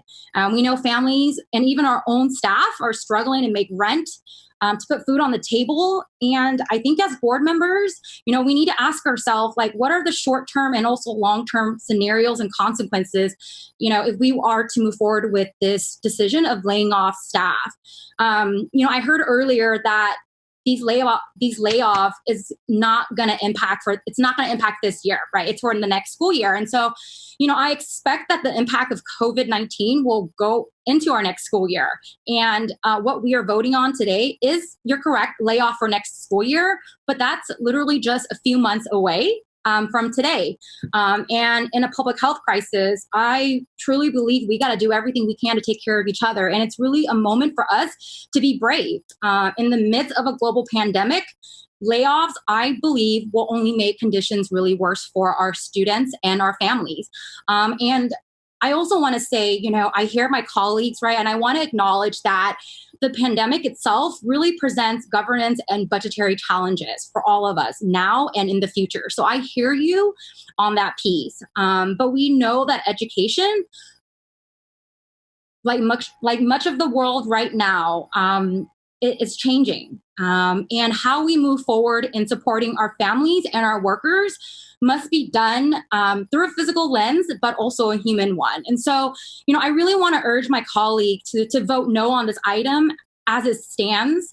And if my colleagues choose to move forward, I want to say, based on a board commitment to discontinue positions that are grant funded or one-time funded, the recommendations from FICMAC and the state audit, I would like to amend the action item, to only move forward with one-time grant position, one-time funding positions, all the position controls, all the vacancy, and that I want to request to remove all positions that are not within that category, right? So that would be positions from 45 to 79 and 93 to 101. And so I would like to make an amendment to that, to the action item. President Ryan, I can't hear you. I said, thank you, Board Member Vang. Board Member Morowski, and I'm sorry, there's a lot of feedback right now coming from the background speakers. Thank you. Okay. I want to echo a lot of my board colleagues in thanking staff for putting this together in a way that is very clear and understandable in terms of the why and how around these proposed decisions. Ms. McCarn, I wanted to ask, given what we know of attrition and the kind of normal dynamics of our staff over the course of, through next year, or even, well, I guess it would be just next year. And the number of positions that we're dealing with, can you give us a sense of what you foresee in terms of the actual employees that are affected potentially by these layoffs, kind of being reabsorbed back into the SCUSD family? With classified, I shared that we have a bumping process. And so if an employee has enough seniority, while they may be losing their position, they might be able to bump into another one. So you can have an impact of 2 or 3 bumps, depending on seniority. So not necessarily are they laid off and no longer have employment, have some sort of employment based on a position that they've previously held. The positions that are in here, again, various reasons, right? Some of them are grant funding that we know is ending. Some of them are site-based decisions, some based on enrollment. And those are, especially the ones that were the site decisions, they've indicated that reducing, and one position because they have a need in another area, that's what they're able to do. They certainly have that right, and going through that process and input through the process to be able to meet the needs. So when you ask about what do I think the potential impact will be, it's difficult to tell without the full analysis of that bumping that takes place. But we know that there are positions, noon duties, for example, morning duties, noon duties, that we didn't have previously. Those are, they previously were per diem positions, and now they're actual FTE positions that have frequent turnover. Okay, so I mean, it's reasonable to expect that many of the staff who are, kind of those on the ground, like noon duty or office managers, frontline staff, that they would be able to move into other positions as their position gets reduced. They would be able to oftentimes move into another position based on their seniority, normal attrition, and based on their seniority. But at the at the kind of the bottom of the seniority list, you're having people who are being bumped out, right? Yes, and attrition is an important part of that. Obviously, taking that into account as those positions come back. And when funding is realized, if there's additional funding realized, then the positions get rescinded, and the layoff notices get rescinded, and that undoes bumps that previously took place. Oh boy. So I guess I'm thinking about the folks at the bottom of the seniority list. But even if there isn't funding to bring back the positions, I mean, that would be great if there was. But even if there isn't, isn't there turnover that would open up new positions to reabsorb some of our staff back in? And can you remind us what happens when staff is laid off? They stay on the list and get called back first for any new position, correct? Yes, the 39-month, the rehire list. So, I mean, there will be people who, through the process, receive a layoff notice that won't have seniority and be able to go into another position. And if that happens, then they go on a rehire list or a 39-month list, where if that position that they were laid off from opens up, they are the first, before we post, before we try to fill any other way, they are the first ones that we contact to let them know the position has opened up and welcome them back into it. Okay, no, thank you for that. And my apologies, Member Morowski, go ahead and ask your final question. I do need to extend the clock again, though. Can I please extend the clock by another 15 minutes? So moved. So moved. Second? Second. All in favor? Aye. Aye. Well, I guess just another couple comments. One, I think it's important. You know, these are difficult decisions because we are talking about people. But the fact that we're talking about closing positions, that's not a judgment on the value or the worth of the people in those positions doing the hard work that is serving our students every day. So I just want to make sure that, because I know it is emotional because the positions are impacting people, but I think we can hold these two thoughts simultaneously. Also, that we need to honor our commitment to students, to figure out how we use our extremely and unacceptably limited resources to best serve the students, and figure out what the best configuration of positions is to that, and also honor our employees and value them as we fit them into the positions that we have available. So I just wanted to make that point that that this is not speaking to eliminating a position is not speaking to the worth or the value of the person in that position. And I also look forward to speak to the adequacy of staffing, particularly in for our classified employees. We talked about reviewing staffing ratios, and I understand the fiscal situation is not going to let us review those and recast those in a very generous light at this time.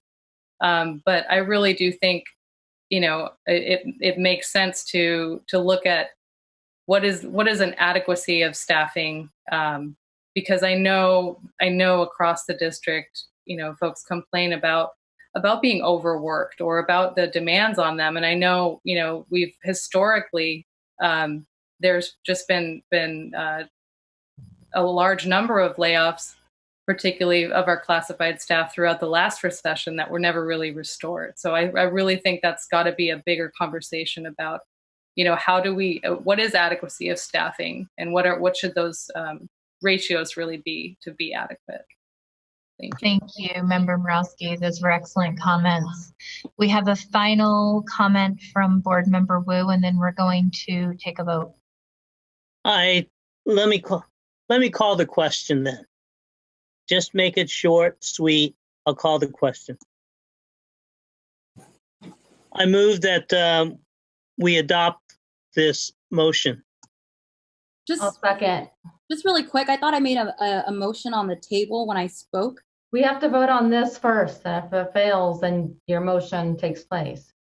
The motion needs to be seconded, and there is a motion on the floor, and it has been seconded for action. Who seconded it? Member Pritchett. So Member Vang, if this motion fails, your counter motion, and if it gets a second, could be taken up.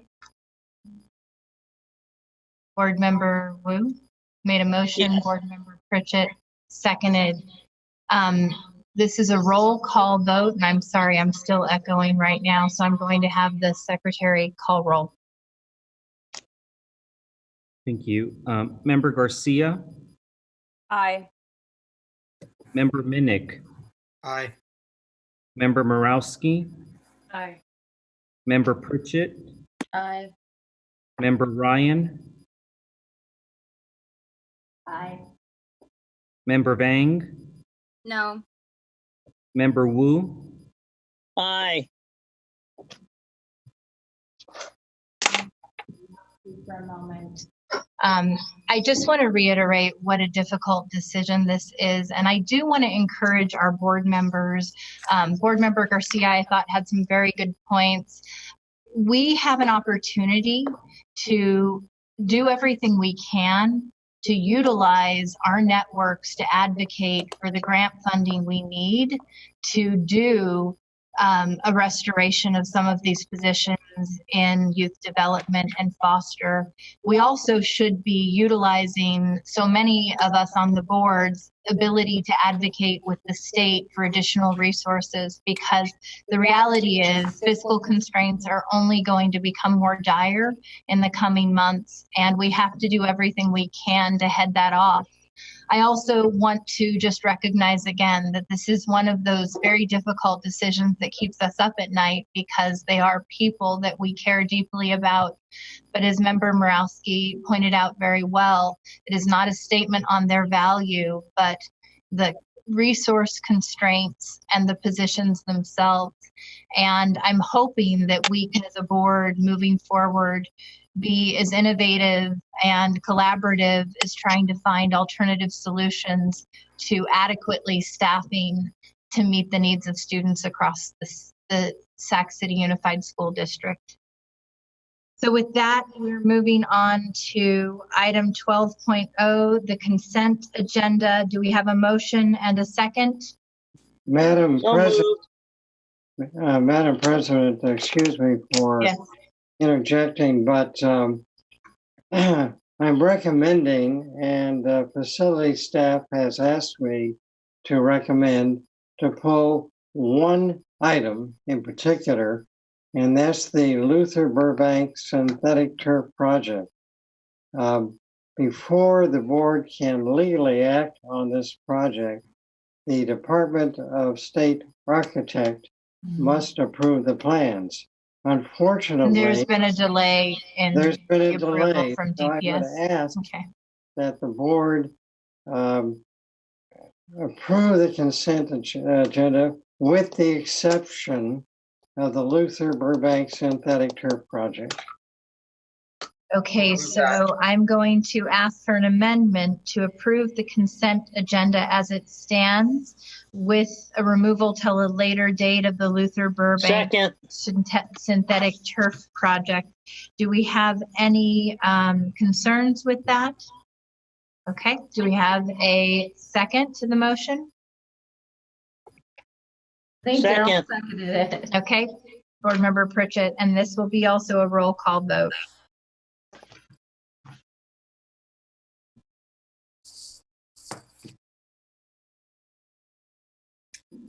On this item, Member Garcia, Aye. Member Minnick, Aye. Member Morawski, Aye. Member Pritchett, Aye. Member Ryan, Aye. Member Vang, Yes. Member Wu, Member Wu, Aye. preferential vote, Student Board Member Angolson. Aye. Okay, the motion carries. Moving on to item 13.0, business and financial information reports. 13.1, receive reports, enrollment and attendance reports. Do we have any public comment on this item? Oh, Cecile did not submit the public comment tonight. Okay, item 14.0, future board meeting dates and locations. Our next board meeting will be held on April 16th. We're anticipating this will also be a virtual meeting. Again, my apologies to the public for some of the technical difficulties. We appreciate your patience, and we hope that this process will improve as we continue to have to adopt this format in the coming weeks and potential months. months. I do want to ask for item 15.0, the adjournment, for a motion to adjourn in recognition of our retired teacher who passed away currently from COVID-19. We're keeping her name guarded because her family has been overwhelmed. But I think it's absolutely appropriate to adjourn this evening in her memory. So moved. Do we have a motion? So moved. Second. Second. Second. All those in favor? Aye. Aye. The motion carries. Thank you. Good night, everybody.